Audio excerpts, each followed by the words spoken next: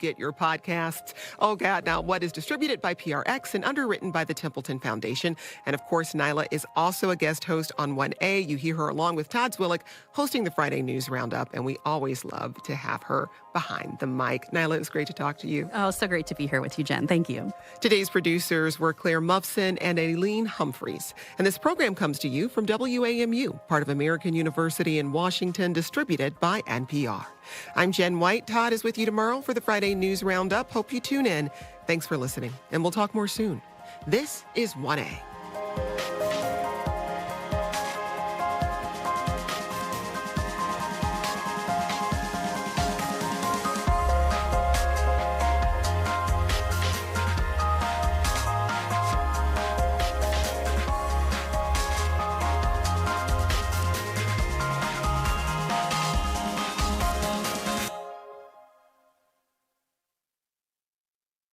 Support for NPR comes from this station and from the NPR Wine Club, which has generated over $1.75 million to support NPR programming.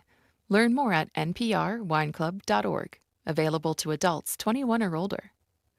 From Fidelity Investments, a dedicated advisor can help build a comprehensive wealth plan. Learn more at fidelity.com/wealth. Investment minimums apply. Fidelity Brokerage Services, LLC. And from the Public Welfare Foundation. Local issues, national headlines, and your perspectives. Join us for Boston Public Radio with Jim Braude and Margery Egan. Coming up next on GBH 89.7. Funding for our programs comes from you. And Lexington Community Education, committed to offering a revolution in lifelong learning for all. Fall registration is open and available online at lexingtoncommunityed.org. Are you a fan of the Beatles? Do you know every little thing about them? Well, Beatleologist Scott Fryman is back, diving deeper into their story and songs. Watch more Deconstructing the Beatles tonight at 7:30 on GBH2. Trees can cool neighborhoods, clean the air, and make streets more inviting. But in parts of Worcester, they're hard to find. Why have so many disappeared, and are efforts to bring them back making a difference? Over here, it's kind of just like a concrete jungle. It's hot. I mean, you can definitely feel it. Hear why some residents and advocates say Worcester needs more trees, and why others say it's not so simple.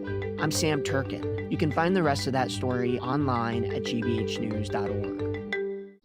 You're listening to 89.7 WGBH HD1 Boston. Online at gbhnews.org. GBH News, what matters to you? I'm Jim Braude, head on BPR and GBH and NEPM. As Trump turns the domestic bliss tending on his White House lawn and helipad, ignoring his sagging poll numbers, his MAGA election losses, the war he started in Iran, economic pain throughout the land, are Americans finally getting wise to this Trump thing? Then it's media critic Margaret Sullivan on the coverage of Donald Trump and his treatment of reporters, particularly women.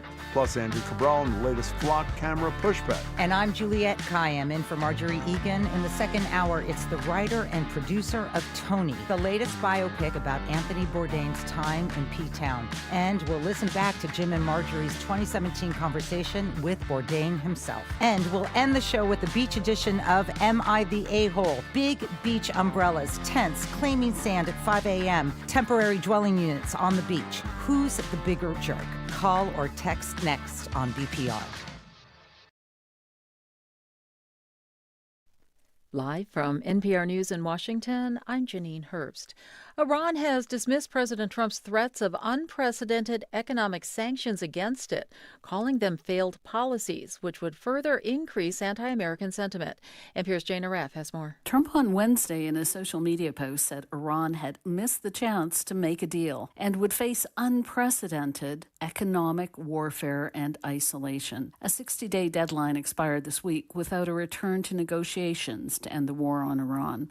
begun by the U.S. and Israel in February. A U.S. blockade is still in place, and Iran is still heavily restricting traffic through the Strait of Hormuz, a crucial oil waterway. Iranian Foreign Minister Abbas Araghchi on Thursday called Trump's threats economic terrorism, meant to divert attention from U.S. economic problems. Jane Araf, NPR News, Amman. At least 12 people are dead, more than 40 wounded following a Russian missile attack on the Ukrainian capital of Kyiv. It comes as Ukraine says its air defense capabilities remain dangerously low, as NPR's Charles Maines reports. Russia's defense ministry said it attacked Kyiv with missiles and drones, hitting a drone production factory as well as a military depot and a logistics hub. Yet at least some of the Russian fire destroyed apartment buildings as well, driving civilians out of their homes in the middle of the night. Russia has stepped up air attacks on Ukraine in recent weeks, trying to exploit Ukraine's lack of interceptors to down ballistic missiles. In turn, Ukraine has upped long-range drone attacks on civilian and military infrastructure in Russia. In the latest, Ukraine struck an oil terminal in the Russian Republic of Tatarstan, part of a wider campaign targeting Russia's energy sector that has caused gas shortages nationwide. Charles Maines, NPR News, Moscow. California has adopted the nation's strongest wildfire regulations for landscaping around houses. NPR's Lauren Summer reports residents will soon be required to manage flammable plants within 5 feet of their homes. California has lost almost 60,000 homes and structures to wildfires in the last decade. So regulators have been looking at how to protect communities. Most wildfires are spread by tiny burning embers carried by the wind. When those catch in dry plants next to houses, they can ignite. Now, California residents in wildfire-prone areas will have to manage plants within 5 feet of their house. Only low-lying plants are allowed or well-maintained trees. The rules were delayed several years over concerns from homeowners about the cost and impact on landscaping. For existing houses, they go into effect in 3 years. Lauren Summer, NPR News. The Treasury Department says the national debt has now risen to more than $40 trillion, a record, as spending surpasses revenue by $2 trillion a year. Wall Street's trading lower at this hour. The Dow down 285, the Nasdaq down 145. You're listening to NPR News from Washington. And from the GBH Radio Newsroom in Boston, I'm Judy Ewell. Boston is in the running to potentially host the Democratic Party's nominating convention in 2028. Denver and Philadelphia also made the short list released by the Democratic National Committee. The DNC is expected to choose the host city later this year. Boston last hosted the convention in 2004, when then-Senator John Kerry accepted the party's presidential nomination in an unsuccessful run against George W. Bush. Police in Worcester are searching Coe's Pond as they seek a woman wanted in connection with the death of an off-duty police officer. They began looking for Karen Solomon after Officer Kurt Solomon was found dead in his home Tuesday morning. Resident Karen Avadian says it's a stressful time in the city. This is really shocking to know that this actually happened. I just want it to end quickly so we can all get on now, with our lives, because it's frightening. Officer Solomon's colleagues are being offered counseling and support as they deal with his death. Hundreds of women dressed in pink are holding a silent demonstration outside Plymouth Superior Court this morning as testimony continues in the murder trial of Lindsay Clancy. The defense says Clancy was gripped by postpartum psychosis when she strangled her 3 children to death in the family's Duxbury home. Her supporters say they're trying to shine a light on postpartum depression and women's health. Prosecutors say Clancy planned to kill the children of her own volition. This could be your last sunny day for a while. Sun and clouds today. Clouds moving in this afternoon. Highs in the 80s. Showers are likely tonight into tomorrow. Daytime highs in the 70s right now. 80 in Boston. This is GBH. Support for NPR comes from NPR stations. Other contributors include Capital One, offering their dining and entertainment card, Savor. What's in your wallet? Terms apply. Details at CapitalOne.com. And listeners like you who donate to this NPR station.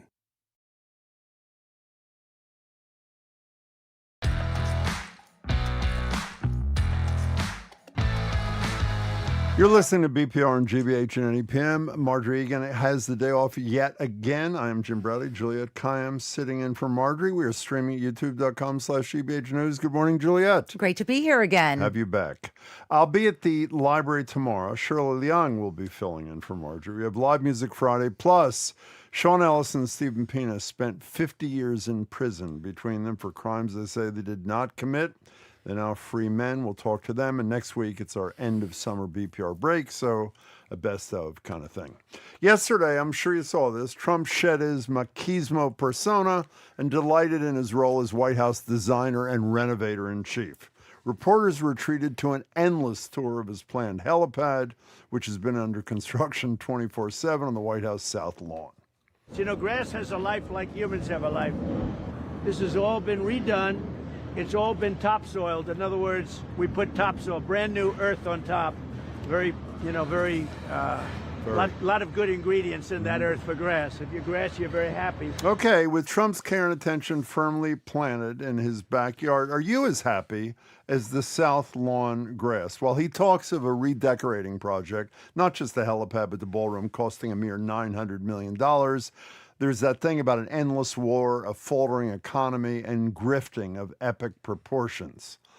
Well, it appears the American people finally may be catching on. His approval numbers are nothing short of dismal. 33%, according to Ipsos Reuters poll released this week, the lowest since December of his first term. So if people finally are seeing the emperor has no clothes, which is a really troubling image, I shouldn't have brought that up, does this give you hope for the midterms, for 2028 and for the future?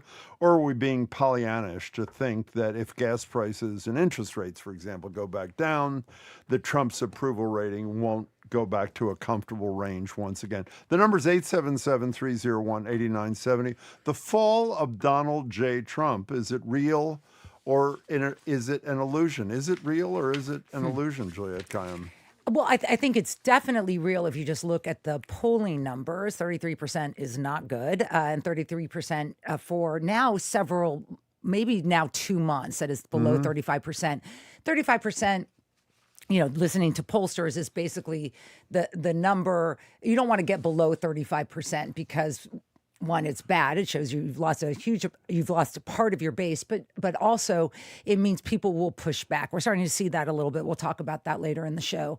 I think also another metric that we should look at is the elections on Tuesday. A number of his handpicked candidates lost in their primaries and did not advance. And so it's suggesting that the Republican base, which would be most active, most MAGA friendly in the primary, is now not buying who he's selling, which is these candidates that didn't win. You know, it was great. Speaking of candidates he's selling and they're not buying, this guy Corey Mills was an incumbent Florida congressman who's been accused credibly of sexual misconduct, to be euphemistic. Trump, of course, endorsed him because no one knows sexual misconduct better than Trump, of course. He endorsed him, and as soon as Corey Mills, that's the guy's name, lost the primary, Trump immediately goes on True Social and says, I was trying to convince him to get out of the race. I couldn't. It wasn't my fault. I tried to get him out. I knew he couldn't do this kind of thing. And speaking of that, by the way, even though it's not our topic, about candidates Trump is backing, everybody knows Lindsey Graham died pretty young, and suddenly at 71, I think.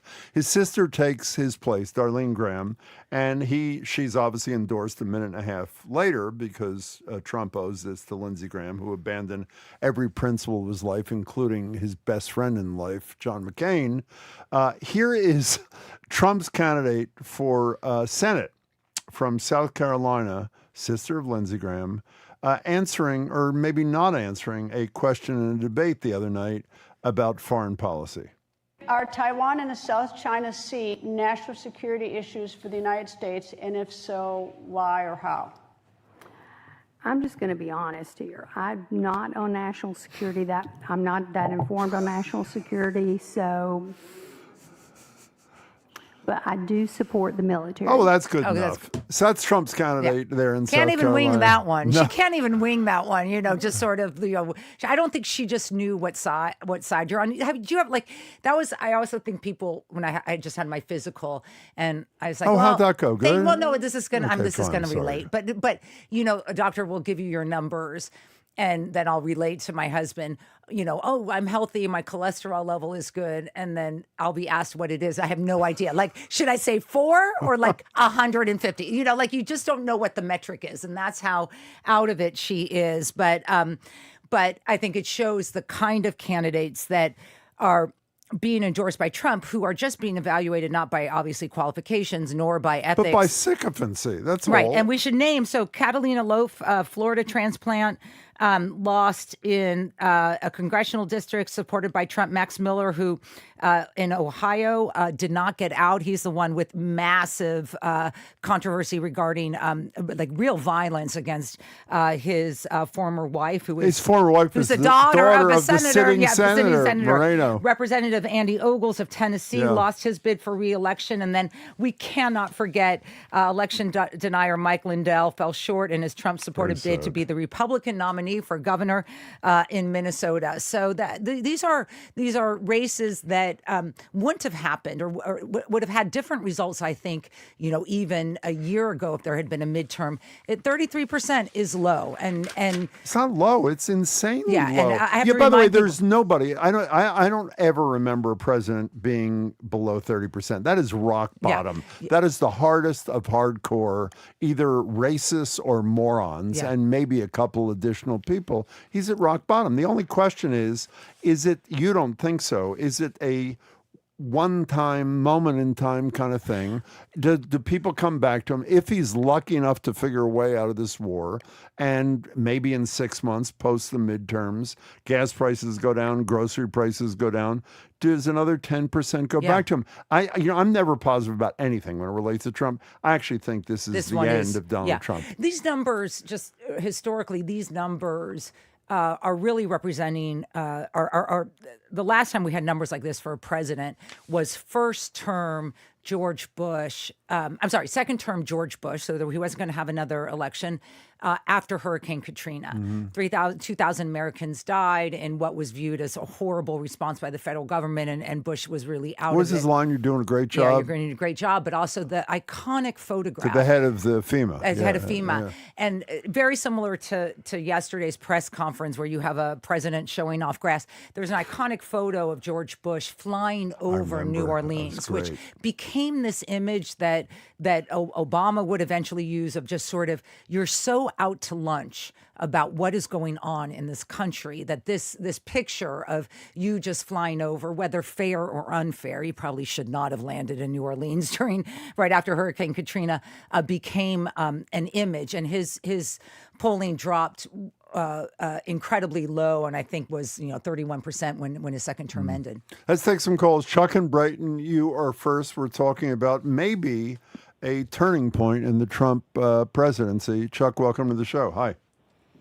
Hi, so happy to speak with you and speak with you, Juliet, today. I really love when I hear you on the radio. Thank you. So I have 2 quick points. The first is, I feel like there's been consistent polling since Trump got into politics that people who pay attention to the news and pay attention to him don't vote for him. And people who do not pay attention do vote for him. It's a broad statement, but I think that maybe there's a sign that more people are starting to pay attention, which brings me to my second point. And I'm really hoping that, Juliet, you could speak to this.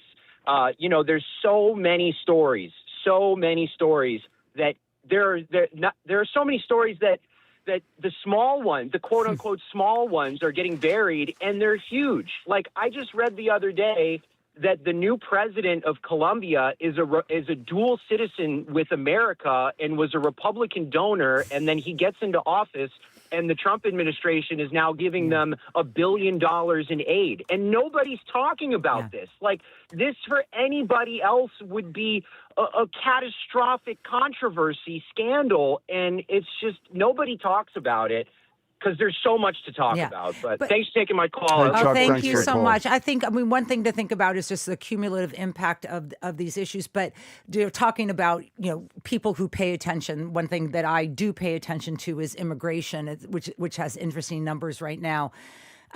Look, Americans pay attention to how much gas is, and that relates to the Iran war. The corruption is now polling relatively high in things that independents do care about, because they tend to be law and order people. But immigration is interesting when you say this. I look at local media, including in red states, and these stories of neighbors and friends and restaurant owners just being taken out in the middle of the night. These are lead stories in local media, so that even if you're not experiencing them because maybe, you read, Boston Globe and national newspapers, people in communities are hearing and seeing this. And his support on immigration, while still higher than Democrats, so that's something the Democrats need to deal with, has plummeted amongst independents. They don't like these deportations and detentions. So people are paying more attention to the things that are local. 877-301-8970. We're talking about whether Trump has reached rock bottom and if it's going to stay there. Midterms are 80 or some number of days away. By the way, Ken in Salem asked a question that is really important to ask, which we should have asked. How is he getting 33%? Who are these idiots? Well, Marjorie and I talk about this a lot. I would say, and I'm curious to know what you think, Juliet, a significant core of remaining Trump supporters are racists who have wanted to say things about people who don't look like them for years, and now Trump, most powerful man in the world, does it. Two, as Marjorie often says, there is a news bubble, and if you only watch Fox News, 99% of what we're talking about you wouldn't even know about. And beyond that, there are dribs and drabs of people, but that's essentially the remaining 33%, right? I think that's right. And like when you talk about Fox News, so this is where the Iran war is really hurting Trump, because you don't get a consistent message on if you watch Fox News. You do get people coming in because MAGA is divided on this. And so when we look back, of sort of what was this moment, the 33% is sort of consistent with when the Iran war started. So I agree with that. The racism, and I was saying to you before the show, the sort of excused Islamophobia that is animating the Republican Party right now because one or two Muslims happen to win races is unbelievable, which makes me also less tolerant of the go along to get along sort of business types who say, well, I'm against socialism and therefore I'm for Trump. They know what MAGA means now. It's down to 33%. MAGA is nothing more than a sense of America should look like it did in 1950. An anonymous texter, I think, sort of exposed me a little bit. This is at least the fifth time this month Jim has said, quote, I never think this way, but I think this time it's the real thing. I don't know if it's the fifth time, and I may have said that once or twice, but this time I really mean it. Martha and Randolph, you are next on BPR with Juliet Kayyem and me. Hi. Hello. Hello. Nice to talk to you both. Pleasure. So my comment on this was to echo the first caller that said all the stories that are not being buried on purpose, but there's just so much. And Juliet, you've talked about how this is a strategy by the Trump administration, is stump all of these things, and so much gets not really being captured. For example, the base where the Abraham Lincoln hasn't been able to get resupplied because the base in Bahrain was destroyed on day one in the war. Yeah. And how is that not how does nothing stick to this man is unbelievable to me. I mean, one thing to think about, I have thought about this often, and this used to make me so annoyed during the first term. And, you would see all these legal analysts on TV and cable news saying, this is the case that's going to get him. This is this is the moment. And maybe not think about it as there's going to be a single story or a single moment where everyone pays attention. To a certain extent, Iran is it, because it's a proxy for a lot of things that are harmful by this administration, including just basic planning, as you described. It takes a lot of work, or it takes a lot of negligence to not have a supply chain to the USS Lincoln when it's deployed for several months. And so I just tend to think of it as the cumulative impact. And that's where the corruption stuff, I think, is interesting, because people said, oh, people don't care about corruption, or Democrats are corrupt or whatever. But actually, the polling is showing that people just really don't like, Jared running around town and, running around the world and making deals on the side, and then apparently being our peace, not peace envoy.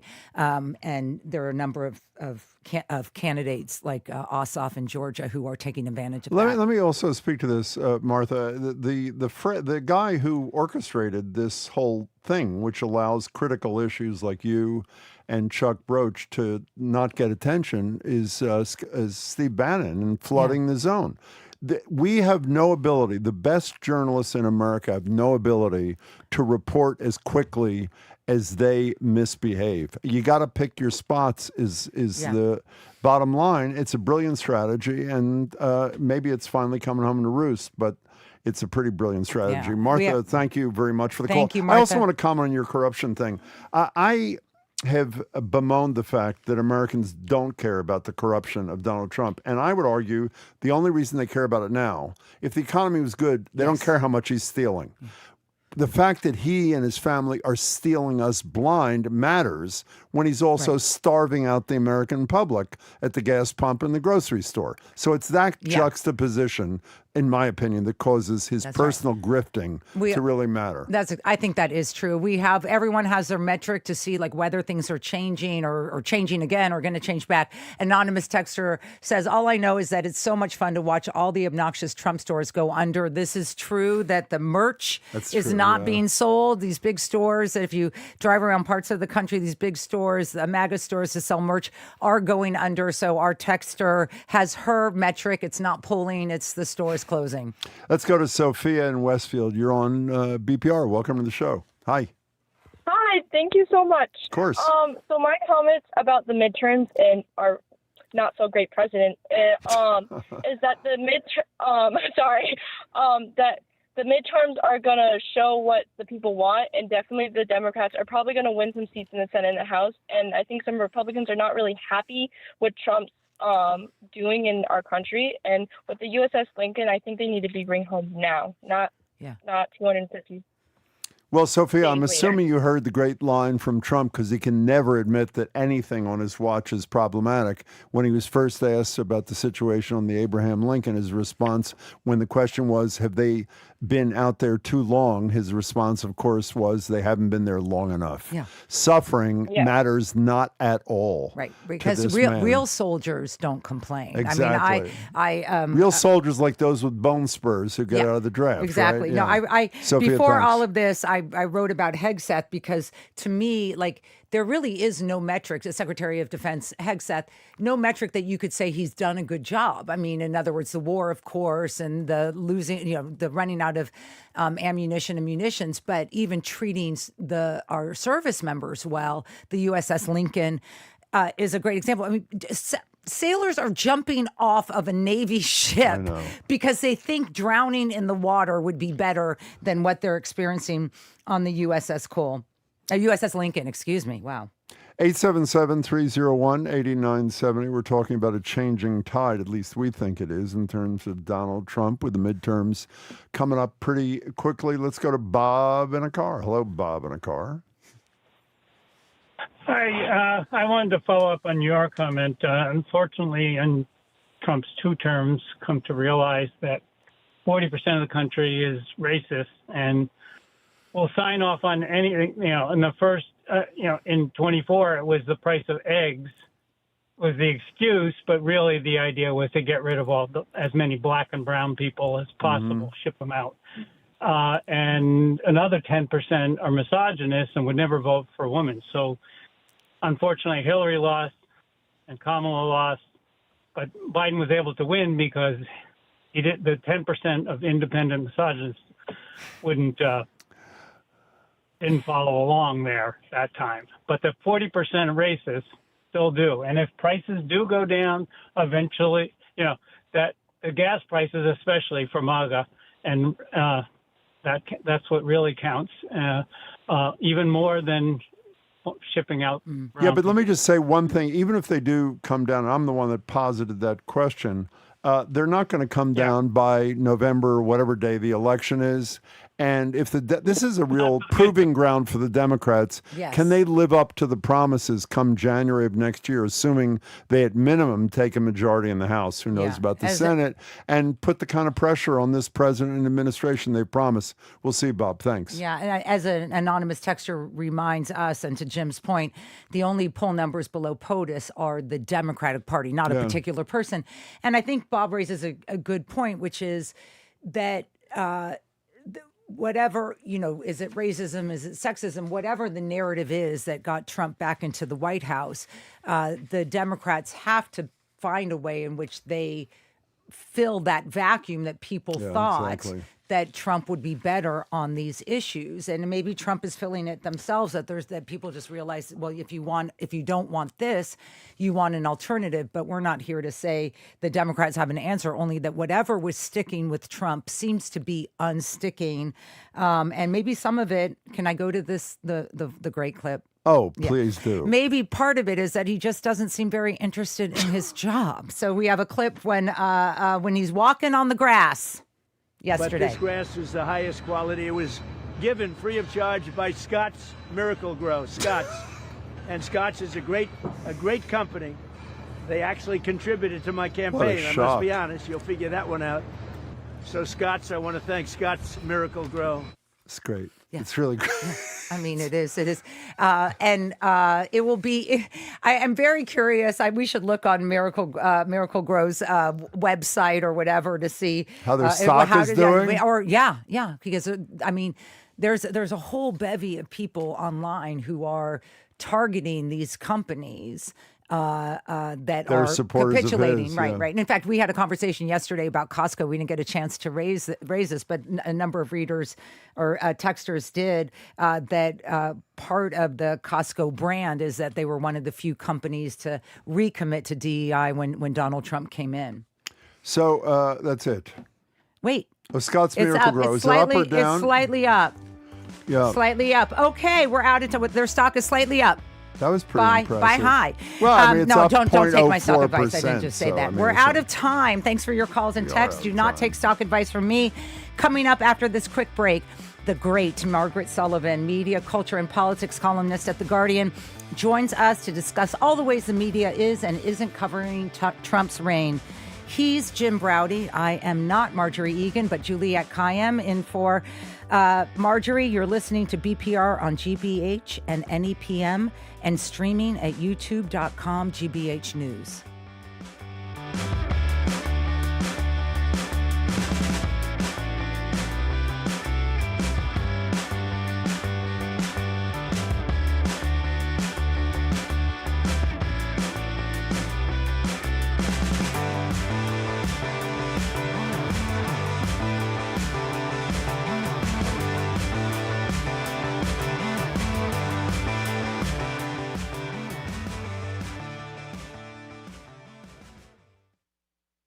I'm Jared Bowen. Coming up on The Culture Show, Tony Award nominee Melissa Errico has spent her career interpreting the Great American Songbook.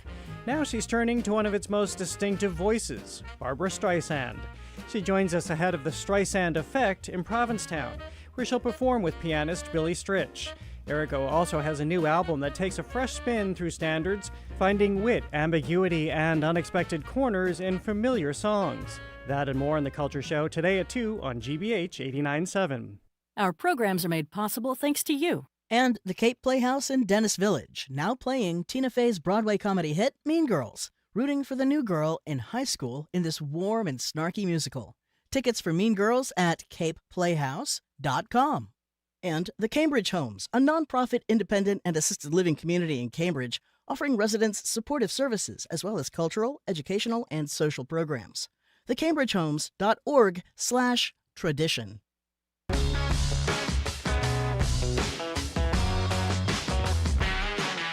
Welcome back to BPR on GBH and NEPM. Margery Egan is off today. Juliette Kayyem from the Kennedy School and CNN is sitting in. I am Jim Braude. We're streaming at youtube.com/GBH News. Tomorrow at the library, Shirley Leung from The Globe will be co-hosting with me. We'll be joined at our studio by Sean Ellis and Stephen Pina.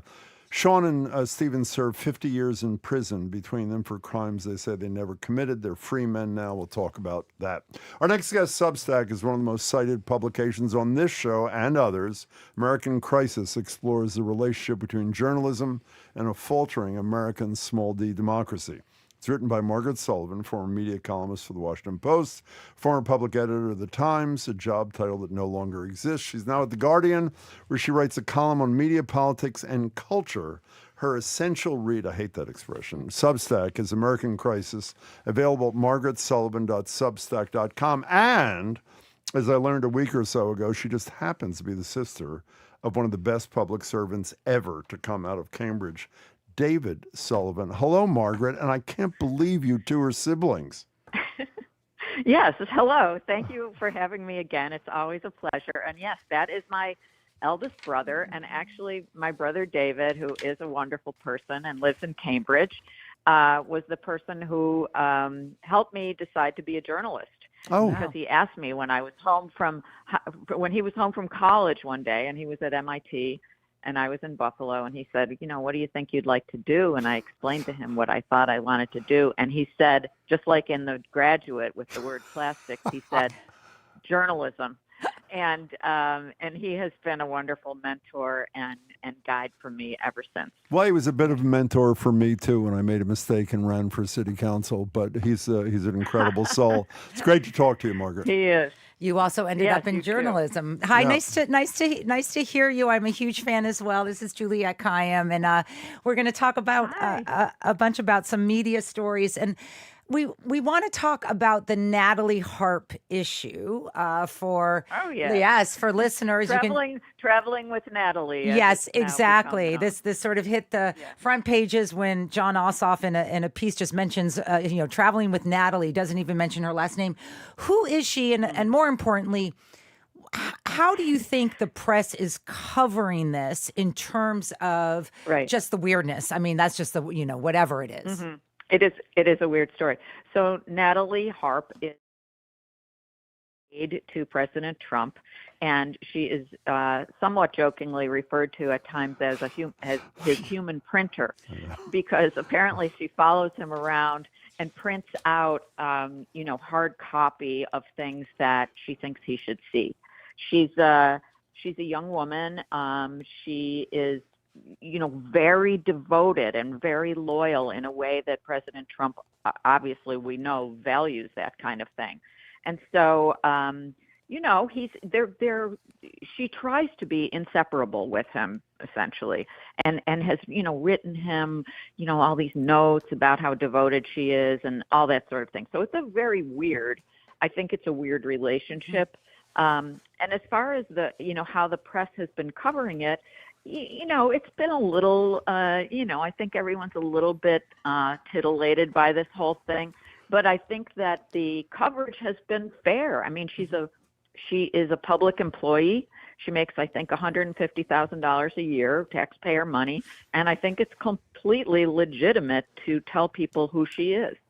Couldn't agree more. Can we talk about another woman in the news? Kristen Holmes from CNN was the latest woman reporter verbally assaulted by Donald Trump in the Oval Office the other day when she had the audacity to ask a question about Natalie Harp and about his embrace of the leader of North Korea and tossing aside our allies in South Korea. I've said this to you before, Margaret Sullivan, but I have to say I'm appalled by the anemic response by the White House press corps to things like Karen Holmes or Caitlin Collins or reporters of color being abused. And then when you add the thing you wrote about the other day, the so-called human shields that the press became on the decoy plane, how should the press, White House press corps, be reacting to all this stuff?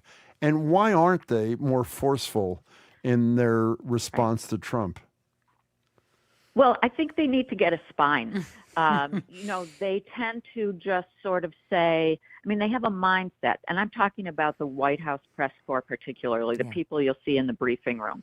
And some of them are, perfectly good journalists and reporters, but they don't stick up for each other. They don't see themselves as needing to do that. I saw Maggie Haberman interviewed, I think, on CNN the other day. Oh, it was Christiane Amanpour who said to her, "Why don't you people just keep asking the same question?" Exactly. And Maggie Haberman had an interesting answer, which was, first of all, she said, look, just realistically, we're not a union. We're individual reporters who work for individual companies. But she also said that the White House has done something with the sort of briefing room and with the press corps that makes this difficult, which is that they've stocked it with these so-called influencers or right-wing, media people, I can't call them journalists, who will, the next question will go to somebody who says, why are you so handsome, President Trump? So it's very difficult to kind of get that solidarity. Now, having said that, I think there could be a lot more of it. And I certainly think that the White House Correspondents Association should be a lot more forceful in the way that, using these journalists as arguably human shields for the president. And the answer to that was to, have a meeting and an off-the-record memo from the president of the organization, who, by the way, is the correspondent for Fox News. So you can do the math on that. I don't want to obsess on this topic, but I am obsessed with this topic. I am a big fan of Maggie Haberman's and Regime Change, the new book with Jonathan Swan, which, by the way, does disclose some of those Natalie Harp things, is fabulous. I find her arguments that you just described completely uncompelling. The fact that they work for, who cares that they work for? They're also human beings being abused by the most powerful person in the world, and it's not exactly an act of courage if he shuts down one reporter. And to the credit of Kristen Holmes, by the way, she kept asking the same damn question, and while he's trying to talk over her, so she didn't need any help. Right. But I don't. My position, I agree. There should be more. They should show more solidarity. They should show more unity because there's strength in numbers. Yeah. We saw it with the law firms. Once the first couple ones folded, a whole bunch did. If they had only stood together pushing back, these cases would have gone away. I want to ask you, just still on this part of our conversation, to what extent do these polling numbers, you were a journalist, you cover journalism, 33%, does that change the way that he is covered, or even the sort of confidence that the press might exhibit in pushing back? Like, are you seeing the changes about his own popularity? Right, it's a difference between going from 48 to close to under 30%. Does that impact reporters and how they're acting, or do you see a change in coverage?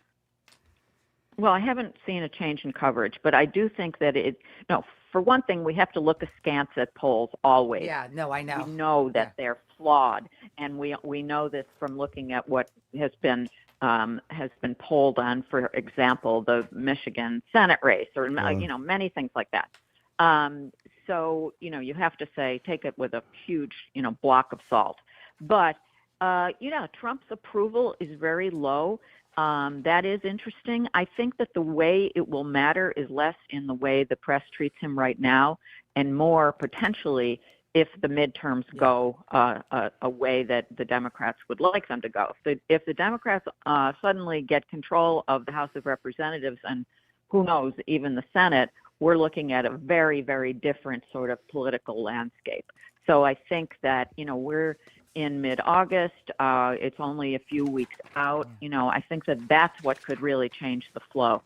We're talking to Margaret Sullivan, whose terrific Substack, American Crisis, is available at margaretsullivan.substack.com. We talked to you, I think it was after you wrote your piece excoriating, my word, not yours, but I think it's fair, the LA Times and the Washington Post for their non-editorial stances in the Harris-Trump race in 2024. Fast forward to today. A couple of days ago, the Boston Globe, maybe it was yesterday, endorsed Seth Moulton over incumbent Ed Markey, and it got Juliet and me to talking about editorials, endorsements from newspapers. And I guess there are a couple of questions. One, do they matter in 2026? And two, should they be doing it? Because unfortunately, even though people like you and others, and we try to explain all the time that there's an opinion page or section and there's a news section and never the twain shall meet, a lot of people don't get that. And does editorializing sort of, poison the water for the average journalism consumer? Right. So that's a very legitimate question. First part is, do they matter? Do they sway the vote? I'd say mostly not. I think people have their minds, made up by a variety of things. It might be useful for candidates who are doing ads, and they can say endorsed by the Boston Globe. That might make a difference, perhaps. I don't think people say, well, who am I going to vote for? Well, let me see who the Boston Globe has endorsed, and then I'll follow suit. It might be one factor.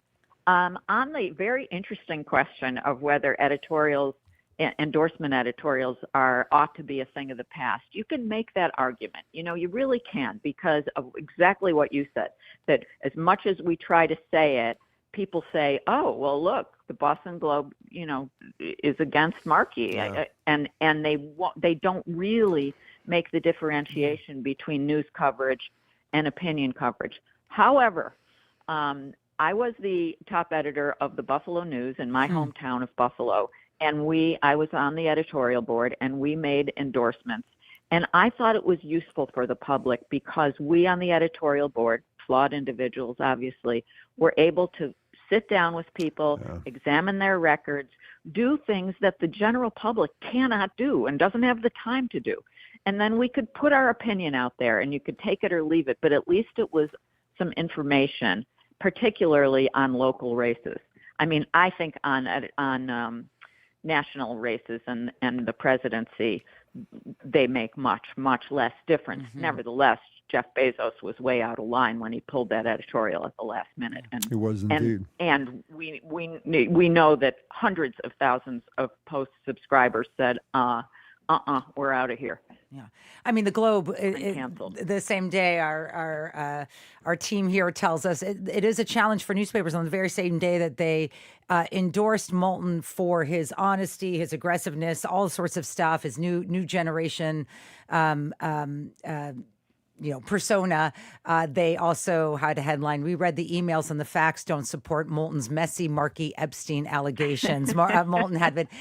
We only have a few minutes left, Margaret Sullivan, and I wanted to, I don't know you, but I assume you read or you at least liked the ABC Disney lawsuit against the FCC. This does strike me as backbones beginning to be built again. Yes, it's good to see these big corporations that own media companies pushing back against the FCC and against the Trump administration. And the FCC has proved itself to be highly politicized.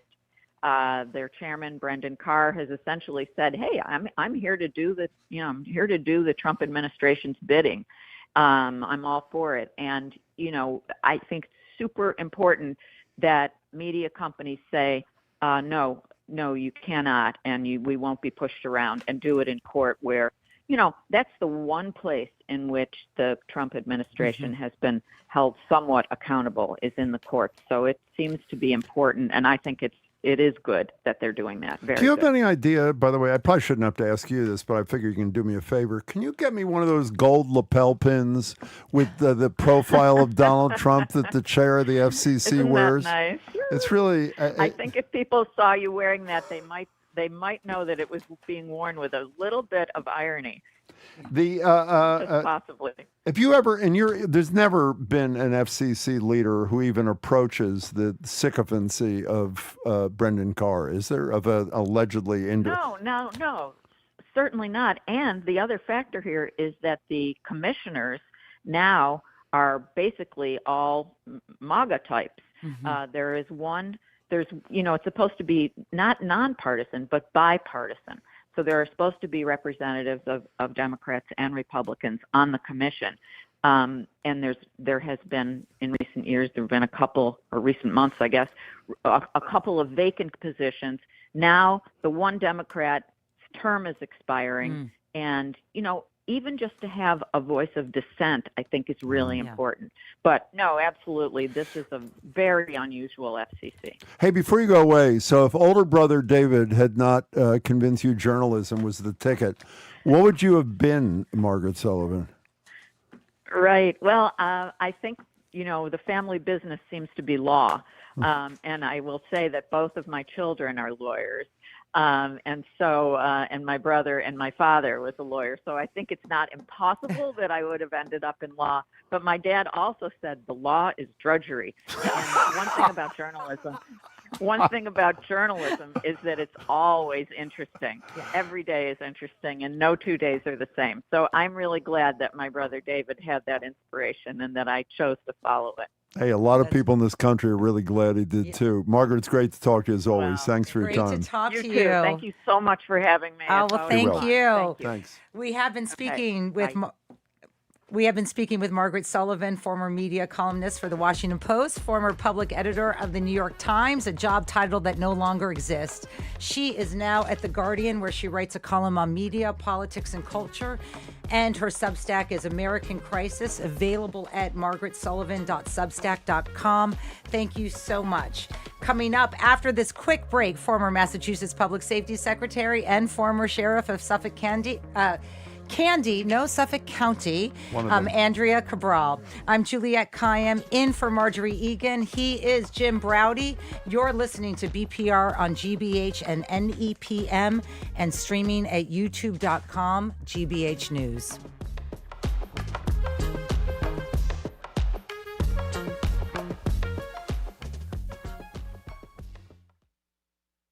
Next time on In Common, going to the beach is not an easy feat. You're like, wait, what is going on here? That it's all there, and I can't necessarily easily get to that. Why Massachusetts beaches are so exclusive, and a trip to the Berkshire Mushroom Festival. I have extraordinary experience with psychedelics. Plus, horseshoe crabs are not crabs at all. Listen Saturday at 2 on GBH 89.7. Support for GBH comes from you. And GM Roth Design Remodeling, providing custom kitchens, bathrooms, and accessory dwelling units. Their design team works to create living-in-place solutions tailored to the needs of each home and family.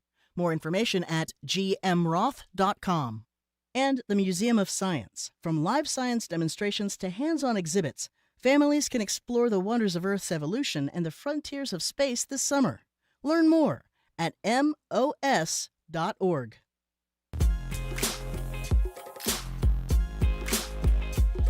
Welcome back to BPR on GBH and NEPM. I am Jim Browdy. Margery Egan has this week off, sitting in his Juliette Kayyem. You can find her at the Kennedy School and her great new Substack, Early Warning with Juliette. We'll be at the library tomorrow. Co-hosting will be Shirley Leung, and we'll be joined by, really been looking forward to this, Sean Ellis and Stephen Pina. You probably know by now, spent 50 years in prison between them for crimes they say they never committed. They're now free. We'll talk about a lot of things with them tomorrow. Joined on Zoom by Andrea Cabral, former Sheriff of Suffolk County, former Public Safety Secretary for the state, and a BPR contributor. Hey there, Andrea. Hi, Jim. Hey, Juliette. How are you? Hi, good to see you. You. Good. Okay, so I want to ask you about Flock. I think when you and I were guest co-hosting, we did a segment on this, but there is now a considerable pushback on Flock, which is the surveillance system that many communities are using. What's your sense of it? I mean, obviously, you come from law enforcement. More tools tend to be better than no tools in terms of these in terms of crime, but it's become a big story here in Massachusetts as well. Right. And so let's start here. Police officers always had the ability to look up people's license plates the old-fashioned way, right? Yeah. So the notion that there are police officers tracking people down or monitoring ex-spouses, current spouses, people they're interested, I think that's happened throughout the history of law enforcement. Flock sort of helps you do that on steroids. And so what the Washington Post has a very interesting story. It's written by Doug McMillan, Aaron Schaefer, and Drew Harwell. They actually, using publicly available information, just using FOIAs, which the media routinely uses, discovered abuses in a number of police departments where police officers are running people's license plates, sometimes 6, 7, 8, 9 times a day. There are police officers that over the course of a period of time have run the plates on, wives or people they're interested in, not connected to an active investigation, thousands of times. And often it was the Washington Post informing the department that this was going on. So the problem here is it's not it's not a problem for a police department to seek out new technology that helps them solve crimes and identify perpetrators of crimes. The problem is when law enforcement embraces a new technology and fails to develop policy and training and auditing and monitoring around its use. So the first responsibility lies with police departments who embrace this technology, taxpayer money paid for it, and then proceeded to do nothing to make sure that it wasn't abused. Flock also, to some degree, has some responsibility, although I wouldn't necessarily say primary responsibility, but the pushback against them has caused this for-profit company to develop auditing tools. Some they started out with, but to enhance their auditing tools and make the monitoring essentially a no-brainer. And even then, police departments failed to use the basic tools that Flock provided. So now we're in the phase of what officer today is going to be found to be stalking an ex using Flock. Right. I think it's important that Flock was responsive to this, that the auditing feature, which had been a check-in, is now automatic. You have to get out. You have to opt out rather than it's automatic opt-in. That's important because you were giving a sense of the numbers, but when you see this number, one police officer looking at his wife and her friends. First of all, don't we have Find My iPhone? This is what I do with my kids all the time. But even with my kids, I have not watched them 3,759 times over a 10-month period. Right. When is he working? I know. I know. When are you actually working if you have time to run these searches at those numbers? We're talking to Andrea Cabral. Can we spend a minute talking about two cases, two rulings from the state's highest court, Supreme Judicial Court. A ruling came down just right before here, ruling against Quincy and its mayor, Mayor Koch, for installing these two statues of St. Michael and St. Florian, Catholic saints, I should have said, outside the new public safety building. And we got to give credit, before you explain this to us, if you can, Carol Rose, the head of the CLU of Massachusetts, every month when she's with us, has really focused on this. They are the lawyers in this case, and it has mattered a lot. And as I say, the SJC ruled against the construction or the posting of these statues. It was, to me, a pretty clear separation, favoring one religion over another kind of thing, which is unconstitutional, no? Absolutely. And what's interesting here is that it also gives us cause to talk about Judge Walter Sullivan, who's currently presiding over the Lindsay Clancy case. But Judge Sullivan, last week we talked about the fact that the SJC overturned the verdict in the Latasha Saunders case, which was a case involving an issue of severe mental illness, and mother also murdered her children. Judge Sullivan had denied Saunders's psychiatric history. It's just unbelievable. Right, and he got reversed by the SJC. Today, he's being upheld by the SJC, and entirely appropriately, in my view, the SJC agreed with him. There's a separation of church and state, and the government should never be in the position, state or federal government should never be in the position of appearing to favor one religion over another. And that's exactly what the installation of these statues did at a cost of $650,000. That was Yeah. By the way, Jamie, our colleague, walks into the studio this morning, following up on what you said. He was the judge in Latasha Sanders' case, obviously the judge in the Clancy case, the judge in this case.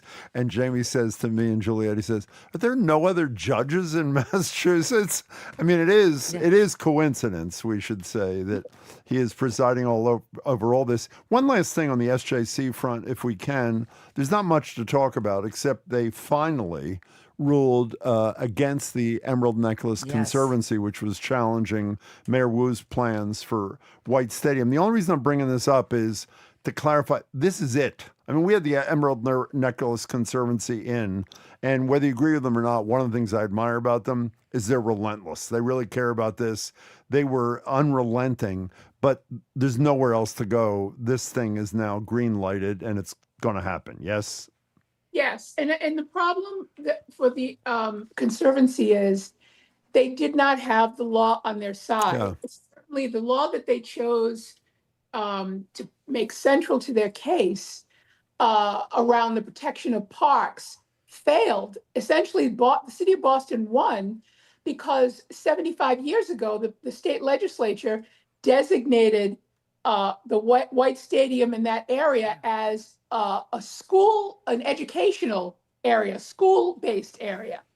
And that was what Boston was saying all along. This is for the benefit of Boston schools and Boston school athletes. And the Conservancy sort of tried to make the argument that it was designated park space, and it literally was not. And it was very clear what the legislature intended 75 years ago, and that's why they didn't prevail. And I know I agree with you. They are relentless, but this was an enormous expenditure of money when the law didn't say what they said it said. And by the way, the ruling, I should have said this was unanimous, so this was not a close question for the SJC either. We're talking to Andrea Cabral, former Secretary of Public Safety from Massachusetts. Andrea, we want to go to some federal news and the law. I before I knew we were going to talk to you about this, I noticed that the New York Times front page, we still get it in print. The big story is on how Trump has changed the inspector generals in each of these departments. The inspector generals are people who you are familiar with them because you had them at police departments and they are part of state government as well. They're people who assess and audit and review allegations of misuse of funds, of abuse of power, of assault or harassment. So it's requiring that people sort of go outside the normal, not the normal, but the sort of procedures that used to work. We have a case now that seems very relevant for what's going on with universities and the Trump administration. A whistleblower has come forward to say that the task force, the anti-Semitism task force that Donald Trump created to find and possibly create allegations of anti-Semitism on Ivy League campuses, pressured those universities into punitive settlements despite turning up little to no evidence of systemic abuse, according to a whistleblower complaint made public Tuesday. What do you make of this in terms of these allegations, and what can the universities do with this? Okay, so I start with the comparison that the mob, say, for example, Al Capone, they used to get around it by buying the judge, buying the jurors, right? Yeah. Used to be buying cops at the first level and then buying people all the way up the line to make sure that they were never held accountable. Trump, being the unitary executive in the United States of America, simply does away with all of the watchdogs in the federal agencies. So there are couple of moving parts to this. The reason there's a need for someone like Haley Van Arum, she's a former career attorney in the Justice Department Civil Rights Division, which Harmeet Dillon has absolutely decimated as the U.S. attorney there. It's exactly why Trump installed her. The reason why it's necessary for her to expose herself this way as a career attorney in the DOJ is because he's done away with all of the IGs. Ordinarily, you'd be able to go to the IG and make the complaint there and have the IG be the person who is out front saying, this is an abuse, this is corruption. But he did away with all of them, thereby forcing regular attorneys to expose themselves this way. Yeah. Then his base can go after and threaten and make unsafe. But that's exactly what's happened here. She basically has come forward and said, these were predetermined. They already knew what they wanted. They wanted to take the government funding away from universities. They used the Trojan horse of anti-Semitism as a basis for doing it. That was never the case. And they went in, they wanted to grab headlines and funding and target these universities. And having the DOJ be the face of that was the veneer of respectability and appropriateness. But this was already predetermined. And now, what we're also learning as a result of this is quite possibly the universities that bent the knee in advance. Great point.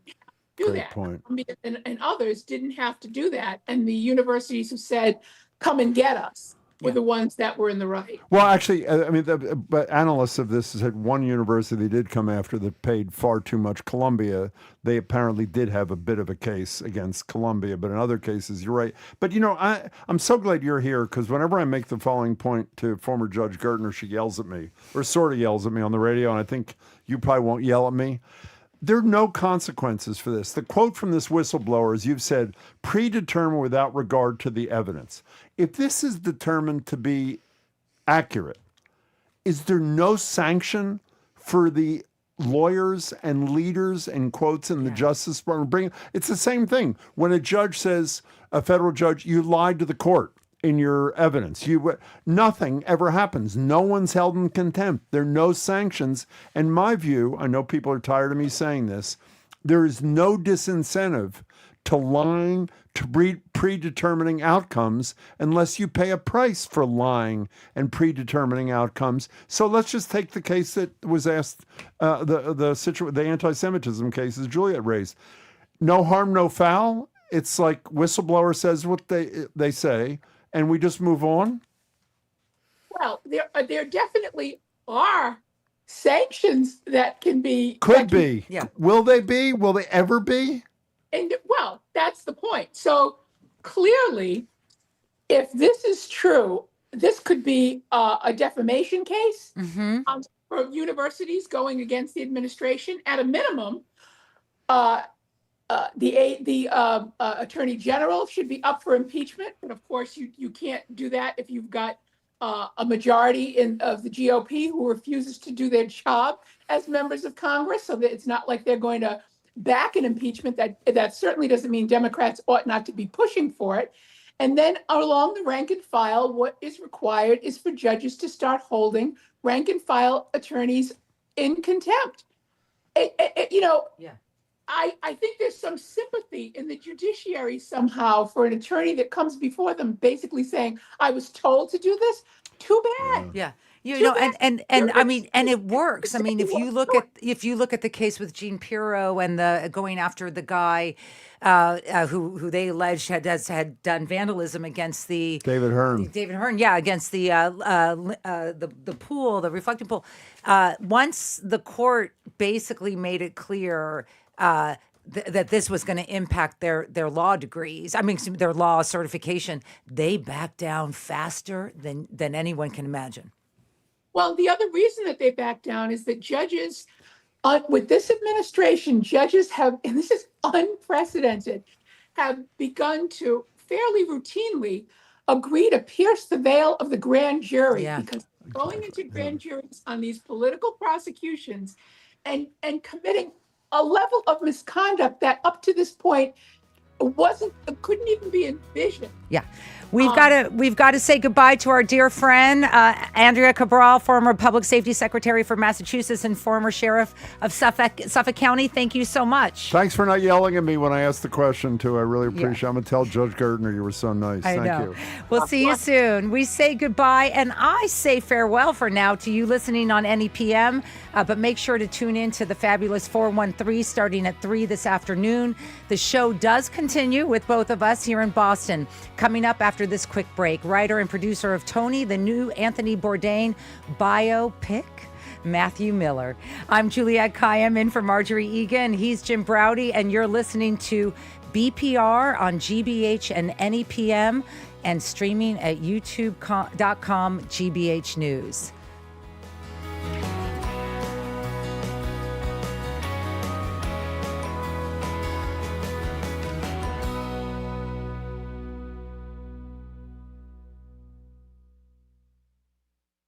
Trusted reporting is here for you every day on GBH Radio, and the best way to support it is by becoming a GBH sustainer. Sustainers make small monthly contributions that make a big difference. Learn more at gbh.org/sustainer.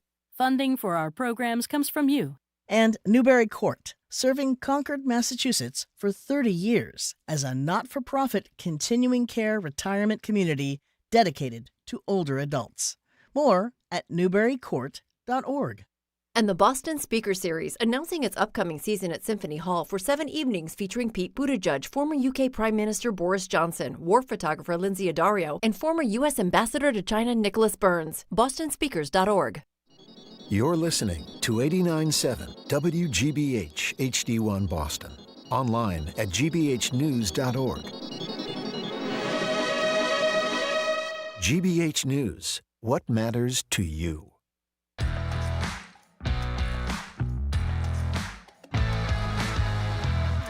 Welcome back to hour number 2 of BPR on 89.7 GBH. Jim Browdy and me, Juliette Kayyem, in for Margery Egan, streaming at youtube.com, GBH News. Hello again, Jim. The show goes fast. We're already in hour 2. It's amazing how this works, isn't it? Hi, Juliette. And by the way, a reminder, we're back at the library tomorrow. Shirley DeYoung from The Globe will be my co-host.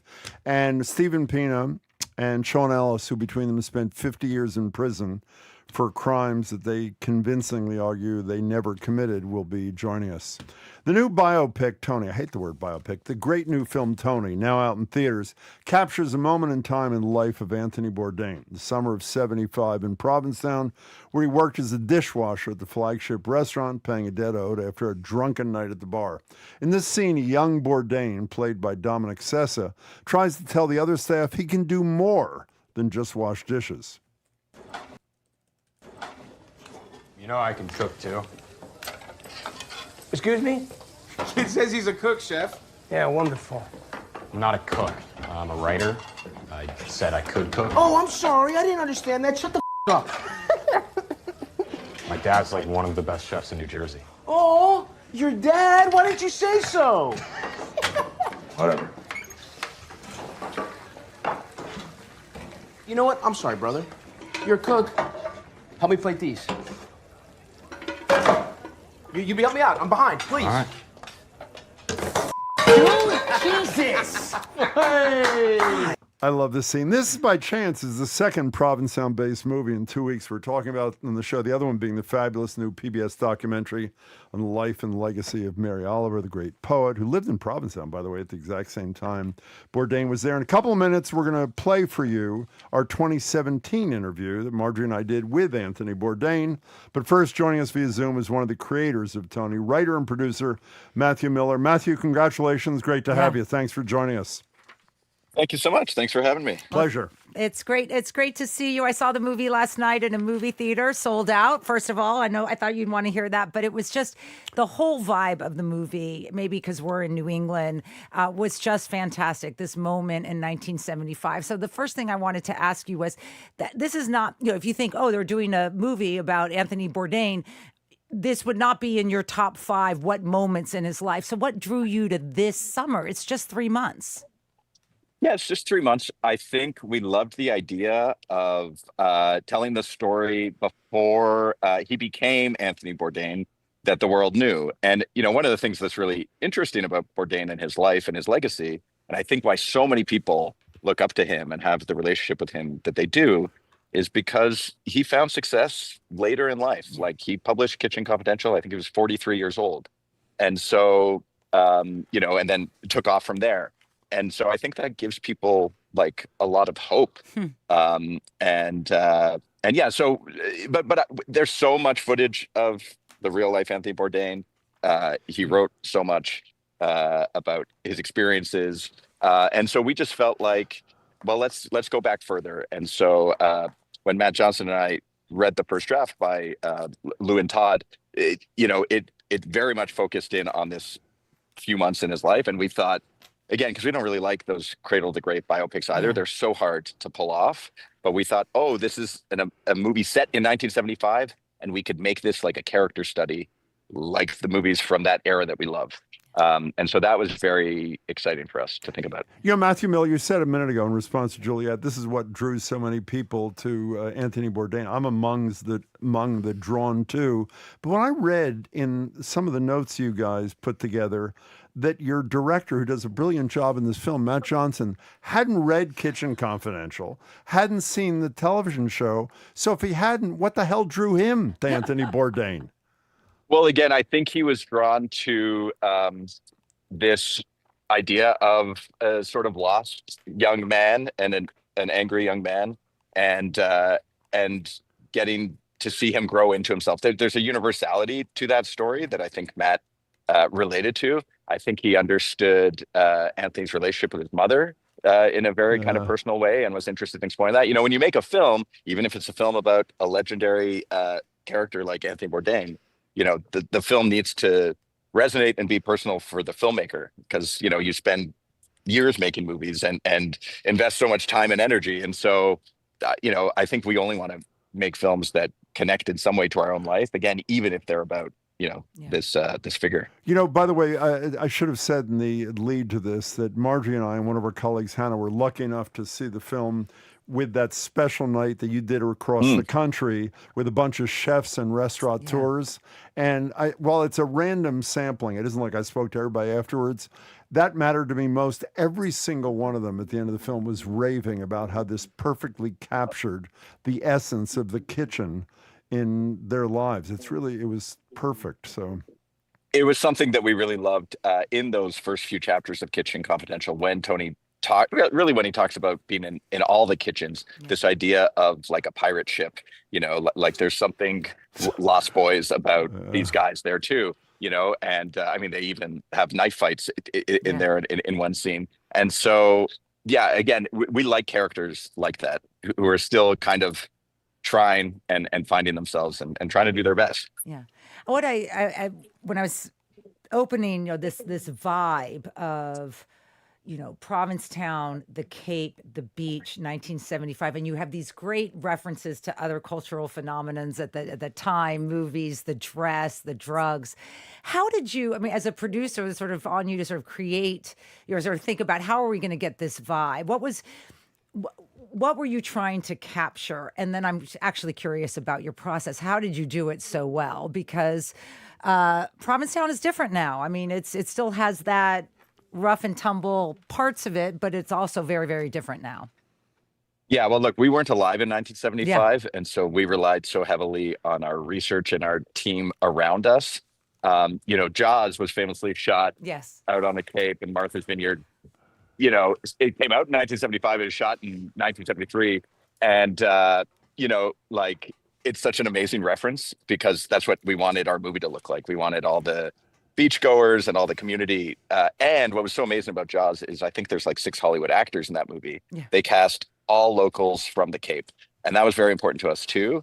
And so we knew we had to shoot on the Cape. Like, Matt and I were from Canada. It was like, oh, should we look at shooting this in Prince Edward Island or Halifax? And those are beautiful places, but they're not Provincetown and they're not Cape Cod. And so like the light looks different there, and the only way you can capture that is to go out there. So that was extremely important to us. We're like, we must shoot in the real place and real locations. We shot, downtown Provincetown, where Tony inhabited, in the pizza shop where Nancy worked, and the Old Colony Tap, one of the oldest bars in America, the Lobster Pot restaurant, like all these iconic venues on that main street, on Commercial Street.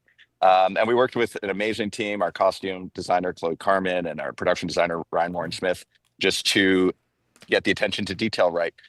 Provincetown itself, we only shot in for 5 days. And it really is, yes, it's different, but so much of it is the same. Yeah. And so to scale it back to 1975 was very manageable for us. So I'm going to embarrass myself. After Matthew Miller says we weren't alive back in 1975, not only was I alive, Matthew Miller, I had a store on Commercial Street in 1975. Hey. And I will tell you, as someone who lived there for a year after that, took a year off from law school, you guys captured exactly what Provincetown was like in 1975. It really almost perfectly. It was really quite something. Obviously, Dominic Sessa is getting a lot of play here. He does a terrific job as young Bourdain. And Leo Woodall is this sadistic colleague, is just brilliant. A lot of us saw him in White Lotus. Antonio Banderas is not only one of the sexiest guys on the planet, he is so brilliant as the chef in this thing. And, as soon as I saw the film, I did what a lot of people did who respected Bourdain, as I went back and read Kitchen Confidential. What are the differences? And they're, in my opinion, very insignificant. I think you guys are very, very fair to reality. How close to reality was the role that Chef, played by Banderas, in Anthony Bourdain's life? Yeah, Chef and the Leo character, they're kind of amalgams. There were a few different people in his life at this time, and we sort of folded them into these characters. So it's not like a one-to-one correlation, but certainly the idea of wanting to represent these two archetypes in the kitchen, in its simplest terms, the devil and angel on his shoulder. And when you're a young person and you're being influenced by the people around you, I mean, all of my part-time jobs when I was that age, 18, 19, 20, like you would spend 8 hours a day with people who were 10 years older than you, 20 years old, 30 years older than you. And you were all peers and almost equals. And of course there was a hierarchy, but those like working in those like retail shops, part-time jobs with adults as a young person, it affects you. It like really impacts you. And having to choose, do I want to be like this guy or do I want to be like this guy? Because you look up to them, because you identify, they figured this out. Look where they are.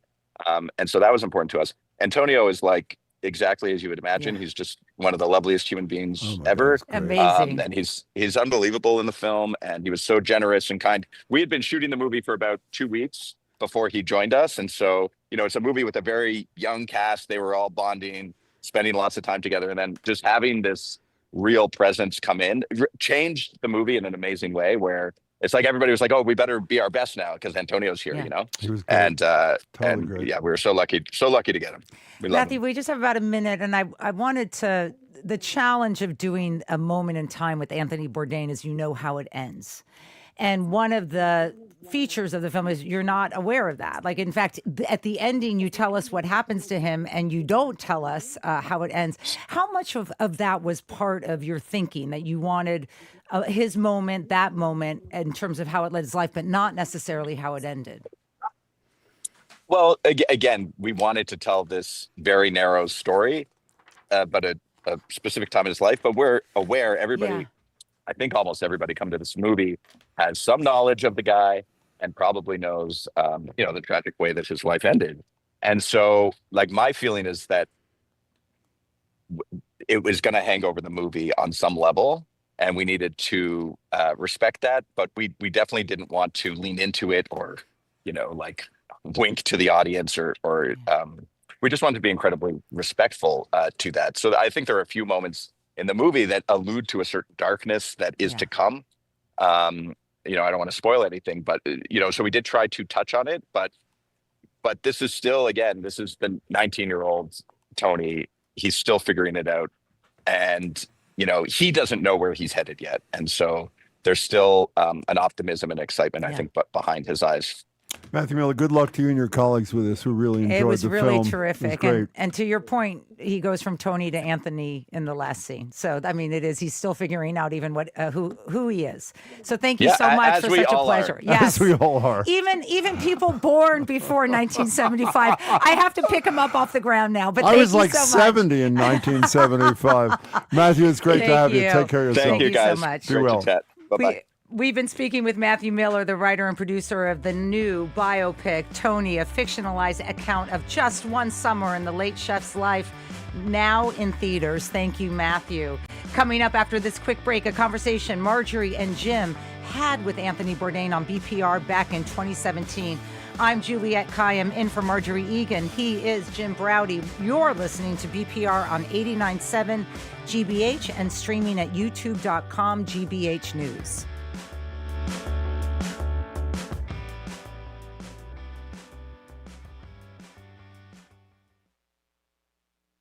I'm Edgar B. Herwick III, today on the Curiosity Desk, coming to us live from the 41st Annual Massachusetts Tomato Contest. We meet the champion grower. The top banana of the tomato world, if you will.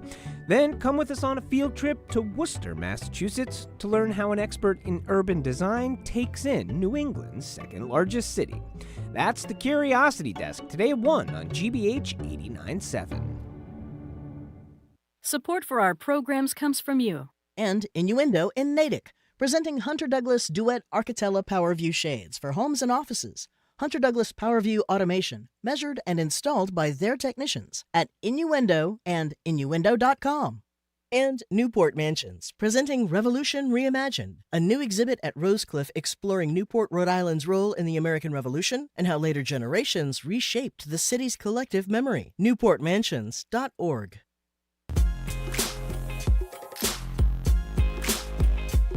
Welcome back to BPR 89.7 GBH. Margery Egan's off. Juliet Kayyem is in. I am Jim Browdy. We're at the library tomorrow, and we're streaming at youtube.com/GBH. We've had presidents on the show. We've had prime ministers on the show. We've had movie stars on the show. I have to say, but the excitement around and the anticipation around Anthony Bourdain doing television with me, Greater Boston, and the radio with Margery and me at the Boston Public Library in 2017 was immense. Bourdain joined us to discuss his web series all about craftsmanship and artistry beyond the food industry. It was called Raw Craft, top of all the other things he was doing at the time. A new seasons of Parts Unknown, serving as chef in residence at Food and Wine magazine, and a PBS series, The Mind of the Chef. Here he is, Anthony Bourdain. You look relatively rested. You have Raw Craft, season 3 of Raw. This is the end of season 3, this SJC drum thing, I think, right? How many? 10 seasons of Parts Unknown? Yeah. You're writing all the time. Yes. What? How do you do all this crap? I joke about this, but it's true. I think I tend to overcompensate for this deep, dark certainty that inside me is a lazy hippie. That I need to outwit. Well, you were a lazy hippie, were you not? Yeah, so I know what it's like to lay in bed smoking weed all day watching The Simpsons, and there is a part of me that threatens to do that. So I think by staying busy, always keeping moving, always taking on new projects that interest me, I outwit that guy. Also, I'm lucky; I get to do whatever I want, and there's a lot I want to do. Well, tell us a little bit about Parts Unknown, too. I mean, Jim mentioned, I think, before, I, like a lot of people, have a lot of trouble with the new president. I was fond of the former president. Mm-hmm. And you had a great segment that many of us saw with the president. Tell us a little bit about that and what it was like one-on-one to talk with Barack Obama.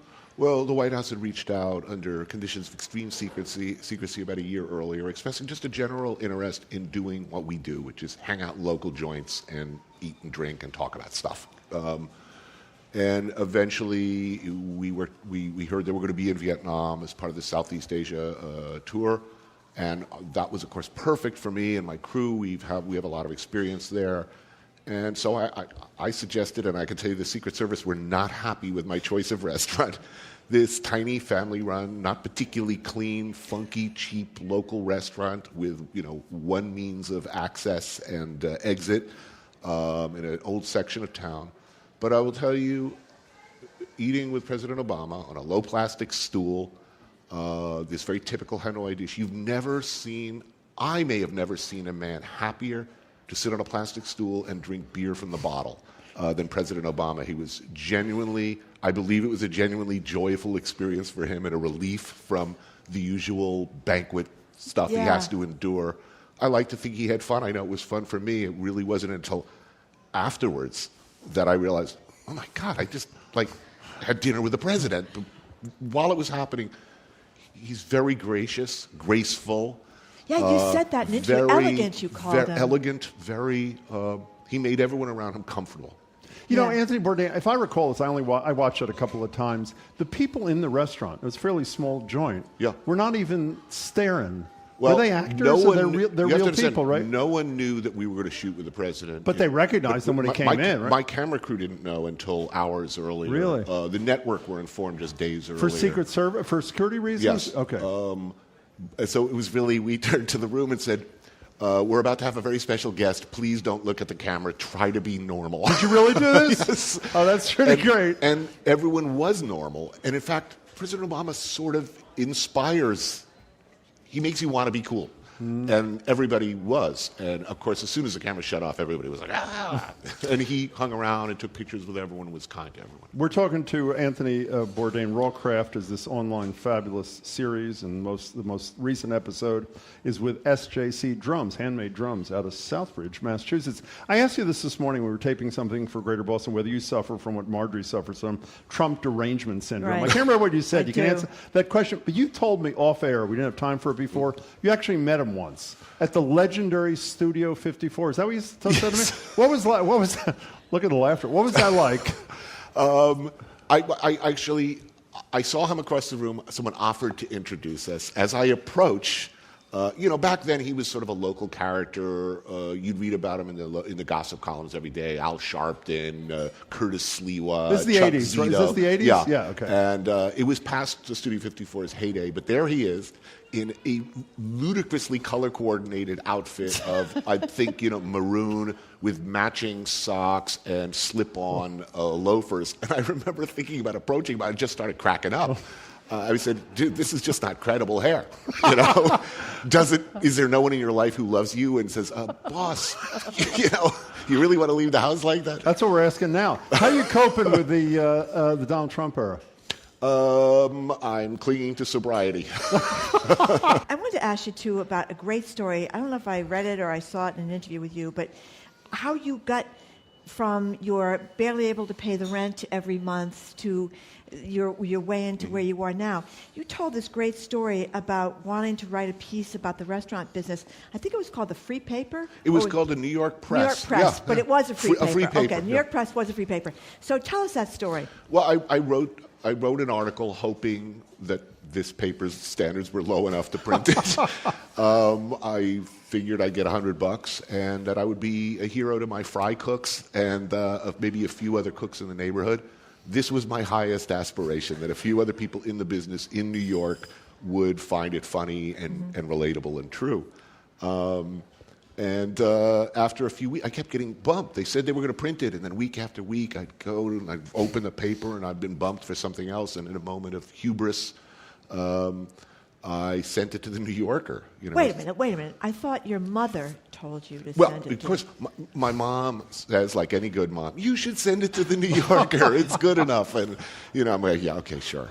I had less than zero expectation that the New Yorker would run this thing. But there I am cooking salmon one day. The phone rings. It's David Remnick from the New Yorker, and he says, we're going to print it. Within 36 hours of the article coming out, it was a hard news story. I had a book contract, and I was looking forward to realistically talking to American Express and the IRS for the first time in 10 years. That is and my landlord. That is unbelievable. Well, writing, obviously, you've said that writing for you is easier than doing a brunch. Yeah.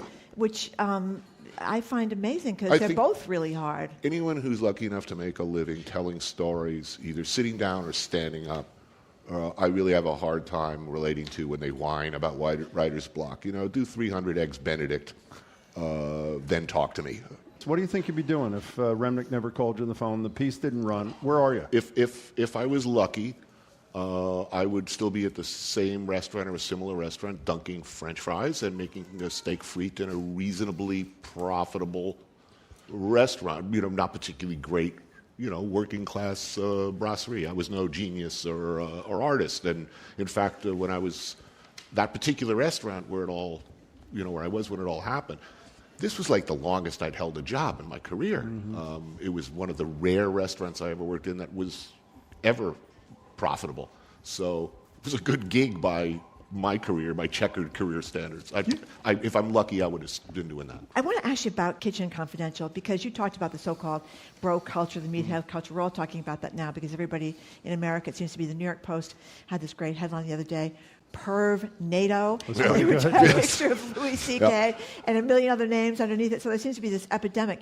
But you talked about feeling kind of bad about the so-called meathead bro culture in restaurants. I worked as a waitress for 6 years. I know what you're talking about. But you felt some regret about being part of that. Tell people about that. I think to the extent to which I validated meatheads who read that book, which was about, particularly in the time period that I was writing about, 70s, 80s, 90s, a largely male, sort of inbred, closed society, like a submarine crew with a very narrow worldview, not much exposure to people outside of that culture. A hostile workplace in most cases for women, legendarily so. And the extent to which I romanticized that, I felt good, honestly, about making it. I'd come out of a comfortable middle-class home. I dropped a lot of the usual, college possibilities to embrace this working class thing, I felt pretty good about that. And the extent to which I celebrated or romanticized it or made it look cool, I regret that. I'm uncomfortable with it, let's put it that way. But, I was surprised to read that you went to Vassar, which is it was a legendary women's college, Seven Sisters. Now, of course, there's men there. But didn't any of the sisterhood rub off at I was, your brief in fact, stint? one of about 110 men in a university of about 1,400 women. Yeah.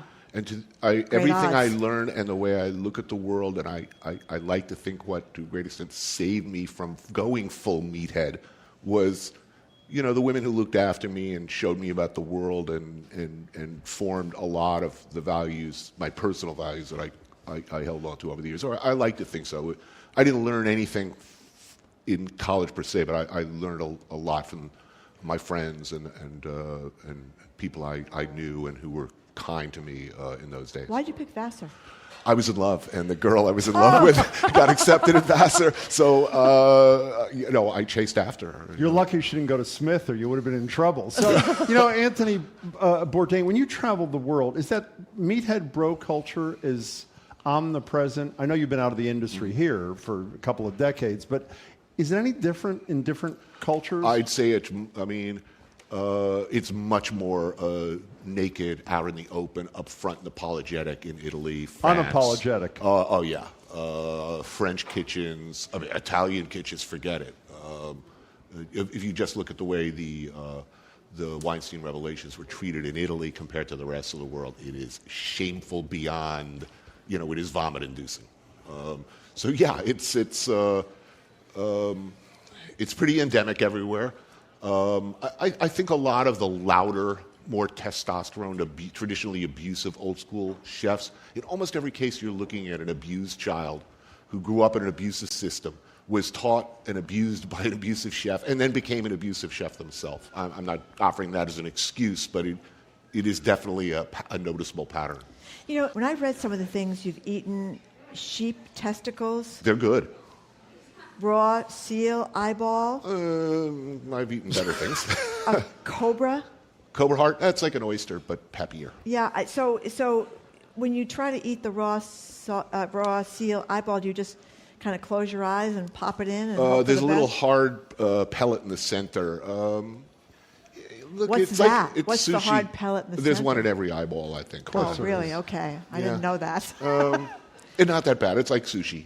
So is that hard? I mean, I can hardly eat an oyster. Never mind. I know that's a terrible thing to admit to a chef that I can't eat an oyster. It's pretty bad, I know. But I mean, these things are not easy. Look, on the spectrum of what's weird or unusual, I mean, most of the people in the world, I think, do eat insects in one form or another. What's weird to us is not going to be weird to somebody else. I mean, if you look, if you step outside of our lives and you look at a Hot Pocket or a Chicken McNugget, try to explain that to somebody that's actually chicken. Okay. Try to make that argument. Disgusting or weird is a very relative term. By the way, Donald Trump ate 40 of them this morning. How much does it say about a man or woman what he or she eats, since this is what you've been surveying for decades? I've never had any kind of serious or close relationship with anyone who eats their steak well done. I don't know what that says about them or about me. That's a bad thing overall. It is a matter of fact. We can't leave without getting to the dreaded local angle. I know you've been critical of some other chefs, and I guess you're not a big fan of Alice Waters either. No, that's not. That's not true. Fair. No. Okay, that's not fair. So you are. You like her. Yeah. Okay.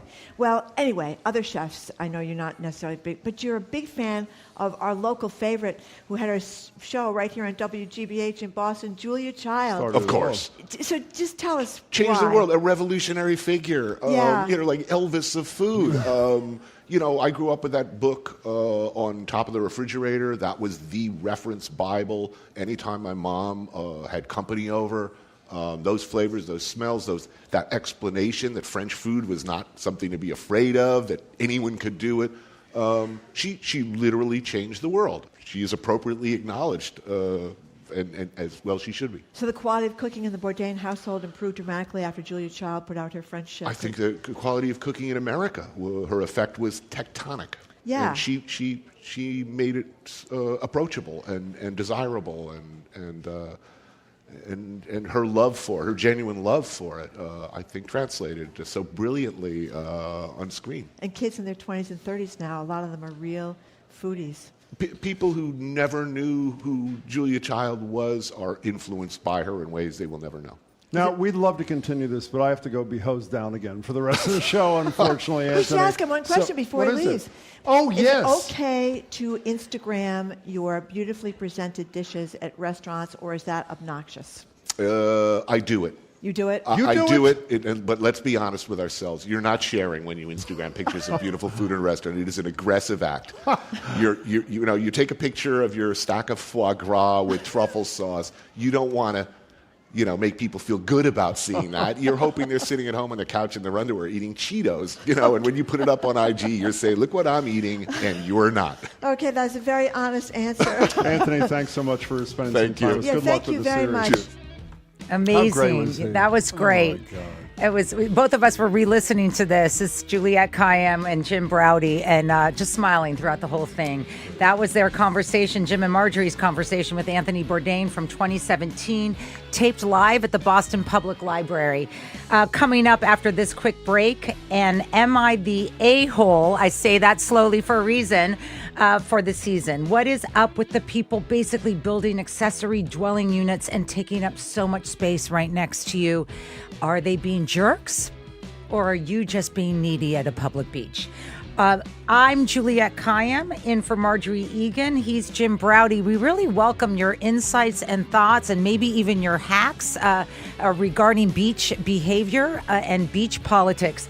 You're listening to BPR on 89.7 GBH and streaming at youtube.com GBH News.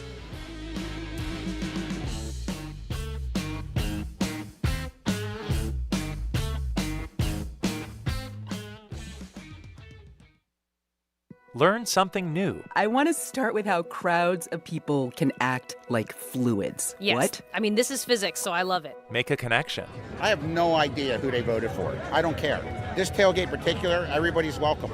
Dig a bit deeper. We're often looking for a small secular liturgy for our lives, and poetry can provide that sometimes. Stay curious with All Things Considered from NPR News. This afternoon at 4 on GBH 89.7. Our programs are made possible thanks to you. And Standish Village in Dorchester's Lower Mills, providing assisted living residents with programs designed to help seniors stay sharp, social, and independent. Learn more at standishvillage.com/programs.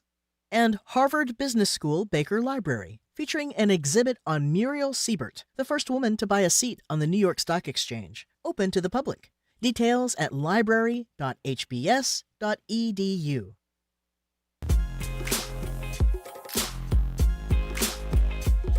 Welcome back to BPR on 89.7 GBH. Juliette Kayyem sitting in for Margery. I am Jim Braude. We're streaming youtube.com/GBH News. Back at the library tomorrow. My co-host tomorrow will be Shirley the Young from the Globe. For just how great and sad at the same time listening to Bourdain, Isn't he amazing? A single line when he said to you, I've never been close with anyone who eats their steak medium well. Yeah. And it's just like, that's just so telling. You're like, actually, that may be true for me too. He was incredible. In any case, time for Am I the A-hole? Today's prompt comes actually straight from Juliette's lived experience. She's sort of a surfer girl, literally. She spends a lot of time on the beach, and she's noticed something lately. Families with 1 or 2 kids, even couples alone, are lugging so much crap to the beach, it's like they're moving in. We're also partially inspired by this piece in the Globe about the dangers of the beach umbrella. It's thrilling to watch one get picked up by the wind until it comes back down and impales somebody. Beach etiquette and you is really the theme at 877-301-8970 is bringing a massive umbrella or tent, a cabana, multiple coolers, enough food for a small country, really necessary to enjoy the beach? And why are you setting up your towel right next to me? So are these self-absorbed people the a-holes, or are the people who expect beach access only to have quiet kids, no boomboxes, nothing except sand and sea? Are they the real a-holes? The number is 877-301-8970. Your beach experiences and how it helps color who you decide is the a-hole in this week's edition. Now, we know where you are, but why don't you flesh it out a little bit? Well, it's odd. I'm like feeling this consistency with our show yesterday together. First of all, you suggested that there should be airlines for people without kids and for kids. We should just do that at beaches, at public beaches. We'll just have like adults who are having fun quietly, and then a beach for kids. The other through line is, of course, we were literally praising Costco, which sells these massive dwelling. I call them dwelling units now. Look, I hate to be that person who's like, when I took my kids to the beach, I am going to be that person, which is this sort of moving in. I often feel like these people need property permits for how much stuff they're putting on a beach. 20 feet by 20 feet for 3 people.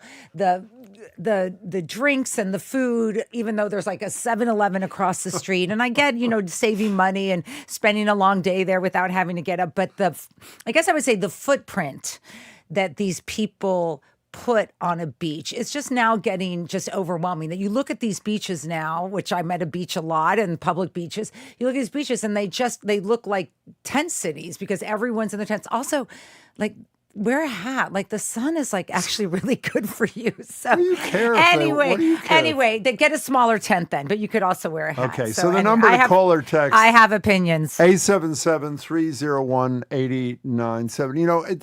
Too loud is a problem. Too smoky. People smoking cigarettes on the beach. I'm sorry. I know it's out in the open. It's horrible.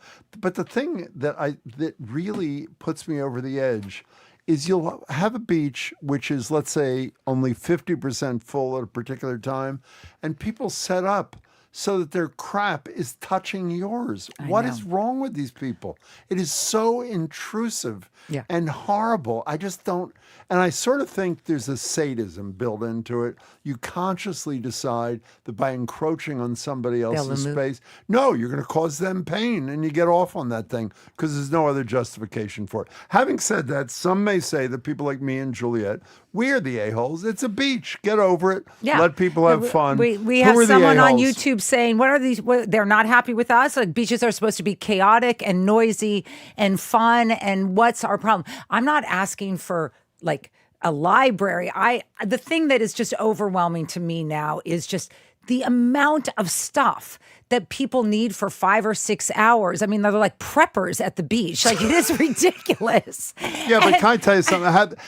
I'm with you, with one exception.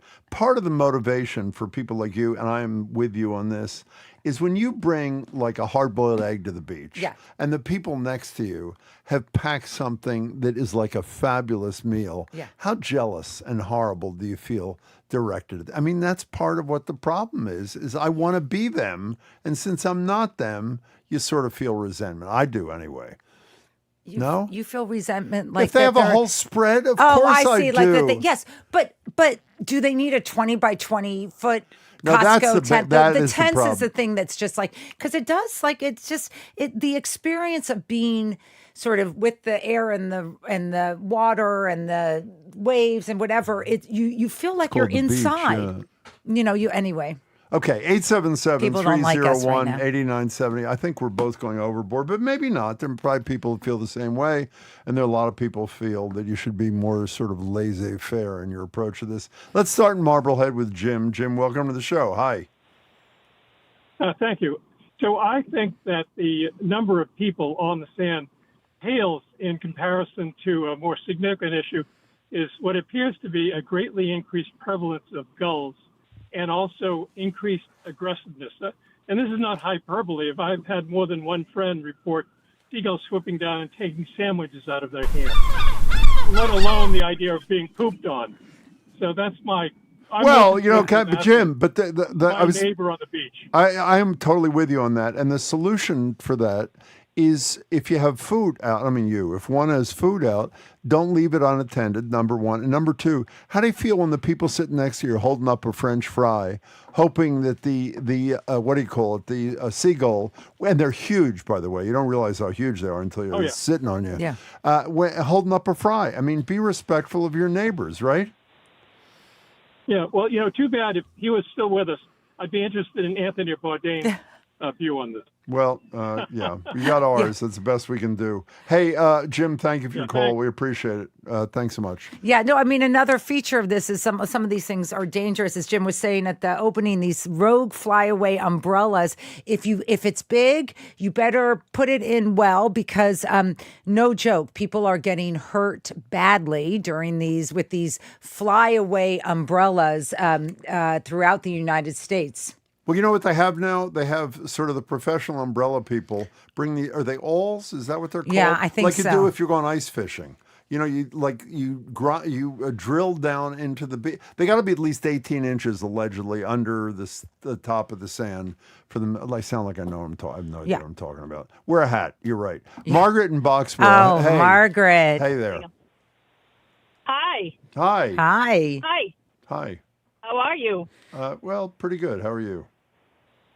Good. So my family does have a very strong opinion about crowded beaches. So when we have 4 children. Yeah. When our youngest son was about 6 months old, we were on the vineyard on vacation.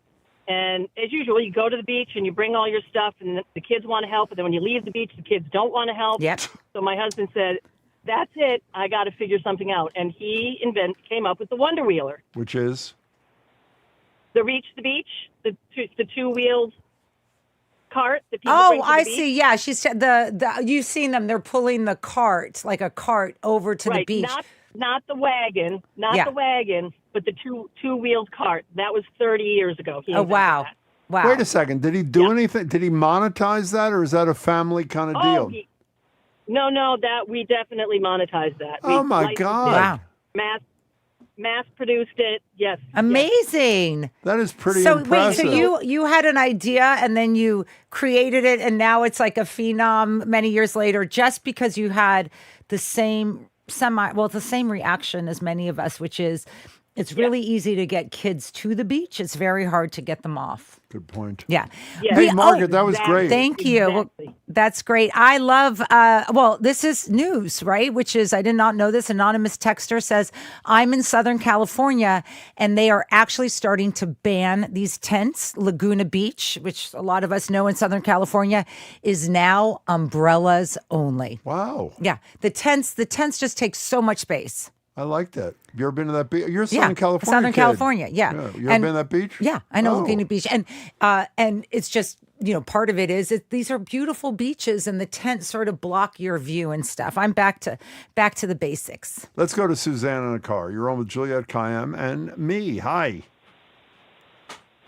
Hi, how are you? I think we're good. I am a Lynn girl. Can you hear me? You are a what? I'm a Lynn girl. Lynn girl, from Lynn, Massachusetts. Go ahead. Yes, so I spend my summers every summer on the Hunt Beach, and now I go there and I set up a camp, and I set up 2 umbrellas. I even put down a rug. I've got chairs. I've got a coffee table. Suzanne. I've got a cooler. I mean, I set it, but I'm there all day long. Yeah, and you never move. I don't move. Okay. And I got great music playing. I got a Bose speaker. I go all out. And this family kind of set up their camp pretty close to mine. I had great music playing. And the guys started playing some kind of rap or something. It's loud. And every time they leave, all the women would shut off their music and listen to mine. So after about 3 times, the guys came back and they all went, no, you can't play your music. We were hanging out with this lady. Look like she does. Okay.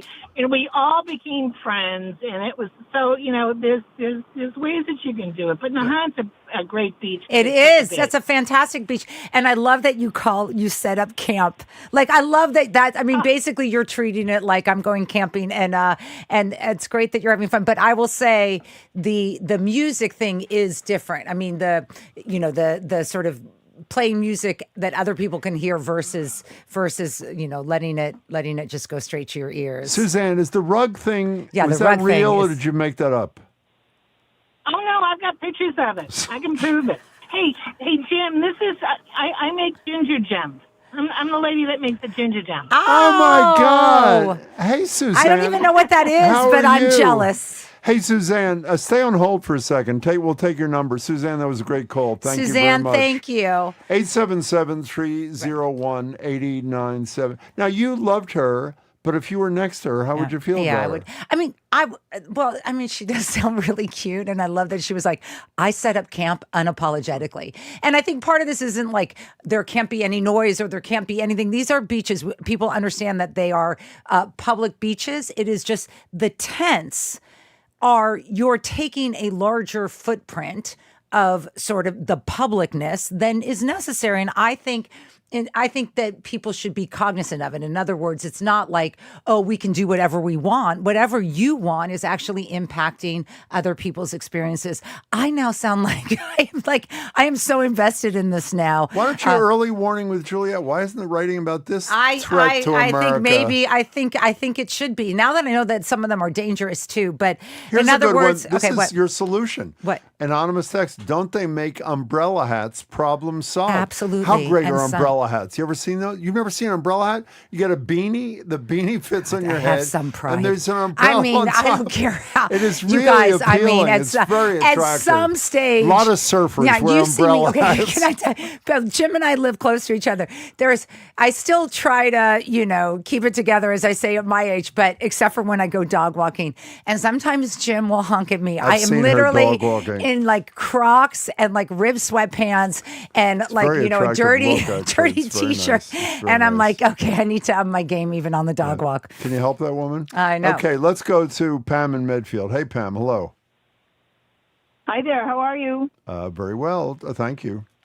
Good. Good. So at the risk of sounding like old, I have to agree with Julia. I'm at a point in my life when I go to the beach that I really want peace and serenity and actually be able to see the water. See the water. And so I'm like an early bird. I get there 8 a.m. I set up, and then in comes the crowds with their tents. And I think people are just sort of like clueless. And before you know it, there's a tent popped like right in front of me. Yeah. So I think like maybe the solution would be if you have a tent, other than banning them, that maybe they need to be in the back row. That is brilliant, Pam. That is a great Solomonic solution, Pam. That is brilliant. Yeah. So they're not blocking the damn view. Right. That's what it is. It's not that, if you want to attend, it is impacting the experience of others. I was at a beach the other day and I was just reading. So I just had my chair and I could not see the water. Basically could only see like a sliver of water in between tents. And I just think like we should be having this conversation because I cannot believe Laguna Beach actually banned them. That's a big deal. It's a big beach. We don't need to ban them because nobody can get on a beach, as we discussed the other day. 12% of the Massachusetts shoreline, thanks to great reporting by Chris Burrell, our colleague here, 12% of the coastline is publicly available in the state. And a lot of it is not really publicly available because an individual town bars or really limits non-residents. Todd in Cambridge, hey. Todd. Hello? Hello, that's you. Hello? Can you hear me? Yeah, perfectly. This is where you say something. Cambridge. Go ahead. Okay, well, that's not working out. Todd, I'm sorry. I have a feeling it was on our end, but our apologies, and thank you for trying anyway. Jane on the Cape. Hey, Jane. Hi. I'm Jane from Truro. Oh. I am so happy that you're doing this subject. Why is that? First of all, because for me, it's all about entitlement.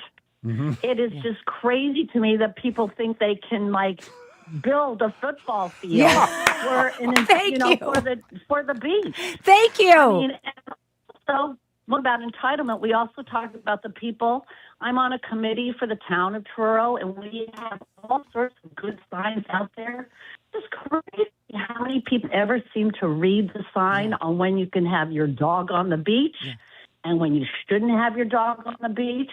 And I am so glad that this is a subject that you brought up because, I don't want to be a Karen. I really don't. However. But at some point, it's at some point, I just think it's all about entitlement. Yeah, Jane, that is a beautiful I like it summary of the people conversation. because like you're like, oh, beaches are meant for everyone ever. But part of I'm not going to get too deep about this, but I'm about to get deep about it. Like the social contract is we have a shared space and we enjoy it together, understanding that it's a shared space and there's going to be kids and noise and whatever.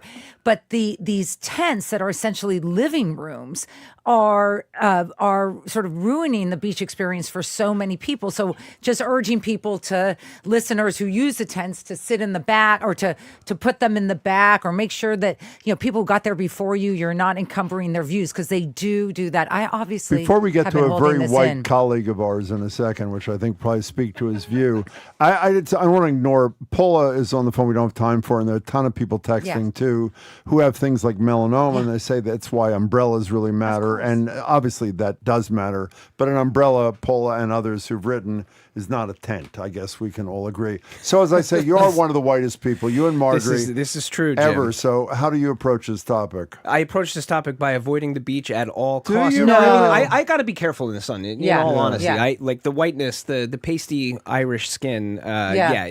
Is problematic. But You're in a library all the time doing your show. we got a curiosity. I love the beach, but I mean, you were starting to touch on this. I feel like honestly, like the beach thing is actually super important. You wonder why, like, what is going on with our democracy? Not to make too much of a point of it, but we can't even like behave collectively shared space, at the beach and have a shared space and be civic minded. And then, also that shared space just will help people, who do have to have umbrellas or whatever because of their skin. Oh, we have a new poll. It just came out from AP. 84% of people who bring tents to the beach voted for Trump in 2016 and 2024. Yeah, it's just like claiming their space. They're very focused space. on these tents. Yeah, the tents are too much. Okay, Umbrellas are fine. What's right? the show? What's the show? Have you ever heard of the concept of cognitive architecture? No, I had not either. But, what is it?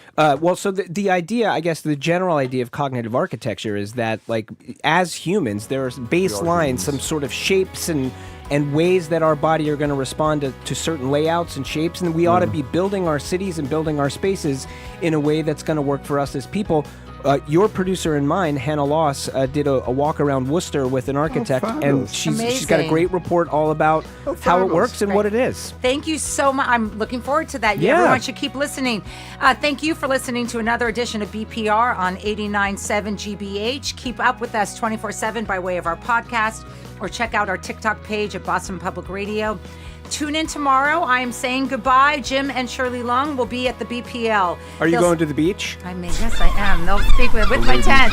They'll speak with Boston Globe film critic Odie Henderson. Live Music Friday with Peruvian composer and saxophonist Diego Herrera. Plus Boston Medical Center's great Dr. Catherine Gergen Barnett. And they'll speak with two men who served lengthy prison sentences for crimes they maintain they never committed and who are now both free men, Stephen Pina and Sean Ellis. Our crew is Zoe Matthews, Nicole Garcia, Hannah Loss, and Ariana Gonzalez. Our stream team today, Maddie Geyer and Bill Francis. Our engineer, of course, is John the Claw Parker. Our executive producer is Jamie Bologna. Stay tuned to the Curiosity Desk, and then Jared Bowen starting at 2. He'll speak with filmmaker Larkin McPhee about I'll See You in My Dreams. I'm Juliette Kayan. Mention your Substack. My Substack. What is it? Now I forgot. Early Warning with Juliette. I just started about 8 weeks ago. It's great fun, but not as much fun as this has been. Thank you all. I'm waving to the producers. And then I was going to end with you. What a blast. You are a joy. I really am a joy. You're not so bad yourself. See you tomorrow. Bye.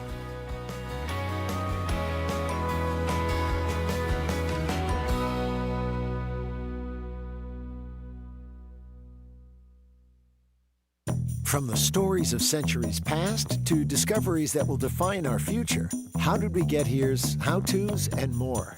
Journey with us down the rabbit hole on the Curiosity Desk. Coming up next on GBH 89.7. Support for GBH comes from you. And Brook Meadow at Cobb Corner, an assisted living community offering wellness, care, and support services, including an on-site fitness specialist to help seniors stay physically active. More at brookmeadowslr.com.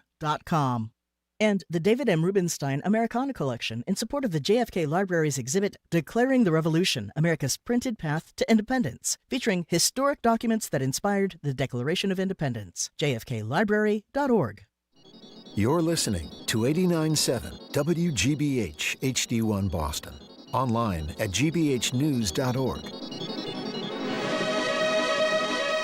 GBH News. What matters to you? I'm Edgar B. Herwick III. Today on the Curiosity Desk, coming to us live from the 41st Annual Massachusetts Tomato Contest, we meet the champion grower, the top banana of the tomato world, if you will. After that, some perspective on national outrage over those AI-powered flock cameras and abuse of them by police officers around the country in the latest edition of the Glitch Report. And to end, we're taking you on a tour of New England's second largest city, the home of the Coney Island hot dog, Worcester, Massachusetts, through the lens of one urban design expert whose thing is cognitive architecture. The ways that humans evolved and the patterns and shapes that we are born with and that we pass down in our genes, that's the kind of human that we should be designing for. Double helixes all around, I guess. It's all ahead this hour on the Curiosity Desk.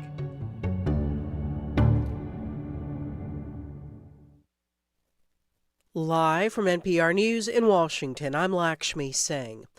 The Trump administration is working to calm financial market pressures by buying back its own debt. Today, Treasury Secretary Scott Bessent said the administration could be spending double, at least $4 billion, to do it.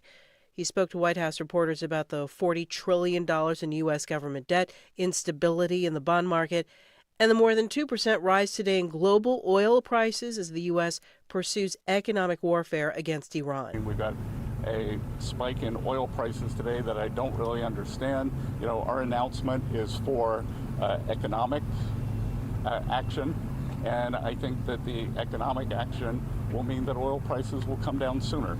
Meanwhile, the U.S. military says the Asia-based USS George Washington aircraft carrier is in the Middle East to relieve the USS Abraham Lincoln. The Lincoln has been deployed in the region for more than 250 days and has been the subject of inquiry following reports of mental health problems among members of the crew.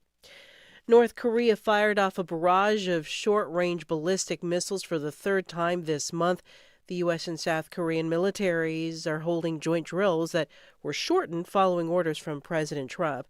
NPR's Anthony Kuhn has the latest from Seoul. South Korea's Joint Chiefs of Staff said they detected around 10 short-range ballistic missiles launched from the capital Pyongyang eastward toward the sea.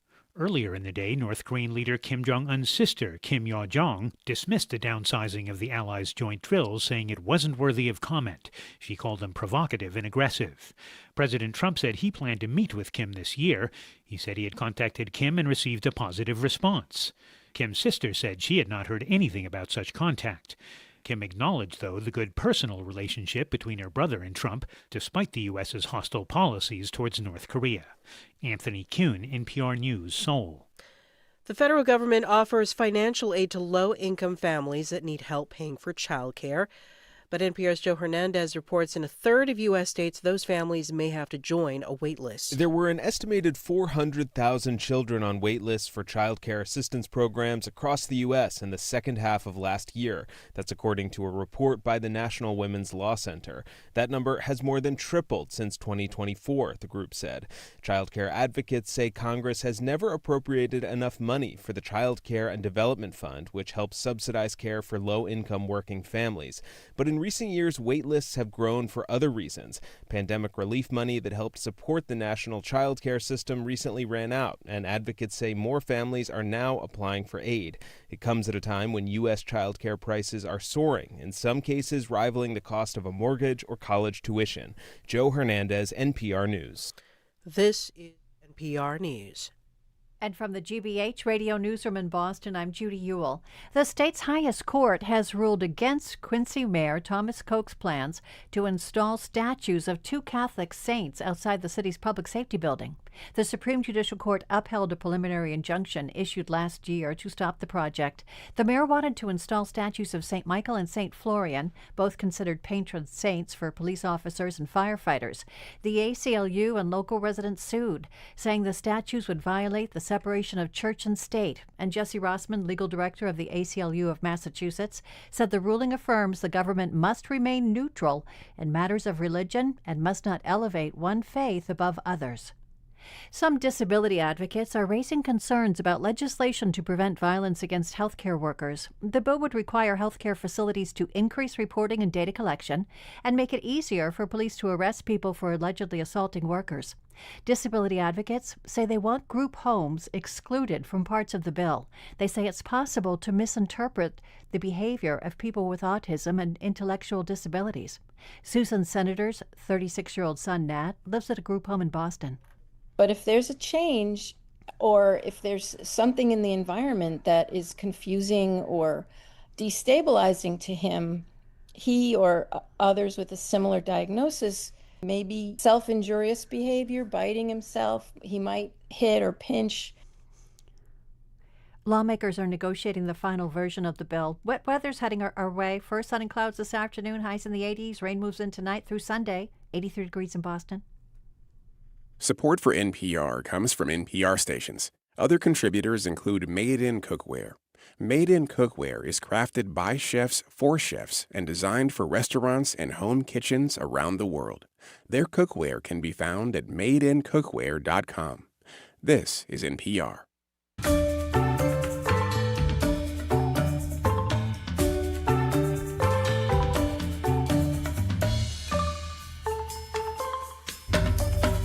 Welcome to the Curiosity Desk on GBH 89.7. I'm Edgar B. Herwick III. We're streaming live at youtube.com/GBH News. Why don't you join us there?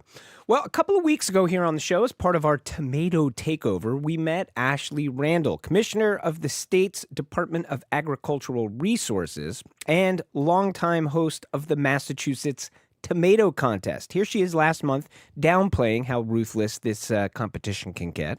I would say it's a friendly competition. I think back when it first started 41 years ago, maybe it was a little more cutthroat, but I think as time has gone on, everyone really looks forward to receiving the trophy that has a tomato on top of it. Little nice PR handling that question there, Ashley. Well, today was the day. It was the day of the contest, its 41st edition, and in fact, things wrapped up just a little bit less than half an hour ago down at the Boston Public Market right off the Rose Kennedy Greenway, and we are about to get all the juicy details. Joining us now on the line, that woman that we just heard, Ashley Randall. Ashley, how are you? How's the Boston Public Market? How did the tomato contest go?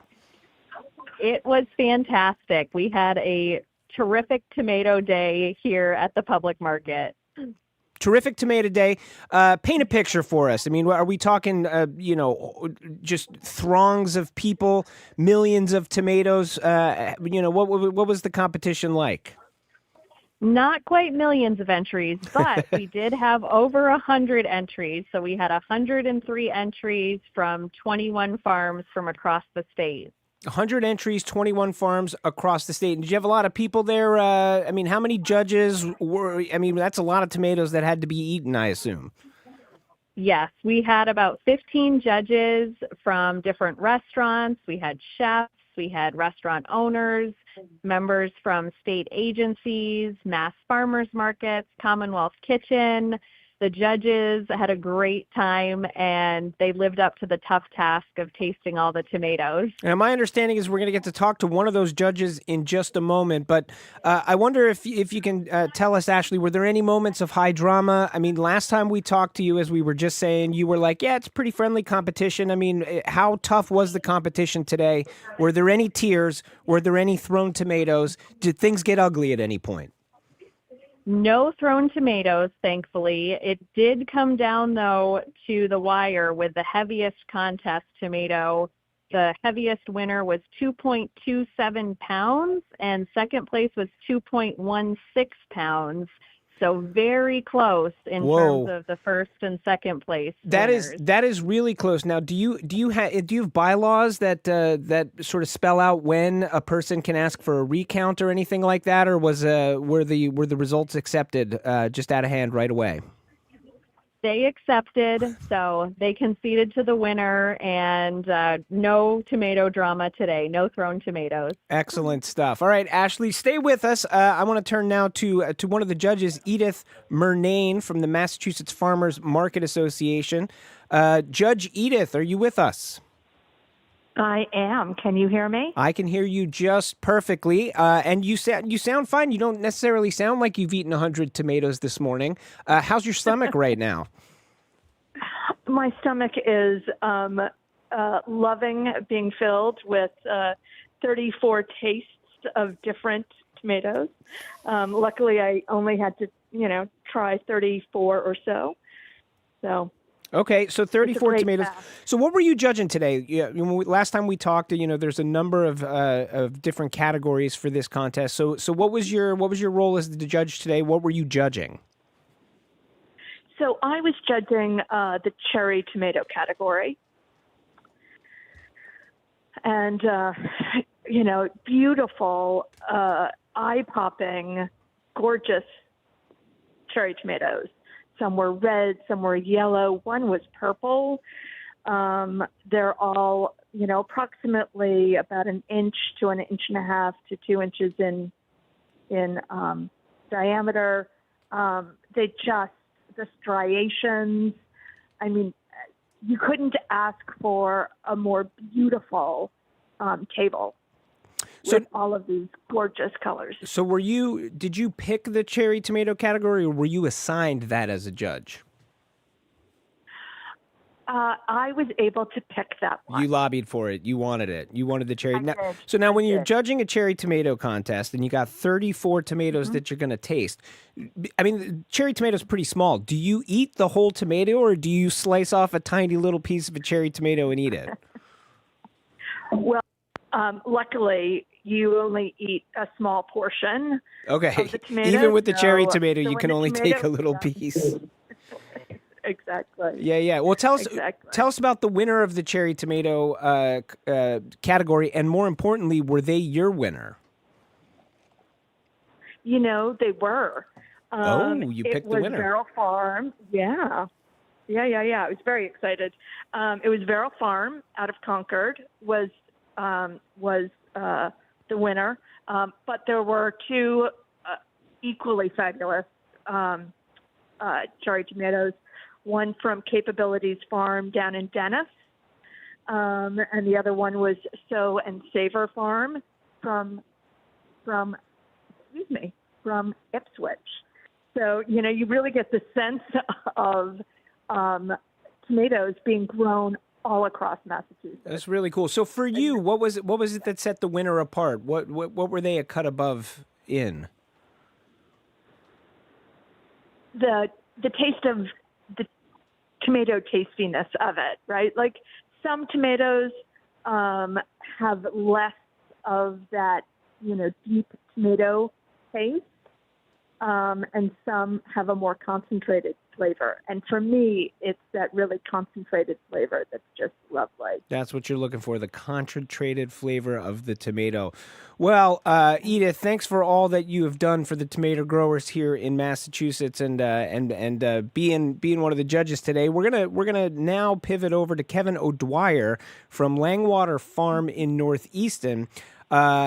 Kevin, my understanding is you were entered, or your tomatoes were entered at least in one category, the slicing category, and you were runner-up in the slicing category?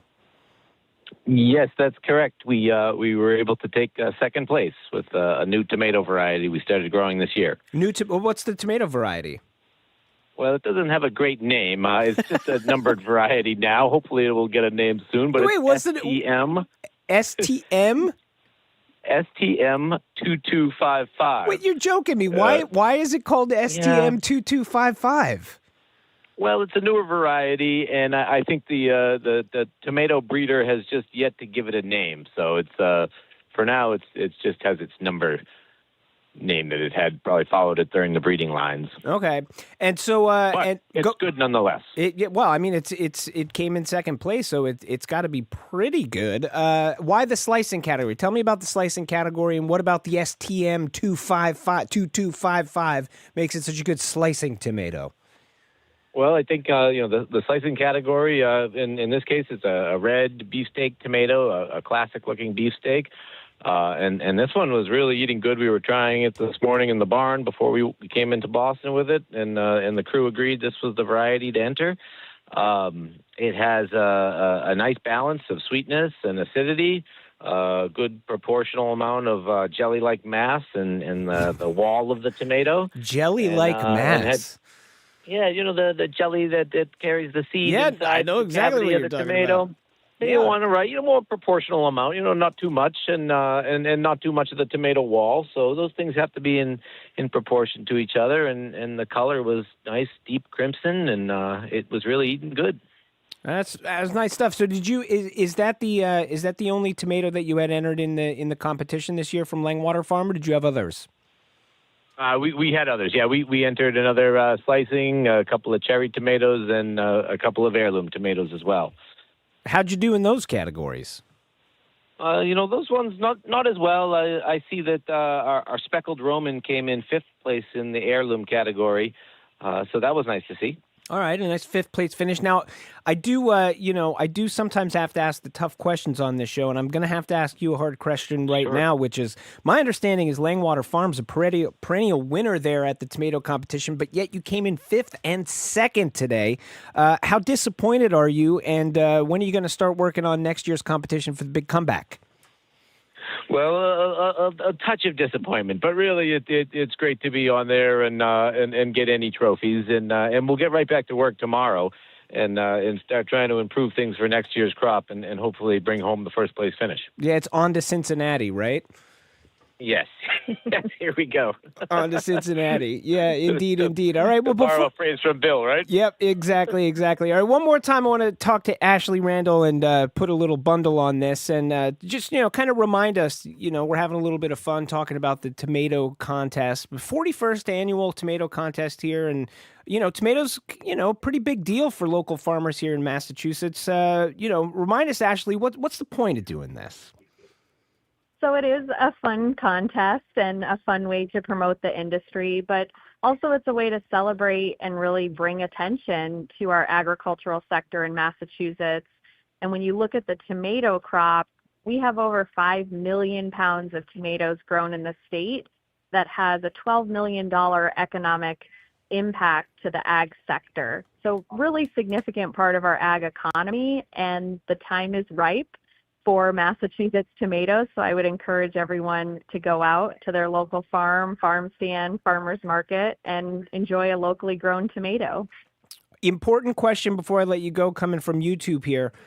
Question from YouTube is, question/comment. They are saying tomatoes should never be refrigerated. Is that correct? You are a tomato expert to a certain extent, Ashley Randall. Are they right? Should we not refrigerate tomatoes? I would say leave them out for full flavor. So either harvest them right off the vine and enjoy them, or put them in a dark bag on your kitchen counter so they can ripen accordingly. But the best ones do not put in the refrigerator. All right. We've been speaking with folks from the Massachusetts Tomato Contest. Big thanks to Ashley Randall, Massachusetts Department of Agricultural Resources Commissioner, MC at the contest today, Judge Edith Murnane from the Massachusetts Farmers Market Association, and Kevin O'Dwyer from Langwater Farm in Northeaston, 2nd place in the slicing category, 5th place in the heirloom category, and better luck next year to Langwater Farm. As we just heard, they're going to be getting to work starting today. So we'll hopefully talk to you next year, Kevin, and you'll be carrying the crown. I hope so, too. Thanks for having me on. All right, thanks to all of you. When we return, it's an update on the meta trials. Day 3 is today, and more. Yes, it is our latest edition of the Glitch Report coming your way. This is the Curiosity Desk. Stay with us.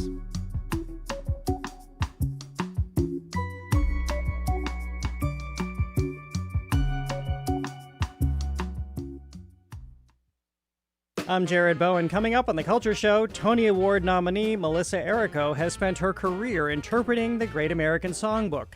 Now she's turning to one of its most distinctive voices, Barbra Streisand. She joins us ahead of the Streisand Effect in Provincetown, where she'll perform with pianist Billy Stritch. Errico also has a new album that takes a fresh spin through standards, finding wit, ambiguity, and unexpected corners in familiar songs. That and more in The Culture Show today at 2 on GBH 89.7. Support for our programs comes from you. And Neville Place Assisted Living in Cambridge, providing residents with a range of services designed to help seniors stay sharp, social, and independent. More at nevilleplace.org/care. And MIT Federal Credit Union, believing the right home starts with the right support. More at mitfcu.org. Federally insured by NCUA, Equal Housing Lender, NMLS number 699225.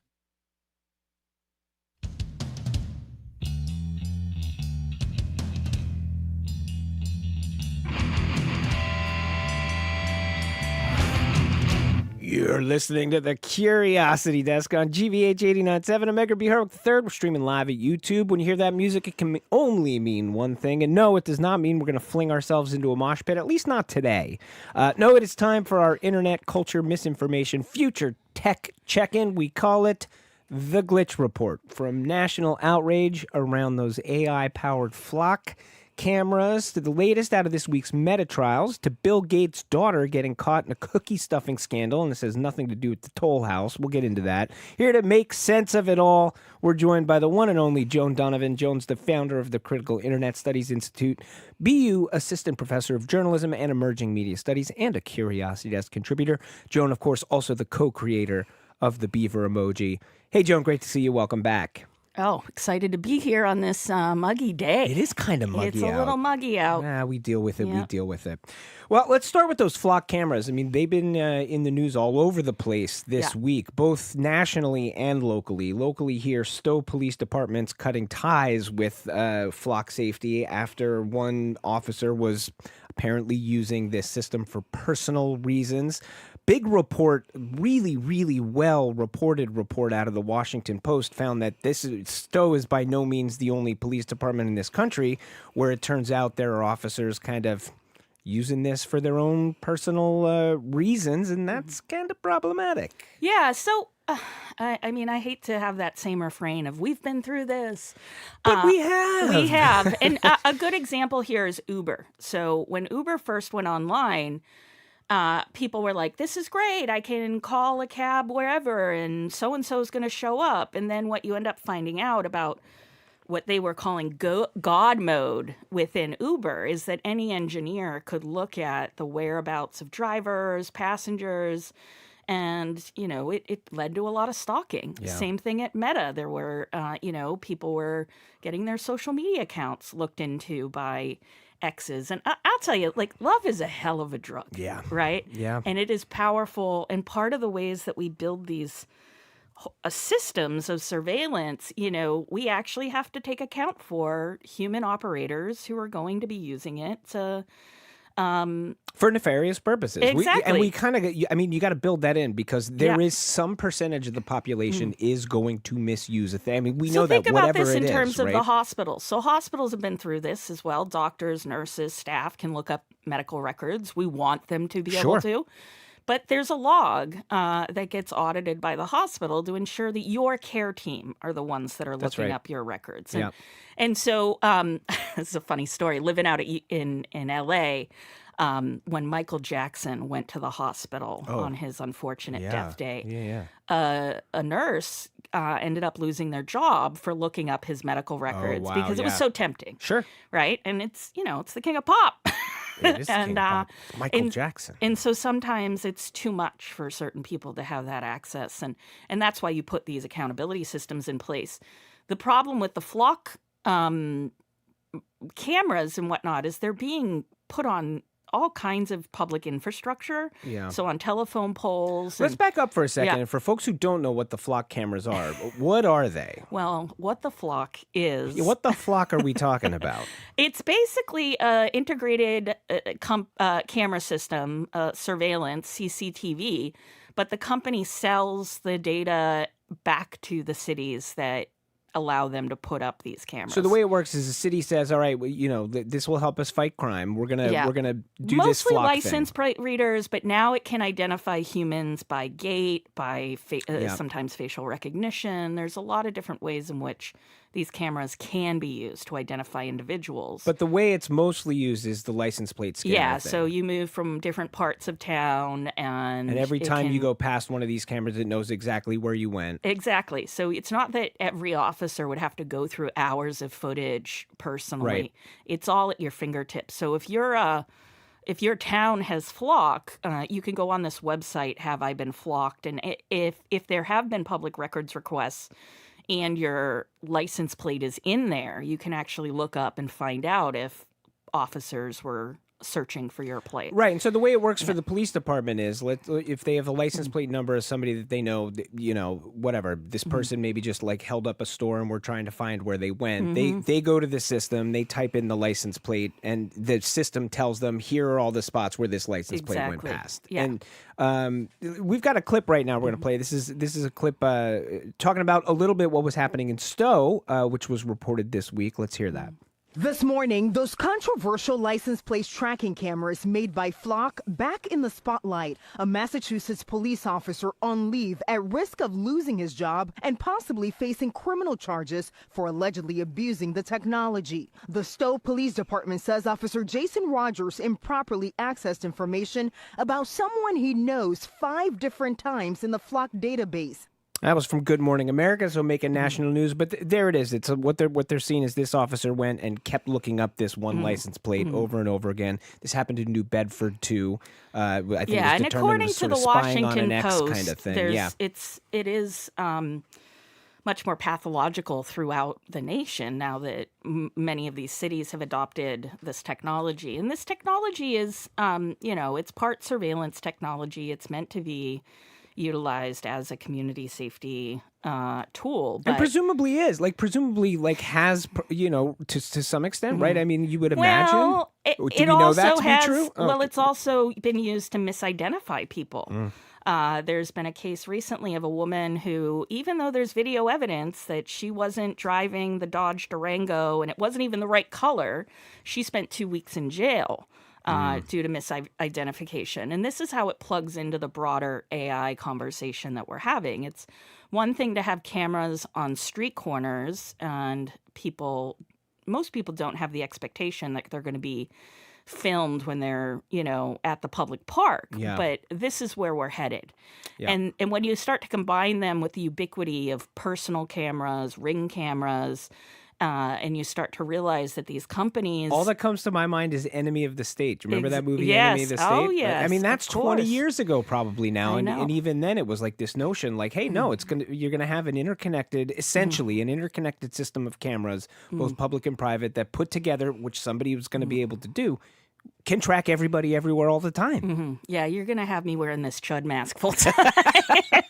I'll be pulling the pantyhose over my face soon enough to get away from these cameras. Now, Flock has come out and said, one of the things, and we'll talk about Meta in a minute, and this sort of parallels with the Meta conversation, which is to say, we know with a lot of these technologies, they can build in certain guardrails, and Flock had some guardrails, which is to say they had a feature which was optional, which said, hey, what we'll do is if it looks like somebody keeps looking up the same license plate, we'll spit out a report and we'll lock them out. You can have that feature on your Flock. It was optional. Lots of places didn't have it. I guess Flock has now responded to this saying, we're going to make that just a baseline feature. But I guess the question is, why hadn't they already made it a baseline feature? Well, it has to do with the fact that they know the data that's going to come out of that is going to make it hard for them to buy these products, less attractive product. And as, Governor Healy weighs these issues in Massachusetts, and we start to think about, how we're as a state going to be surveilled, people didn't like, red light cameras. People don't like, if you don't get caught, leave me alone, right? Yeah. But when it comes to the Flock cameras in particular, we're dealing with a different kind of beast because they're not owned and operated by law enforcement. They're licensed to them. Yeah. And so the data that is collected from these public viewing cameras can then be turned into lots of other products. Yeah. And that's where the activism comes in. That's where you have groups like Fight for the Future here in Massachusetts that have been working to remove surveillance systems from the public. I think there's also a big question about children here too. Yeah. Because you want children to live an idyllic life, of course. And, of course, they have Santa Claus watching over them. But to have these cameras in public parks and in spaces where people are meant to be lounging, and, it just feels too much. But this is the dream of folks like Larry Ellison at Oracle.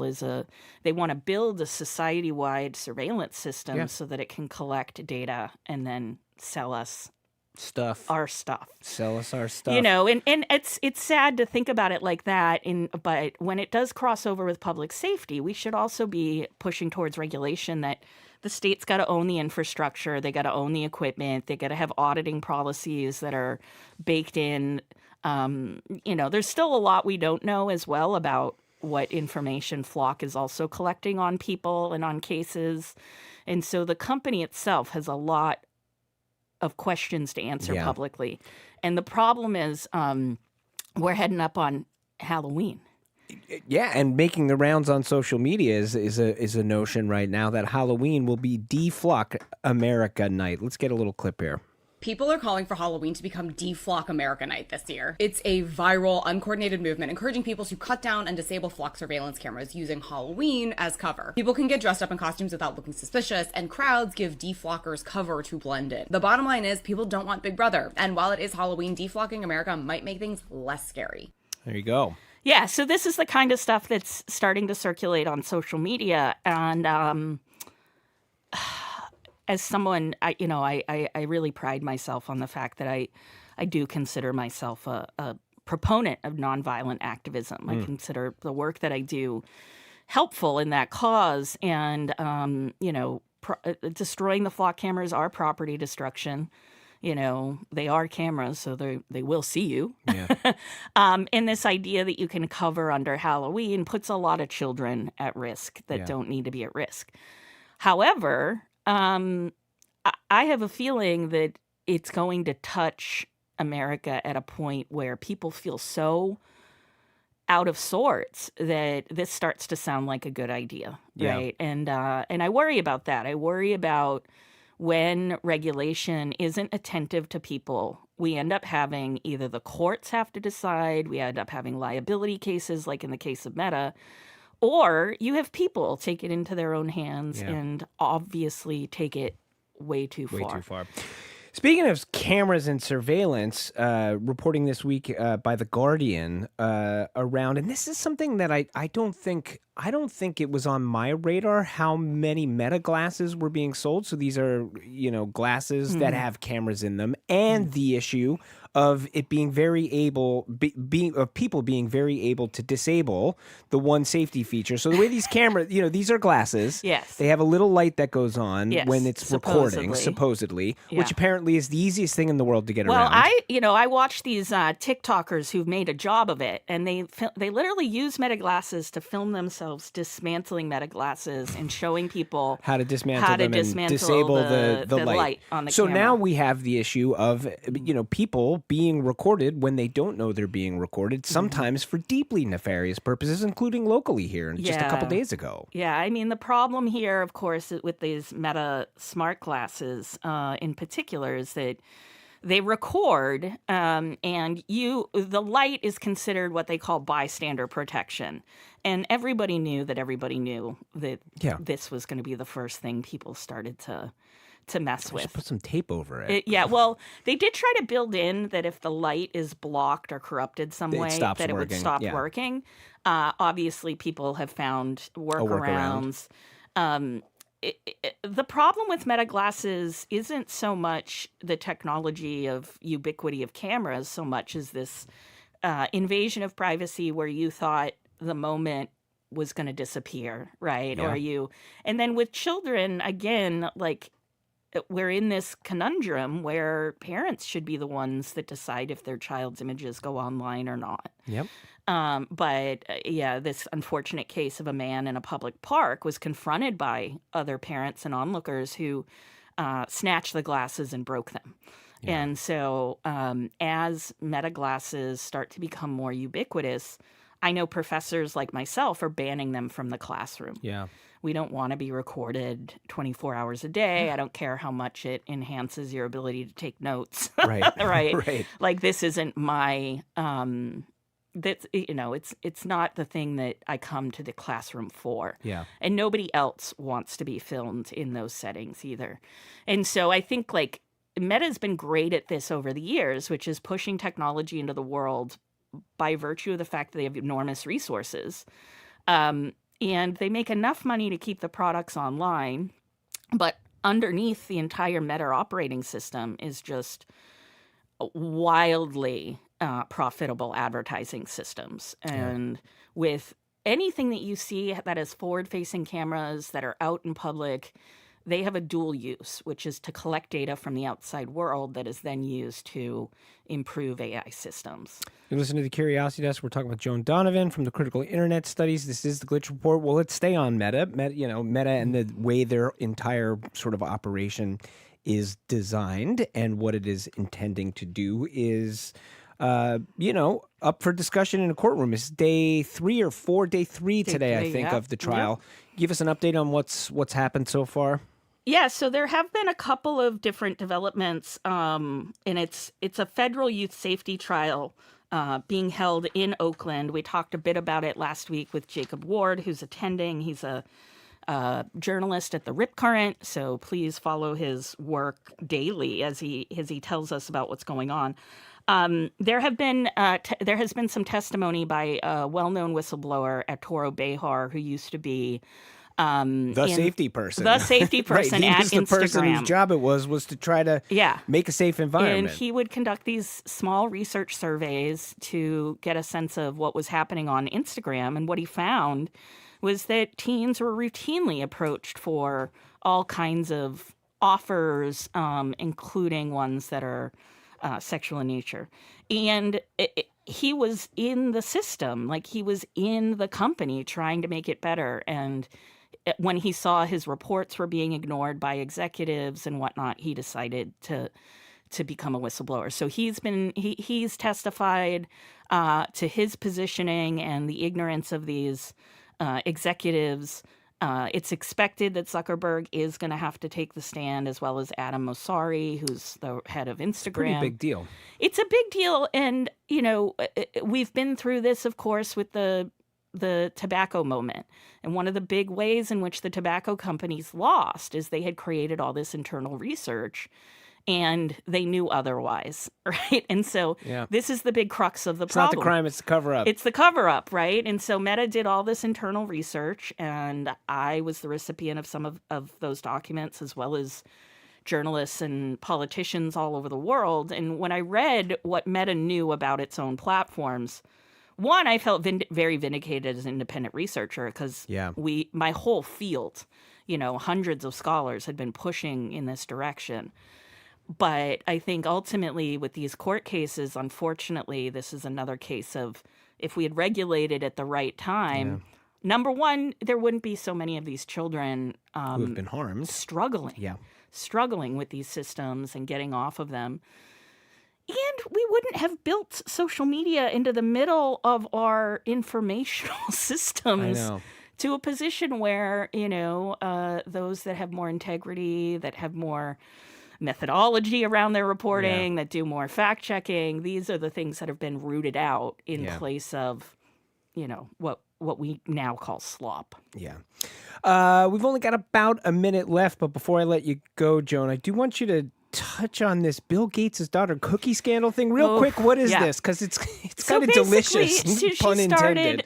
She started an affiliate marketing program, which is essentially a browser extension called FIA, P-H-I-A. Yeah. And if you click on a dress that you like and FIA finds it for a cheaper price, you can click on their link and they get a kickback. They get a cut, yeah. Yeah, and this is how TikTok affiliate marketing works, and it's pretty low-grade business online.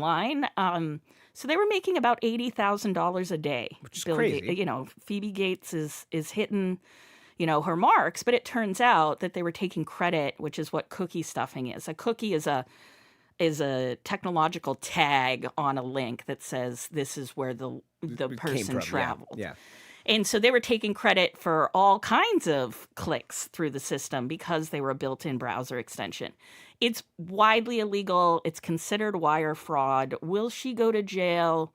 I doubt it. I'm going to make a prediction. No, but normal people would get 20 years for this kind of thievery. What's happening, though, on the back end of that is that the payments company that would have had to shovel all this money over to her company have put a hold on the allocation of those funds, and they're figuring out how to get them to the right people or back to the consumers. Yeah. Well, I feel like she's going to be okay for money even without the $80,000. Oh, you think so? You think her dad's going to chip in? Or $1 million, whatever. I mean, he's got problems of his own, so we'll see. We've been speaking with misinformation researcher Joan Donovan. Joan's the founder of the Critical Internet Studies Institute, BU Assistant Professor of Journalism and Emerging Media Studies, and, of course, Curiosity Desk contributor. As always, thank you, Joan. Thank you, Edgar.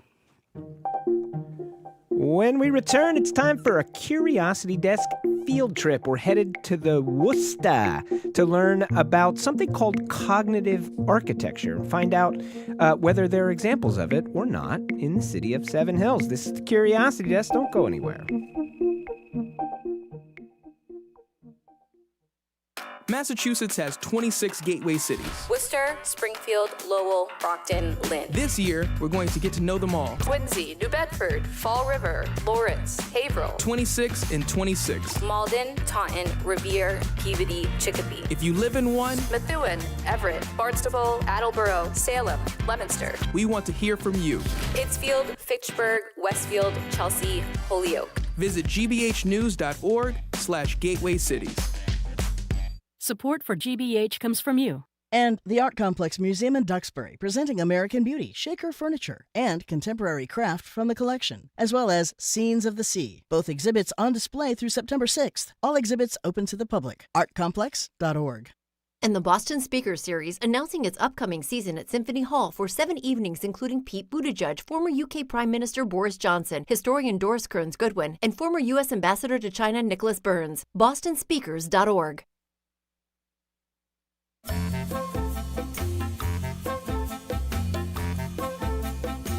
You're listening to The Curiosity Desk on GBH 89.7. I'm Margaret III. We're streaming live at youtube.com/GBH News. Well, when we are able, we love to take the show out of the radio studio.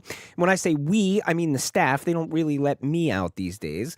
What better way to let our curiosity wander unbridled than in the great outdoors? And while the Berkshires and Walden Pond are okay, there is arguably no outdoors greater than the urban outdoors, that great urban outdoors, home of the Smiley Face and Dennis Leary. Yes, the city of Seven Hills, Worcester, Massachusetts.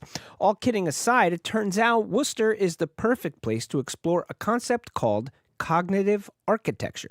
Recently, Curiosity Desk producer Hannah Loss walked the streets of the Commonwealth's second biggest city with Tufts University urban planning professor Justin Hollander, a proponent of cognitive architecture.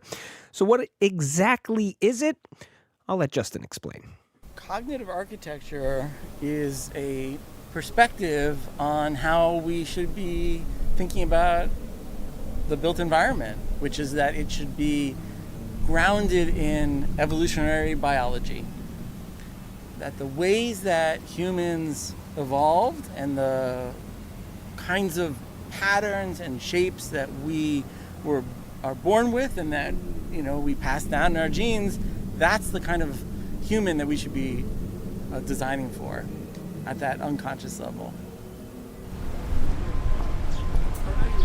Well, this is a good place to start. We're here at the corner of Church and Franklin Street in downtown Worcester.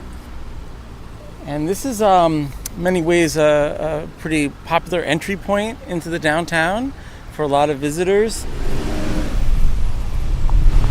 So as we walk down Church Street, we see on the left the Worcester Common, which has been here since the 1600s. And on the right, we see the Mercantile Center, which is a modern building that was made out of steel and concrete. And it's being held up by a series of enormous columns. And slightly recessed is a glass curtain wall, which is, you can see the glass, but you can't see what's inside. You can't see what's behind it. For a person who walking along the street visiting, this is not a welcoming environment. The really harsh quality of the concrete, the lack of transparency of the windows, what it does is it makes us nervous. It makes us afraid. That we have used different types of research tools to measure this, including measuring people's heart rate, measuring their eye movements, even their brainwave activities. And this kind of environment that we're in right now is not very conducive to the way that we as humans evolved to be on Earth. We're not supposed to be in this kind of place.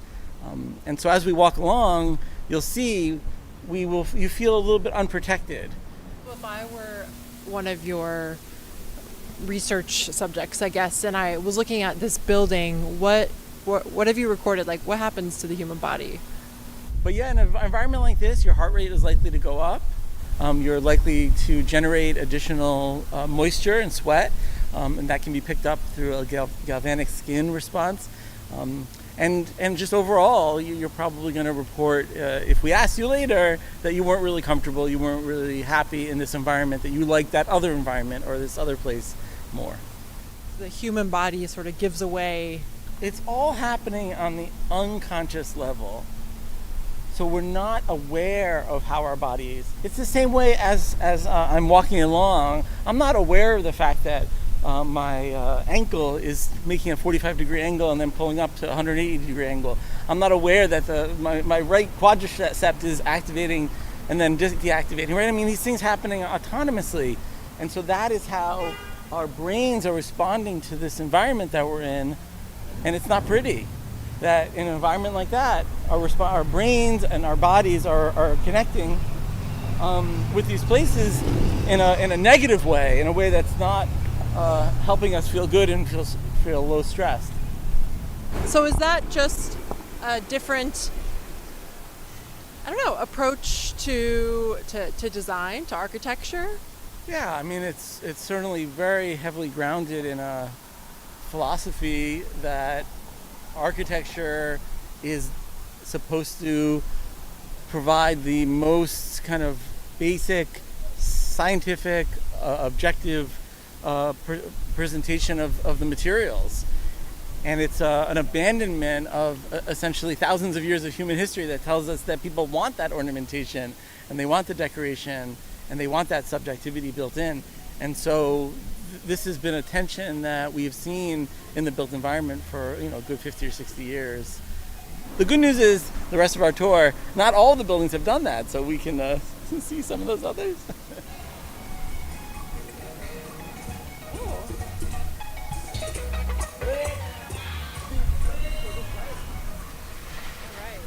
Can we look at this building over here before we cross? Yes. What we're looking at here is historic building. We're still right across the street from the Worcester Common. Looks like the building was built maybe about 120 years ago. But it's just so striking right off the bat how much ornamentation they have in this building and how much care was put to make this a beautiful place. You can see the Corinthian columns kind of built into like a bas relief on the corner of the facade. You can see all kinds of interesting brickwork, which we didn't see in the previous buildings. Yeah, I'm just looking at, what is that called? Like the upper, it's like at the top lining the whole roof? Yeah, I mean the cornice. Cornice. Yeah, the cornice of the building. I mean, that building has no cornice. I mean, like, why didn't he put a cornice in? I do feel like when I see new construction, people are always like, oh, they don't make it. Or when I see old construction, people comment on, oh, they don't make it. You don't see that anymore. Well, it's funny you say that because I've always felt that way. And then I traveled to Robbinsville, New Jersey, which has one of the largest Hindu temples in North America. And you go there, and this kind of ornamentation we're seeing in downtown Worcester, it doesn't even come close. I mean, these people invested excruciating effort in detail, creating the kind of detail and ornament to make this not just this one building. Actually, it's a whole complex of buildings. With hand carved sculptures and just so much effort. And people say, oh, they don't build them like that anymore. They did. This building was just finished a couple years ago, brand new, and yeah, they really made it a beautiful place, and it's actually a very popular tourist attraction. People come from all over just to see it.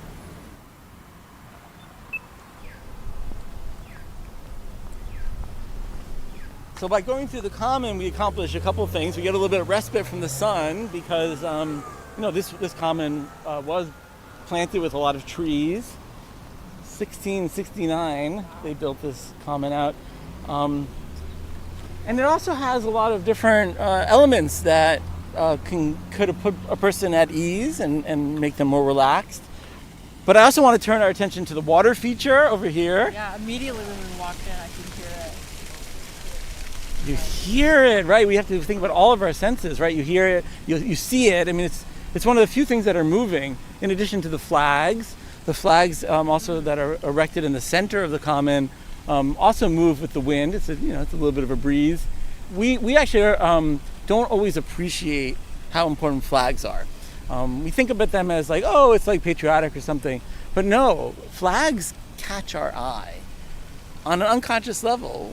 That's almost always is the first thing you see. Probably when we walked in here, maybe you saw the water feature because that's moving too. But the second thing might have been the flag. And people have been erecting flags, forever. And me and my colleagues, we did a study recently, and we showed that the flag was almost always the first thing that people saw when they looked at an urban scene. And actually, as we're walking now, what we see is quite a lot of grass. The grass isn't in great shape everywhere, but also some magnificent trees. And humans are designed to want to look at nature, to want to be around nature, to want to smell it. And by having this kind of escape from the rest of the city, that also has a kind of a healing property. It has a benefit for us as well to be kind of immersed in this kind of natural environment. I wanted to just kind of show you this area a little bit too, because it's very different. It's now we're kind of coming from the other side of the common, and it's a very different feel than kind of where we started. So these buildings, again, there's just so much emphasis in the facade design around ornamentation and decoration. It's not like monolithic. As you kind of walk along this Franklin Street, there's different activities that are happening. Like so the walk changes every like 20 or 30 feet. It's like a different experience. Here you're at this, there's a gate, and over here there's a flower pot, and here there's a stair. And that, your brain needs that. Your brain needs that kind of constant stimulation. And the way we started was just very unpleasant because there was this monotony to the urban experience.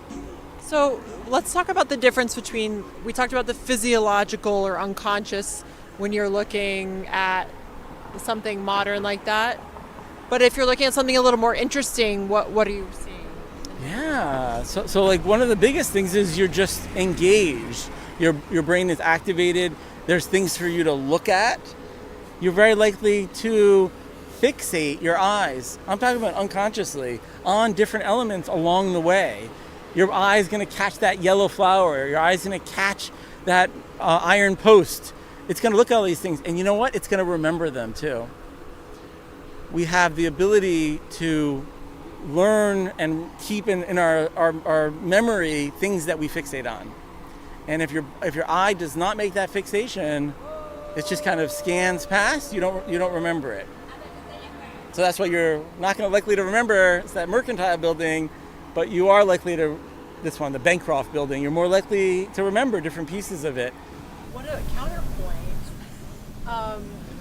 especially with modern architecture that's sparse or bare, clean, it might be described as like a respite for the brain. What about that argument? Like, do we sometimes need a clean slate? I don't think we need that in like the public realm, in the places that people live in, work and visit. I think that we can get that kind of respite from nature, and try to bring nature into the built environment. That kind of complexity is really, when you've done a fine job of designing a building, my colleague Nir Burris talks about, if you've done that, then when you look at that building, your brain thinks you're looking at a tree. So you don't need a blank wall for that rest. You're better off looking at something that's going to connect with that unconscious need for looking at trees. It's like being in nature or activating the same parts of your brain that nature does, but it's a built environment. Exactly. This is a building I wanted to just highlight, and how here it's like every 10 feet there's something new happening, and look at the Those are really nice. decorative elements. Oh my God, yeah. Like a human being with a tool crafted all that. And the thing is that we actually seek that out. When we see something on an unconscious level, we try to imagine in our minds how we would build it. How do we know that? Neuroscientists have shown that. Yeah, they've done research that has shown that is the kind of instinct that a human has when they first see an object. And you want to just think about how I'd make it.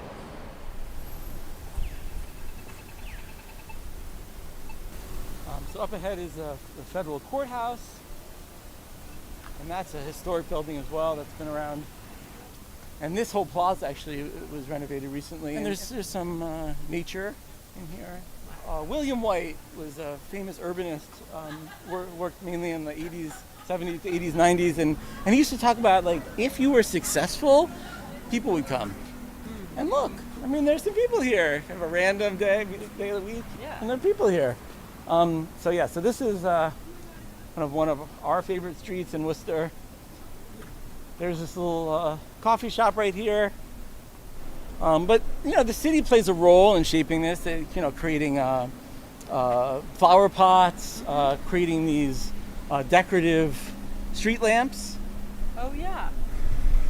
There's actually some parts of Worcester that still have gas street lamps, as I know what Boston does as well. They're trying to phase them out, but the idea of having effort into creating the street furniture, not to just leave it blank, to have that kind of activity really adds a lot to the street furniture. I like that. That's what we call it. Yeah, and so most people don't even notice it at a conscious level. You're kind of noticing it unconsciously, and so you're comfortable and you want to come back. And so of course this is very important for tourism. You can imagine people who care about that. But it's for anyone who cares about a place. How do you get people to want to be in a place and to reinvest in a place, especially one that's maybe suffering a little bit? You make it beautiful. You invest in ornamentation. You pay attention to the textures and the colors and the materials. You invest in street furniture. And then, like that, all of a sudden people are hanging out on your plaza. It means you did something right. And that feature was produced by Hannah Loss. Well, joining me now in the studio, somebody who knows from ornamentation, design, architecture, the one and only Jared Bowen. I always wonder, Jared, if you were not doing what you do, would you be an architect or something like that?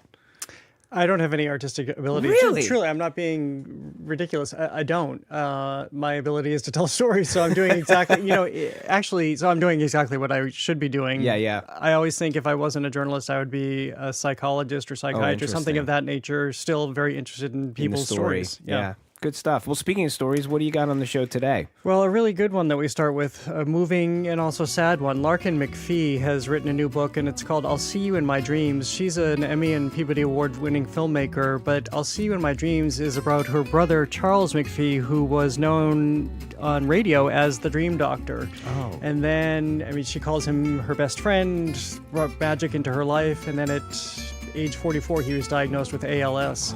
So in her book, she goes back and recounts the 5 years that he lived with this disease and what an inspiration he was to her. Then Pedro Alonzo is here, independent curator, frequent guest, talking about Oaxaca, mezcal, textiles, all the great things of Oaxaca. And Melissa Errico, who is a big Broadway, New York sensation. She is coming to Provincetown with the Streisand Effect. She loves Barbra Streisand and interprets her songs. And so do we. That's Jared Bowen of The Culture Show coming your way in just about a minute. As for us, we're out of here. I'm Edgar B. Herwick III. Stay curious out there. What's trending? What's interesting? What's going on around town? We're talking all things arts and culture on The Culture Show, next on GBH 89.7. Funding for our programs comes from you. And Lexington Community Education, committed to offering a revolution in lifelong learning for all. Fall registration is open and available online at lexingtoncommunityed.org. Are you a fan of the Beatles? Do you know every little thing about them? Well, Beatleologist Scott Fryman is back, diving deeper into their story and songs. Watch more Deconstructing the Beatles tonight at 7:30 on GBH2. You're listening to 89.7 WGBH HD1 Boston. Online at gbhnews.org. GBH News. What matters to you? I'm Jared Bowen. Coming up on The Culture Show, Larkin McPhee's brother Charles was the Dream Doctor, a nationally syndicated radio host who spent years helping callers make sense of their dreams. Off-air, he was the strapping, thoughtful, and charismatic guy everyone wanted to call their friend. Then came his ALS diagnosis. In her new book, I'll See You in My Dreams, McPhee turns to her own memories, reconstructing the brother she knew, remembering the life they shared, and celebrating his lasting impact. From there, we travel to Oaxaca by way of independent curator Pedro Alonzo, just back with stories and art from one of Mexico's most culturally rich territories. Then, Tony Award nominee Melissa Errico has starred on Broadway, sung in concert halls, and made cabaret her own kind of theater. With her show, The Streisand Effect, she's found a subject in Barbra Streisand, the voice, drama, and fearlessness. She's bringing it all to Provincetown this Sunday along with pianist Billy Stritch. She joins us to talk about Streisand's singularity, resonance, and how a singer makes another icon's songs her own. That's all right now on The Culture Show. The Culture Show is made possible in part by a generous contribution from the Fiducia Fund, proud to support this station's arts and culture programming.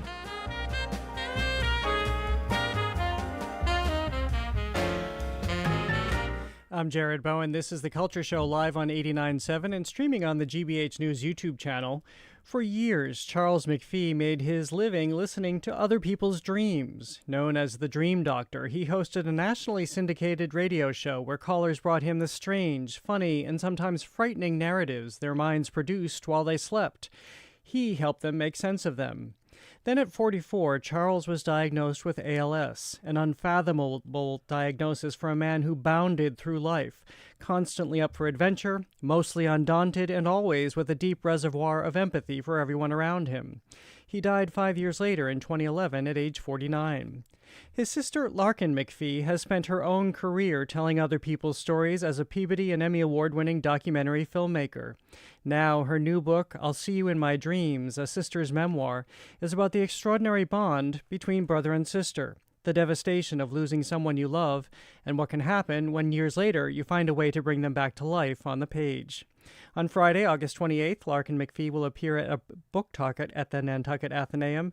Larkin McPhee, welcome to The Culture Show. It's great to have you here. Thank you so much, Jared. So happy to be here. Well, your book is just so extraordinarily beautiful. It's just so touching, the love that you had and have for your brother, and and to learn of your relationship. Early on in the book, you write that my younger brother who spun magic into my existence. How do you begin to describe who he was to you? I think of him as a free spirit, a fun-loving guy. I say that he's tethered lightly to the earth because he really was. He was always looking up at the universe. He was following the moon, the stars. He thinked expansively, and anybody who was in his orbit also started to think expansively. And I think he had that impact on me from a very young age, Well, what was the significance of him being the dream doctor and that's such a very distinctive specialty and job, but how symbolic is that as you think about who he was? He, I guess, started to lucid dream when he was young. And he realized that there was this whole other world, the unconscious, right, that started to show up in his conscious mind, dreaming. And he had fun with that because he was the author of his own dreams. It's like, wow, I can walk through this wall, or I can catch the sun in my hands. And he had so much fun with it. But when he went more deeply into it, like with Jung and so on, he realized the whole person is when you merge the subconscious and the conscious. So that's why dreams are important, that we need to pay attention to them because they're sending us messages. And some of them are about our deepest desires and deepest fears. And so that's where Charles got me to focus in on this and pay attention. And honest to goodness, it's like you've got your own personal therapist if you let those dreams in and you pay attention. Well, paying attention is what comes through, because that's why I deliberately chose that word for the introduction, empathy. Yeah. You write about how your brother was so attuned to the world and to people and to situations that people couldn't help but gravitate toward him for that empathy. Yes, and I think of him as being the most present person I've ever been with, so fully present for life. And what was most astonishing was when he got sick, he stayed the same person. He didn't become a victim. He never complained about ALS. It's about the worst illness, out there. And we need a lot more research about it. But he was really there for people, and he would, have this infectious effect. So we'd go into a store and talk to somebody, and he'd say, "Who are you? What did you just do? I feel great now." And Charles just put all his energy on people when he was with them. Well, I want to go back to that in a moment, but I want to ask you about your reason for writing this book and writing it now and what it has meant to you. Yeah, well, some time has passed. So he passed in 2011, and I was making films, and I was writing between films. But after my last film on psychedelic medicine, at GBH, I said, oh my goodness, I still have a tug on my heart. And if I don't do this, I'll never do it. It's sort of what Charles, be present. So I also was very afraid of losing the memories. Yeah. And I had so many memories, but memories fade. And I started to write things down, but I thought, I've got to do this. So that's how I began. And then I thought it's a great way to carry on his legacy. He had analyzed over 500,000 dreams by the time he got sick. And the third thing was he has 2 small children, and they never knew him. And I thought, if I could write all these stories and tell his life story through dreams and other things, and his trip to Antarctica in his 20s, that I could really put together something that's a joyous ride against the backdrop of a very fatal and scary illness. And so that's how it all happened. As this book has come out into the world now and people are talking to you about it, you just gave us all of these interior reasons for writing it, but what have you come to understand about how people are moved by this story, from everything from our own fears about forgetting our own memories to how we all deal with grief? Yeah. I think people love this. I mean, the people are saying they're laughing and crying, and it's just so wonderful to hear that, because I was hoping for that. They wish they'd known Charles. They feel like they do know Charles.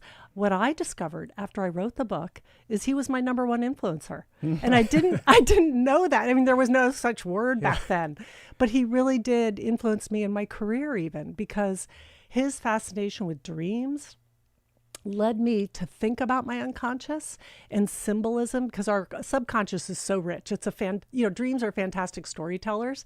That's probably where it all began for me as a filmmaker and a director, was through that. And so Charles was priming my brain as a young girl.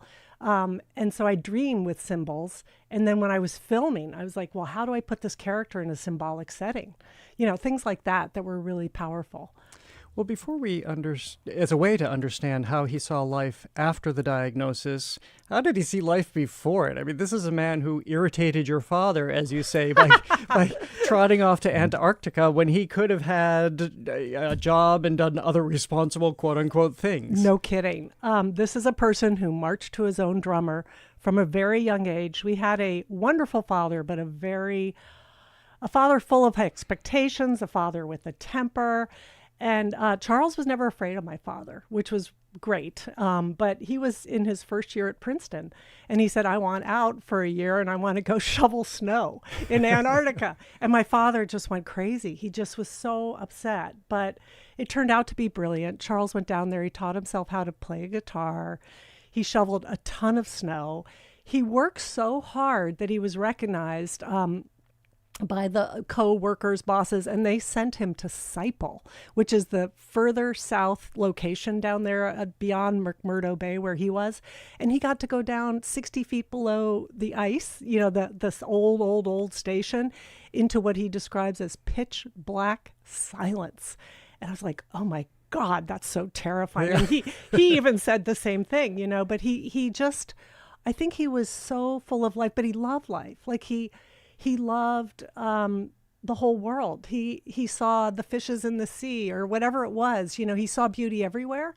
And I think when he got sick, I just remember saying, we've got to keep seeing the beauty, because that's what he's been about our whole lives, and always seen sort of the good things or the good side of things. And I thought, we've got to do that. And boy, did we see it with him when he was sick. Like amazing things happened, like coincidences where across the street from where he and his wife and child were, this home, 2 houses turned into care homes. And suddenly they had all these extra workers when they needed them. I mean, it was crazy. Like, how does that happen? You can just walk across the street and suddenly your problems about how you're going to manage this illness are solved by walking across the street. Yeah, that was an amazing passage in your book. It was stuff like that, and I just felt like good things happened with Charles. And, we always went to the most beautiful places with him. My family would go out there for a vacation with him because we all loved him so much. And his wife and baby had just been born, so we went up to Big Sur. I had one of the greatest days of my life, hiking with him and then going to the beach and hanging out there and swimming and being with the kids and him joking about the red sands, that the gods had a huge party and spilled red wine everywhere. I mean, it was really fun, really fun. And I include all that because it was literally on the eve of things going wrong for him. Yeah. I'm speaking with Larkin McPhee, an Emmy and Peabody Award-winning documentary filmmaker. Her new book is I'll See You in My Dreams, a sister's memoir. How did the diagnosis happen? It was slow, and it was really scary. He was slurring his words on radio, and somebody called in and said, is Charles is slurring? Is he drunk? Of course he wasn't. But something was up. So Charles got tested in every which way imaginable, and the dreaded word ALS probably didn't come up right away, but then it did come up. And it took a series of about 3 different doctors to confirm it, because it's a process of elimination, this disease. It's very hard, and you don't want to make this diagnosis without being sure, because it is essentially a death sentence. So I'll never forget sitting out on my front porch at my house in Minneapolis, and my husband looking at me, and it's in the book, through the glass door. And I knew he had just gotten off the phone with a family member. And I was like, oh my God, my life's over. This is my best friend. What am I going to do?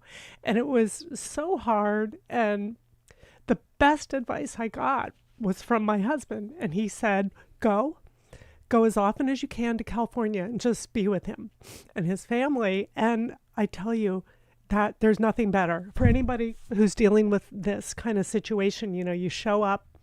You're a witness to this, but you're there to help and take care of people and do your best to be in the present. And that's what Charles was. Even with the illness, he was always there. And so I would go out on these trips multiple times, and I'll never forget one time I was reading Eckhart Tolle. And that book was really helpful to about being in the presence and surrendering to the present. And I discovered that acceptance, once we really knew Charles wasn't going to get better, was empowerment. in a funny way, because then I could be fully there for Charles, a full open heart. He already had that heart because that's who he was, and we could just be in that present moment and not mourn what was, but now this is what is. We still got him. He's here. And he stuck around for a while, and amazing things. Well, I want to ask you about that because, again, this goes back to his character and his spirit and his being present, that normally someone with his diagnosis is given 2 years to live. He lived 5. Yeah. That wasn't by accident. I mean, how did he see the diagnosis? How did he stave off some of the symptoms? Yeah. Because he was so, frankly, hell-bent on living as long as possible. He really was. And I think there was a number of factors that I speculate on. And one was he had the best caretaker in the world, his wife. She was remarkable. I mean, beyond most any human being. And she loved him. And we kept saying, Petra, let us get you some help. And she said, no, this is my intimacy with my husband. And we respected that. And eventually she got help. It was that. It was Charles was a great scientist. And he pursued many theories, including Lyme's, which is a pretty typical thought process for anybody with these symptoms. So he did all of that, but he eventually found a doctor at UCLA who was working with curcumin, the active ingredient of turmeric. And that's sort of a hot thing now. And back then, he started to take all these anti-inflammatories that this doctor gave him. And he did go on Rilotech, the only drug available at that time, which back then was extending life and maybe still 1 to 3 months. But at the end, Charles decided to do it because he said, okay, it is not Lyme's and I'll try this. And that could have extended his life. And then the spirit of Charles and the will to live was beyond anything I've ever seen. I think I would have collapsed early on because it's a really scary illness because your whole body becomes paralyzed and eventually you can't breathe, swallow, so on. Charles said, no feeding tubes, no ventilator machine. And even then, he hung in there I quote Rilke in this book because he faced terror and beauty, both. And again, he did this in his 40s, but at the same time, you write that when he received the diagnosis, he thought he was already on the mountaintop. Exactly. What did that mean? That was incredible. This is funny because our family, it was at the service that Charles wrote the family a 15-page letter, and he literally typed it out with a dot on his forehead, and he gave it to my uncle and asked my uncle to read it to all of us. And the dot meaning he would use his forehead to type out a single letter at a time. It was this beautiful 15-page document that he read to all of us. And my uncle read it to us, and that was where he talked about the mountaintop. And what he said was, I have conquered every dream. There's no dream that stumps me anymore in my life. And he said, I feel like a parrot up here on the stand. And I'm not, he said, I think he said he was bored, but he said, I love my audience. It's not that. It's just that I've mastered the field. And I thought, wow, this timing is remarkable. And then the next sentence was, and then I got sick. He had this realization, and then he got sick. It's like, wow, that is strange timing.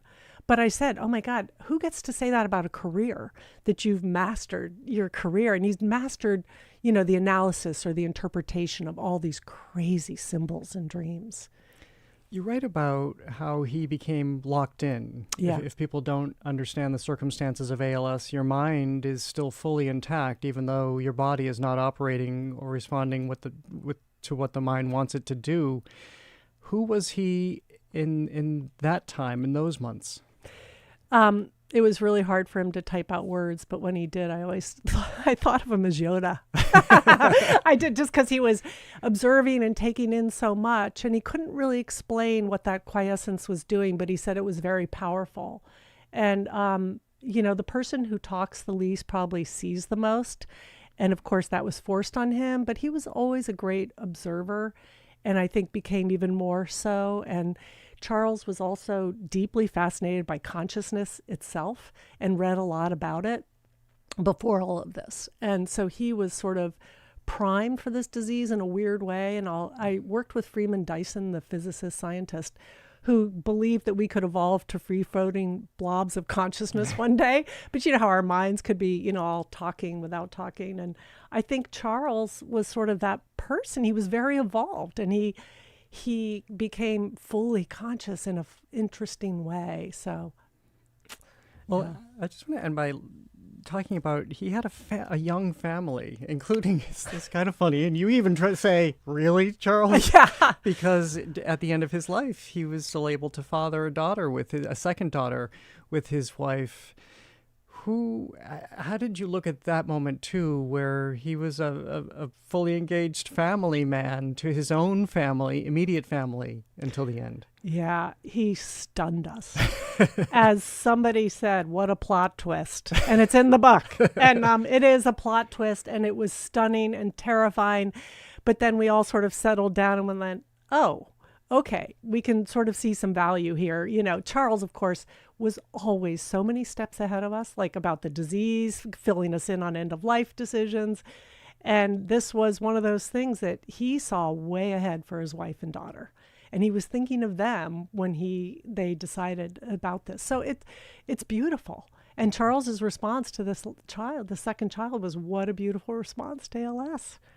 You know, to bring life into the world. It was beautiful. And these daughters are fabulous daughters. I can only imagine. And they must be so immensely grateful for your book and your memories. Yeah. Well, as we all are. Larkin McPhee, it has been such a pleasure to speak with you. And again, I just found your book incredibly moving, and I think it will be so helpful to so many people. Oh, thank you so much, Jared. So great to be here. Larkin McPhee is an Emmy and Peabody Award-winning documentary filmmaker. Her new memoir is I'll See You in My Dreams, a sister's memoir. She'll appear at the Nantucket Athenaeum on Friday, August 28th in conversation with her cousin, novelist Martha McPhee.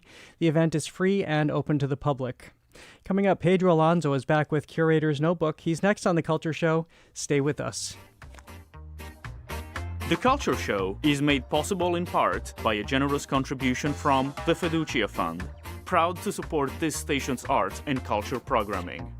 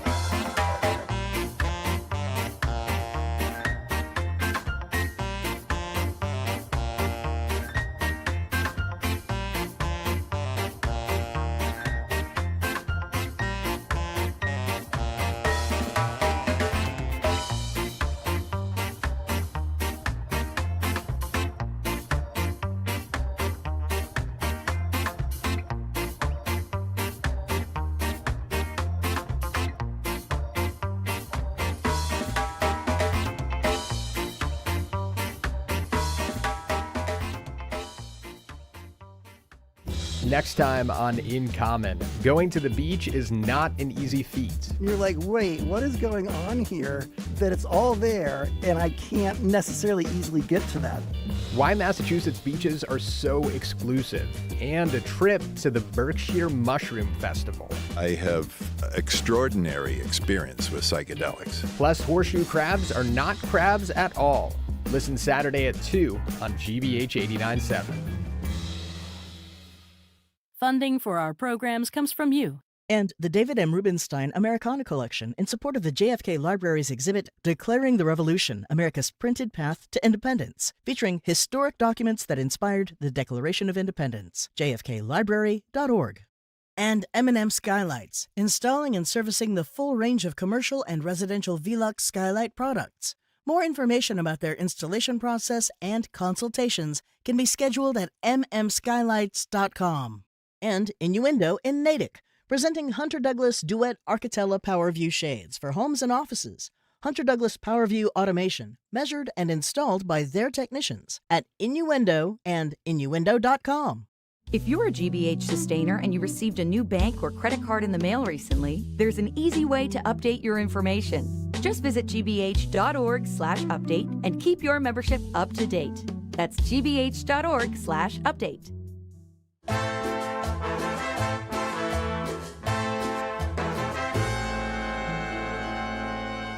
I'm Jared Bowen. This is The Culture Show, live on 89.7 and streaming on the GBH News YouTube channel. It's time for our recurring feature, AI Actual Intelligence, where we tap into the most interesting thinkers in our region.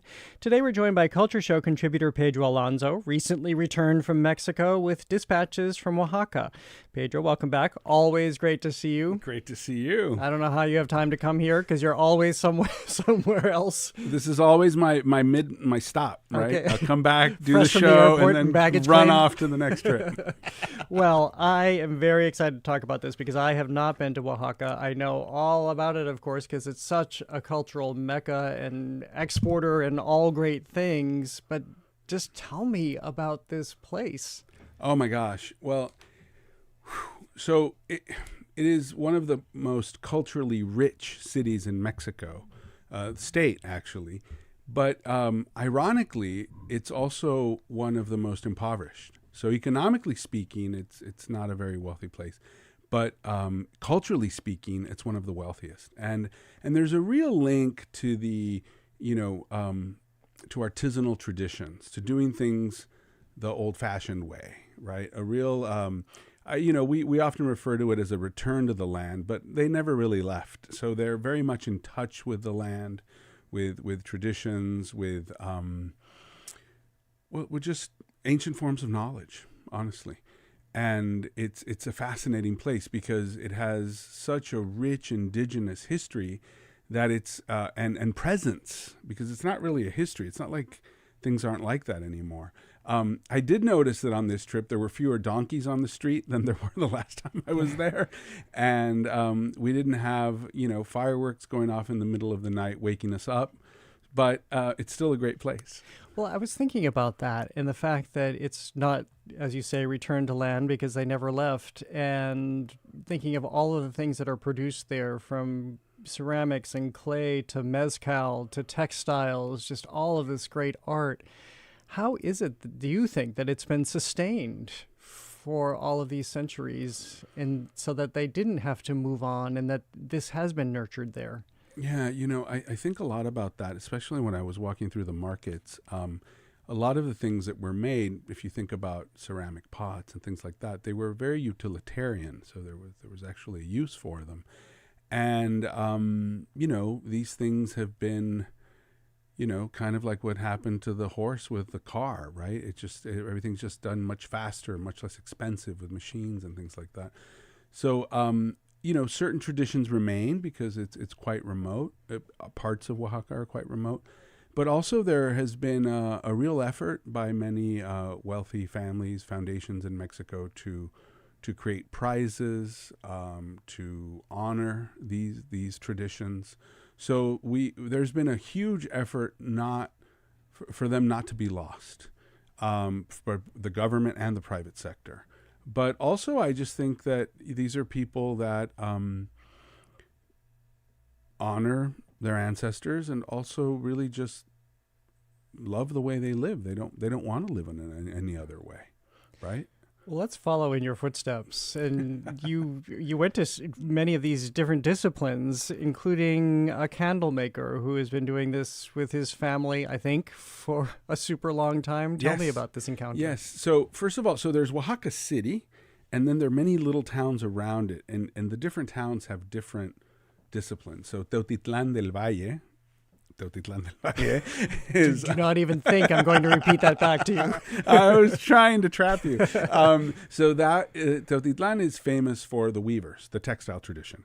But when I told, we rented a lovely little home, and when I told the host we were going there, she said, "Hey, would you like to visit a candle maker?" And Lane loves candles. Your wife, yeah. My wife, yeah. So we went, and it was fascinating. It's this, kind of rather large one-story building with a huge interior courtyard, and when we walked in, there were these thorn bushes laying on these tables, and on top of them were these sort of yellowish white, looked like little domes. And I thought, what the hell is that? And that's actually they only use beeswax. And the beeswax is brought all the way from Chiapas, and they've been working with the same family that provides them beeswax for generations. And then they take it and they explain the whole process of how they purify it, and then they get these large sort of like ingots, kind of like gold but wider, and they melt those down. And then they showed us the melted the liquefied beeswax, and they would put a wooden mold in there, and then put it into cold water, and it kind of pops off. Well, at least that's what it looked like when she did it. Then they challenged us to try it, and it was we couldn't do it, especially not a big one. The larger, but they would put the sort of the dome shaped beeswax onto the thorn bushes for them to blanch, for the sun to dry them out and turn them white. It was fascinating. And it must just slow you down, too. Obviously, that's a very slow process, but just to understand, first of all, the love of making, but just how it's fundamental, especially if people are watching along on our YouTube channel, the GBH News YouTube channel. We're looking at photographs that you took and are sharing with us, but it feels so relaxing, even through the photographs. It was lovely. And I just also thought about how it kind of looked like contemporary art. Like, had you walked into a museum and seen that, you might have thought, oh, who's the artist, And there are artists. There's the German artist Wolfgang Leib, who's been using these materials for years. So it kind of reminded me of his work. But these people, and then you're right about everything being slow and taking forever, and just the pace is different. They would grab the wick, the string, and tie them to these steel loops, and then pour candle wax on them, like 800 times to make one candle. So there's these things, they're going candle by candle, just pouring more until it builds. And then the dyes were made from all sorts of different natural materials, which was also fascinating. And which will come into play for your next stop, which I believe was to a textile weaver. You just mentioned textiles and candles commingling. Yes, yeah. So we had met this woman in Mexico City at so Mexico's former White House, the presidential palace, has now been turned into a museum, and they had a big folk art fair there when we were there earlier in the year. So we met this woman. We really liked her work, and we decided to visit her studio. Her studio, again, is her home, and this home was kind of lower in almost like a little ravine with a stream running through it, and it was much greener there. A lot of vegetation. And when we arrived, we didn't tell her we were showing up. She said she remembered us. But she was very gracious. And she said, look, the tour starts with me showing you how we make the pigment. She said many of the natural dyes have been lost, the tradition. So basically you look at this garden, it looks like a normal garden. And then she starts pointing out plants and telling you, oh, that's where red comes from. Actually red, because she had all of these dry sections of cactus, and it was kind of covered with this moldy looking thing, and that's cochinil. And when you take it and you rub it, it turns bright red. So that's where that bright Mexican red comes from. So, and then there were all of these plants that I've seen in different types of, throughout my life, and I didn't realize that they produced yellow or greens. And then she showed us how to make blue, and it was just fascinating. And then we got to the loom. Right. And then we got to the loom, and they have different types of looms, and it's very community oriented, very collaborative. So there was a gorgeous piece on the large loom. It was just strips of color, kind of could have been a silhouette, right? Just strips of color going across, and that's the design. And it was for someone they was commissioned. And I said, well, are you doing this? And he said, oh, no, my neighbor is. So he comes in and he uses the loom, and he has it rented out for it. Because once you start, you have to finish. And I thought, wow, that's so crazy that they... Unless you're Penelope. Yeah, exactly. Yes. Then you can be for a very long time, forever. Even after you finish. Yes, and that's kind of what the looms look like. You can only make an Odyssey joke on NPR. Yes, I love that. Yes, so I was very moved to see this commitment and them pointing out, like, look, a lot of our other people don't use natural dyes. They do it the fast way, and they're eager to make money, and so it was kind of understanding that they're sacrificing profit for tradition, and I think they're doing fine financially. I'm speaking with Pedro Alonzo, independent curator, culture show contributor. We're talking about his recent trip to Oaxaca, just back from about a week and a half ago. I was wondering about that too, because there is such interest now in that community and those makers, and the world is so much flatter, obviously, through social media. Do you have a sense that it has changed practices, it's changed volume and any other part of life by the world, more of the world paying attention to what they're doing? Well, they mentioned that sometimes they post things on Instagram and they sell immediately. Yeah. So there was that. And I think it is an effective way of sending out the message, but about their work and sharing their work. Although I think that does draw attention and put more economic pressure on them to produce more. But this is when I was down there, I was thinking, what am I going to do for the culture show?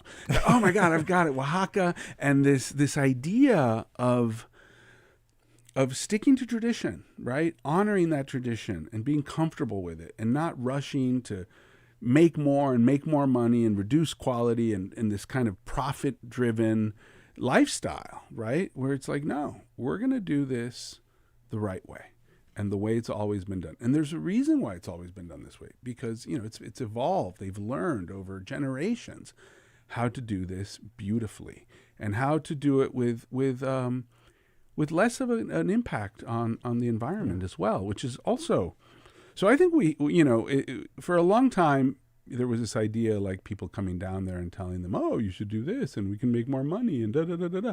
And honestly, I think that we should be learning from them. Exactly. Next, I'm very interested in this, going to the home of Oaxaca is the home of Mezcal. Yes. Where did you find there, and how prolific is the making of Mezcal?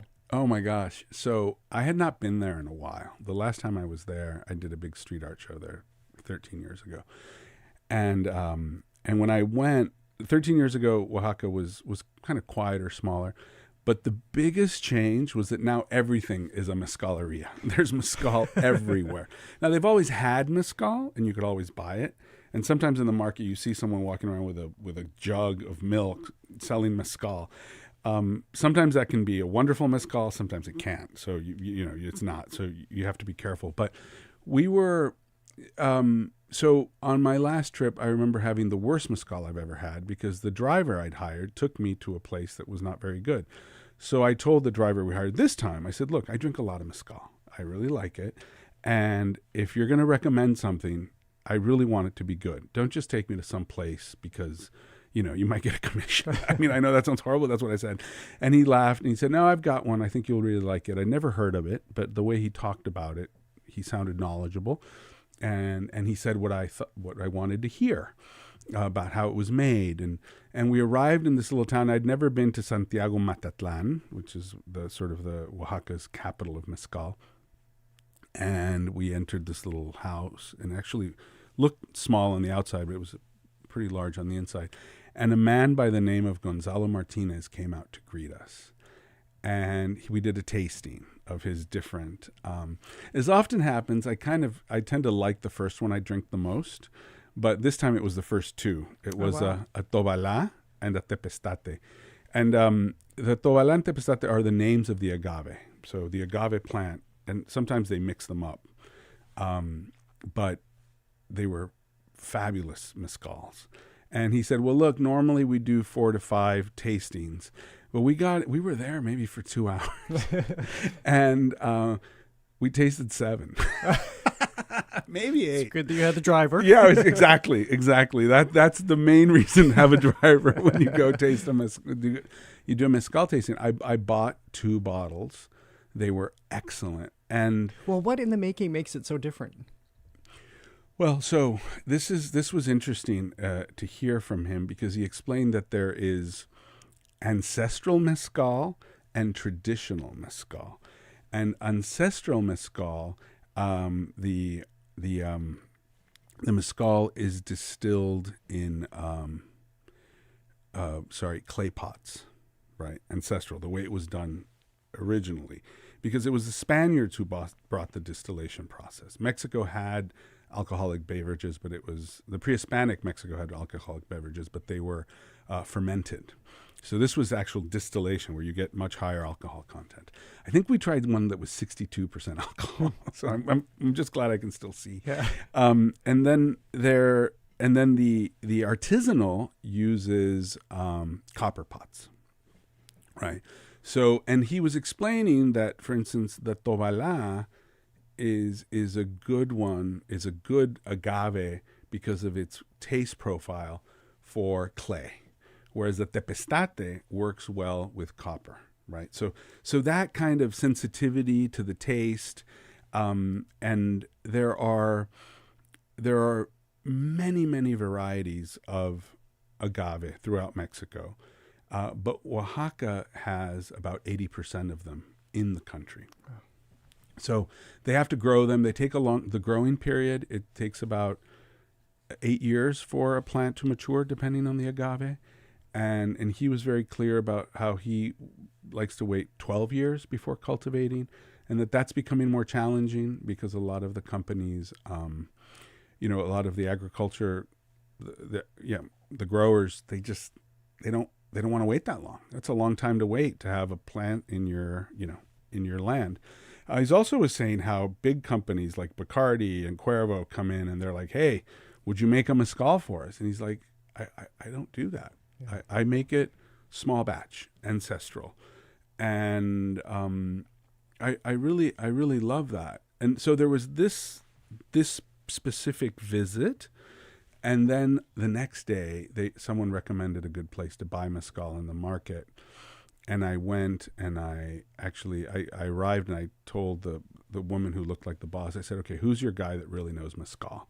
And she sent, Juan over, and Juan's a lovely guy, super knowledgeable. And he pointed out, he said, look, if you like Tobalá, this is the best Tobalá you can buy because this is the best region for growing the Tobalá. And that kind of link is what I was looking for. Well, Pedro, I always feel this way after you walk out of the studio. I want to be you when I grow up. It just occurred to me that you can give Rick Steves a run for his money. Rick Steves can have Europe, but you have a whole Central South American tour, I think, that you can operate. You're just trying Let's it out just go. We should do a pop-up show down there. I'll be client number 1. I'll do this with you, I promise. Thank you so much for being here. I know we didn't get to the street art that you saw in Oaxaca. We can do that next time. Perfect. Because you really do have your curator's notebook in front of you. Here so it is. That'll help you remember next time. Culture Show contributor Pedro Alonzo is an independent curator and joins us every month. Again, thank you. Coming up, people who love people and Barbra Streisand are in luck. Tony nominee Melissa Errico joins us with The Streisand Effect, her cabaret show, which is heading to Provincetown this weekend. She's next on The Culture Show. Stay with us.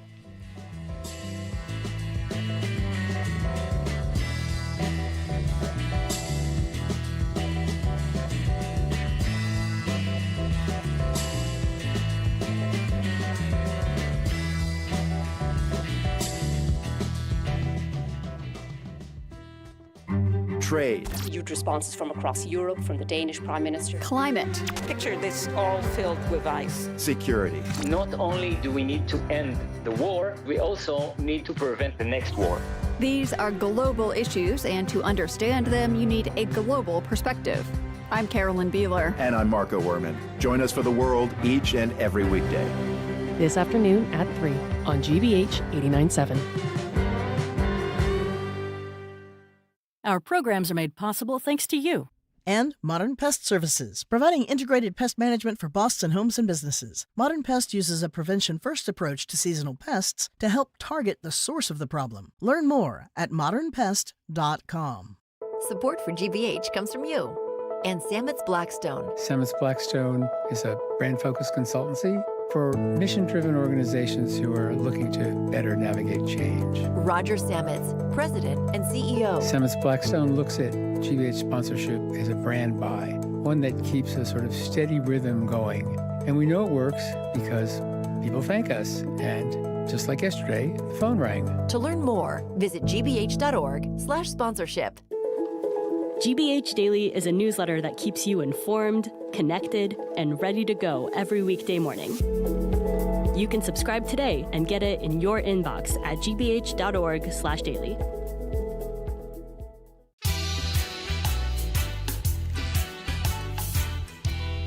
I'm Jared Bowen, live on 89.7 and streaming on the GBH News YouTube channel. This is The Culture Show, and this is Tony Award nominee Melissa Errico. Song Barbra Streisand made one of her standards, and for Melissa Errico, it opens the door to a larger Barbra world. The voice, the profound presence, and the fearlessness of a performer who has shown generations of women what could be done with a song. Errico has built a career on Broadway, in concert halls, and in cabaret rooms where a song is never just a song. It's a character, a confession, a confrontation. With the Streisand Effect, she explores Streisand's enormous pull, not as impersonation and not as a parade of hits, but as an homage to an artist whose influence courses through American music and performance. Now Errico is bringing the Streisand Effect to Provincetown Town Hall this Sunday, collaborating with pianist and music director Billy Stritch. Melissa Errico also has a new album titled I Can Dream, Can't I? Illusions and Conversations from the Great American Songbook. She joins us now to talk about it all. Welcome back to The Culture Show. It's great to have you here. Great to see you again. Thank you. I love the word courses. She courses through everything. Anyhow, well, that's a beautiful verb. I agree. Well, tell me, so true. What this show, the experience that you will give people as one, as you're very aware that you're performing Barbra Streisand in Provincetown, but also delving into this catalog. Well, I think I'm ready for Provincetown, but I think that Provincetown's going to teach me something. I've been doing this now for about a year. I started working 4 years ago with Randy Waldman, who is her 45-year piano player. And I have been singing Sondheim. I have been singing Michel Legrand. I also did some other thematic concert work that kind of started during the pandemic when I got I felt the necessity to entertain in a very simple way, be my own storyteller, my own set designer in my house, or go to theaters where everything was in lockdown and I'm alone on a stage. And cabaret and storytelling and writing my own scripts became something I really explored in great depth. I started by doing a film noir concert, which was film noir jazz, which was a kind of exploration of how trapped and strange the pandemic itself was. So having done Legrand, then when I started really, which I did before the pandemic, when I did my second Sondheim record, I was set up with Randy Waldman to do my West Coast shows. He is Barbara's longtime pianist, and by doing the concert, he said, well, you do everything in Barbara's key. You love everything she loves. His room was surrounded by their platinum records, notes from her. And then it's not that it was a slow dawn, but I realized that everything I've ever, in my little life, that I've ever cultivated, think of me like a painter, and we're talking about the Mona Lisa, for God's sakes. But everything I've ever cultivated in every hour of my life, everything I've ever found beautiful and curated for myself, I have now realized she precedes, and did it beautifully. I love everything she has always loved.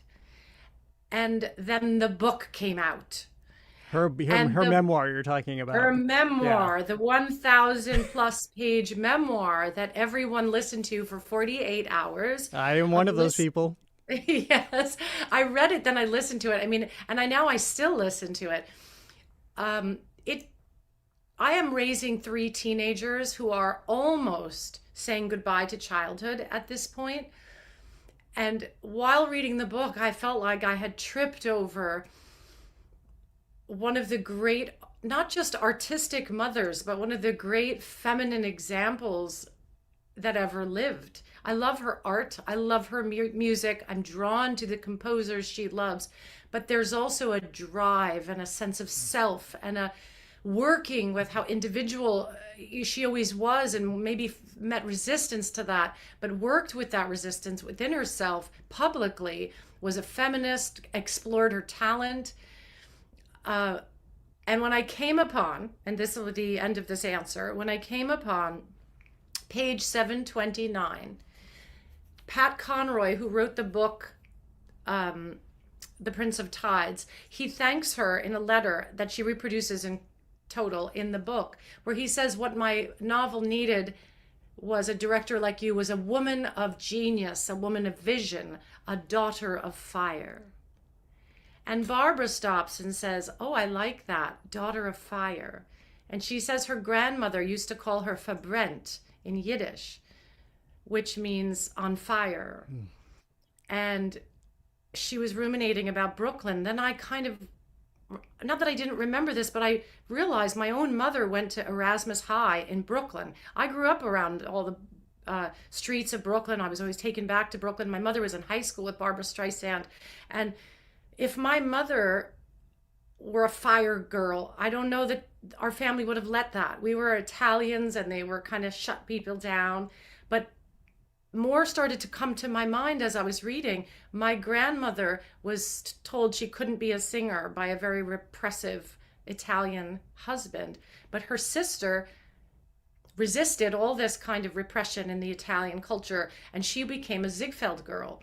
And she danced in many shows with Fanny Brice. I come from a family of Ziegfeld girls.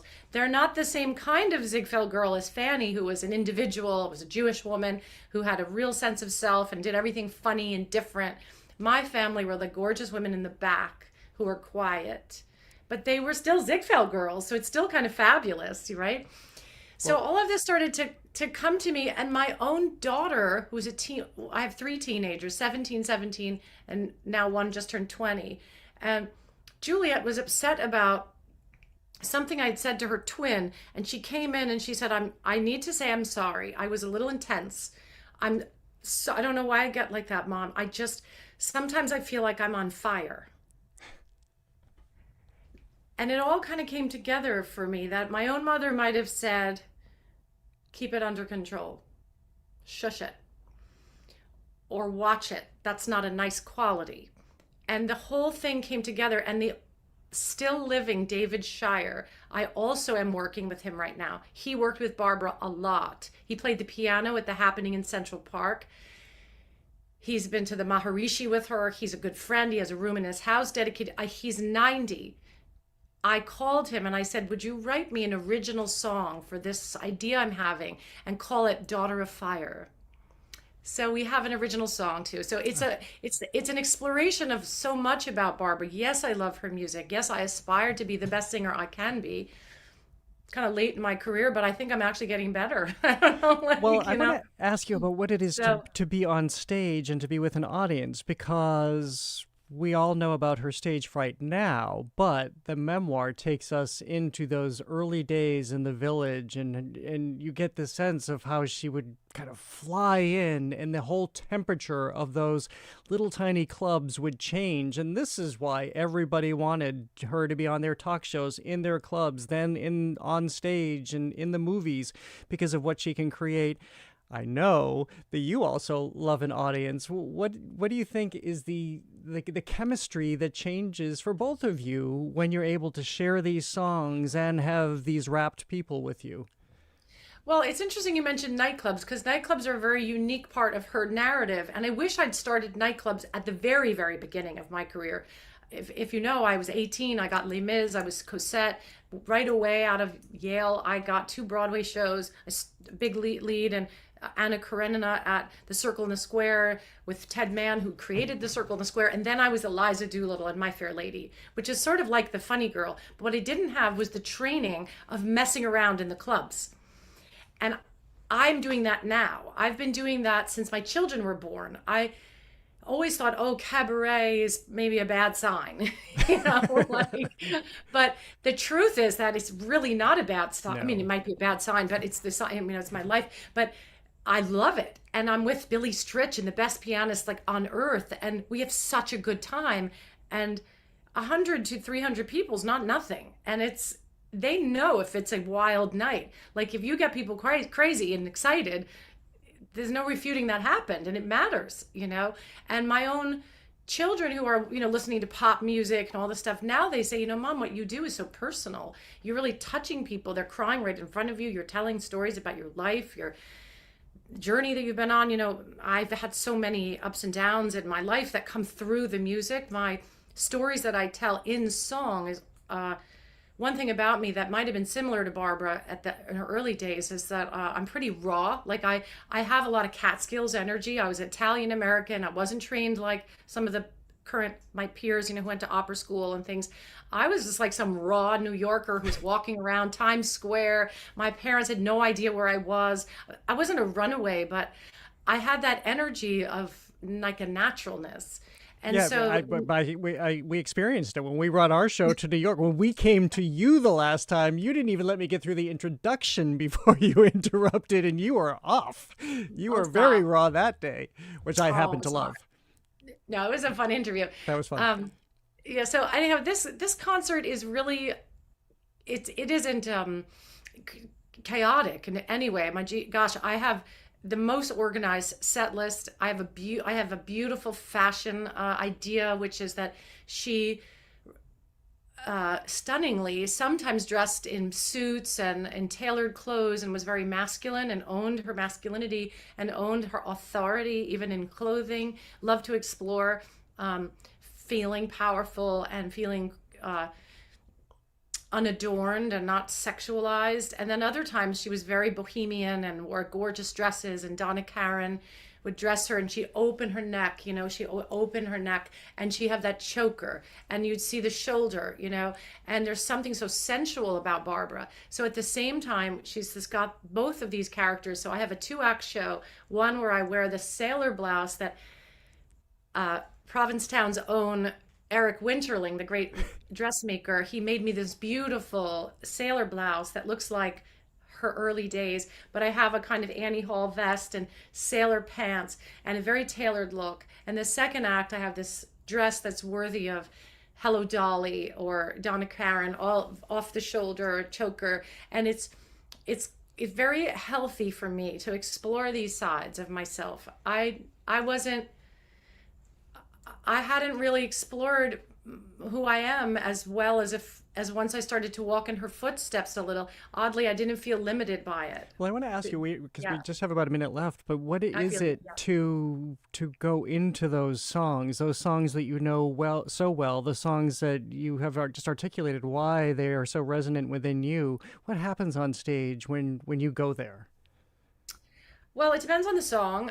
She has an amazing sense of the absurd, the ridiculous. Like if you're singing On a Clear Day or the Minute Waltz, her abandon with just things that are utterly absurd is so liberating and so much fun. She's so zany.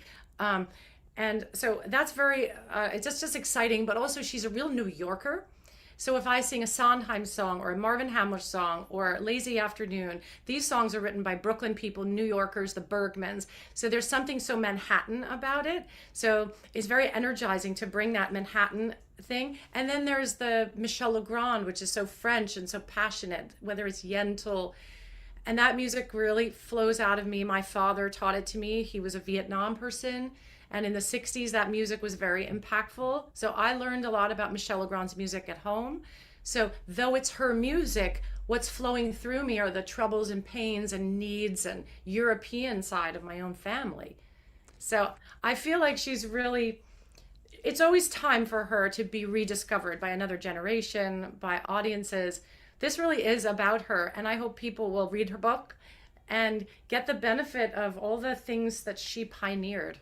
Well, and even better, read and, as you say, listen to it as well, because that is just the full Barbra experience. Well, Melissa Errico, great to see you as always. Thank you so much for being with us today. I'll see you next time. Bye. Bye.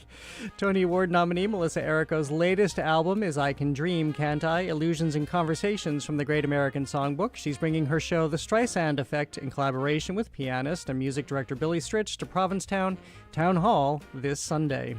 Well, thank you for listening to another edition of The Culture Show. Tune in tomorrow or join us live at the Boston Public Library for our Arts and Culture Week in Review. The death of Hayden Panettiere once again puts a spotlight on Hollywood's exacting toll.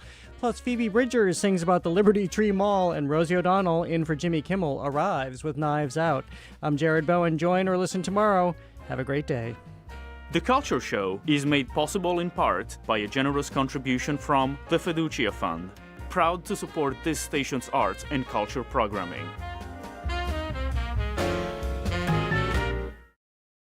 Spend your afternoon with us. Stay with us for GBH's All Things Considered at 4 and Marketplace at 6:30. But first, The World, a global view of today's headlines from the World Newsroom, right here on GBH 89.7. Support for our programs comes from you and members of the GBH Champions and Beacon Circles. These most generous annual contributors lead the way in sustaining GBH as a public media resource available and free to all. Learn more at gbh.org/support. After a young model dies backstage at a show, Detective Alexa Crowe must face off with a former supermodel as she investigates some killer fashion. Catch My Life is Murder tonight at 8 on GBH 44. I'm Arun Roth. Today on GBH's All Things Considered, Boston has been named as a finalist to host the 2028 Democratic National Convention.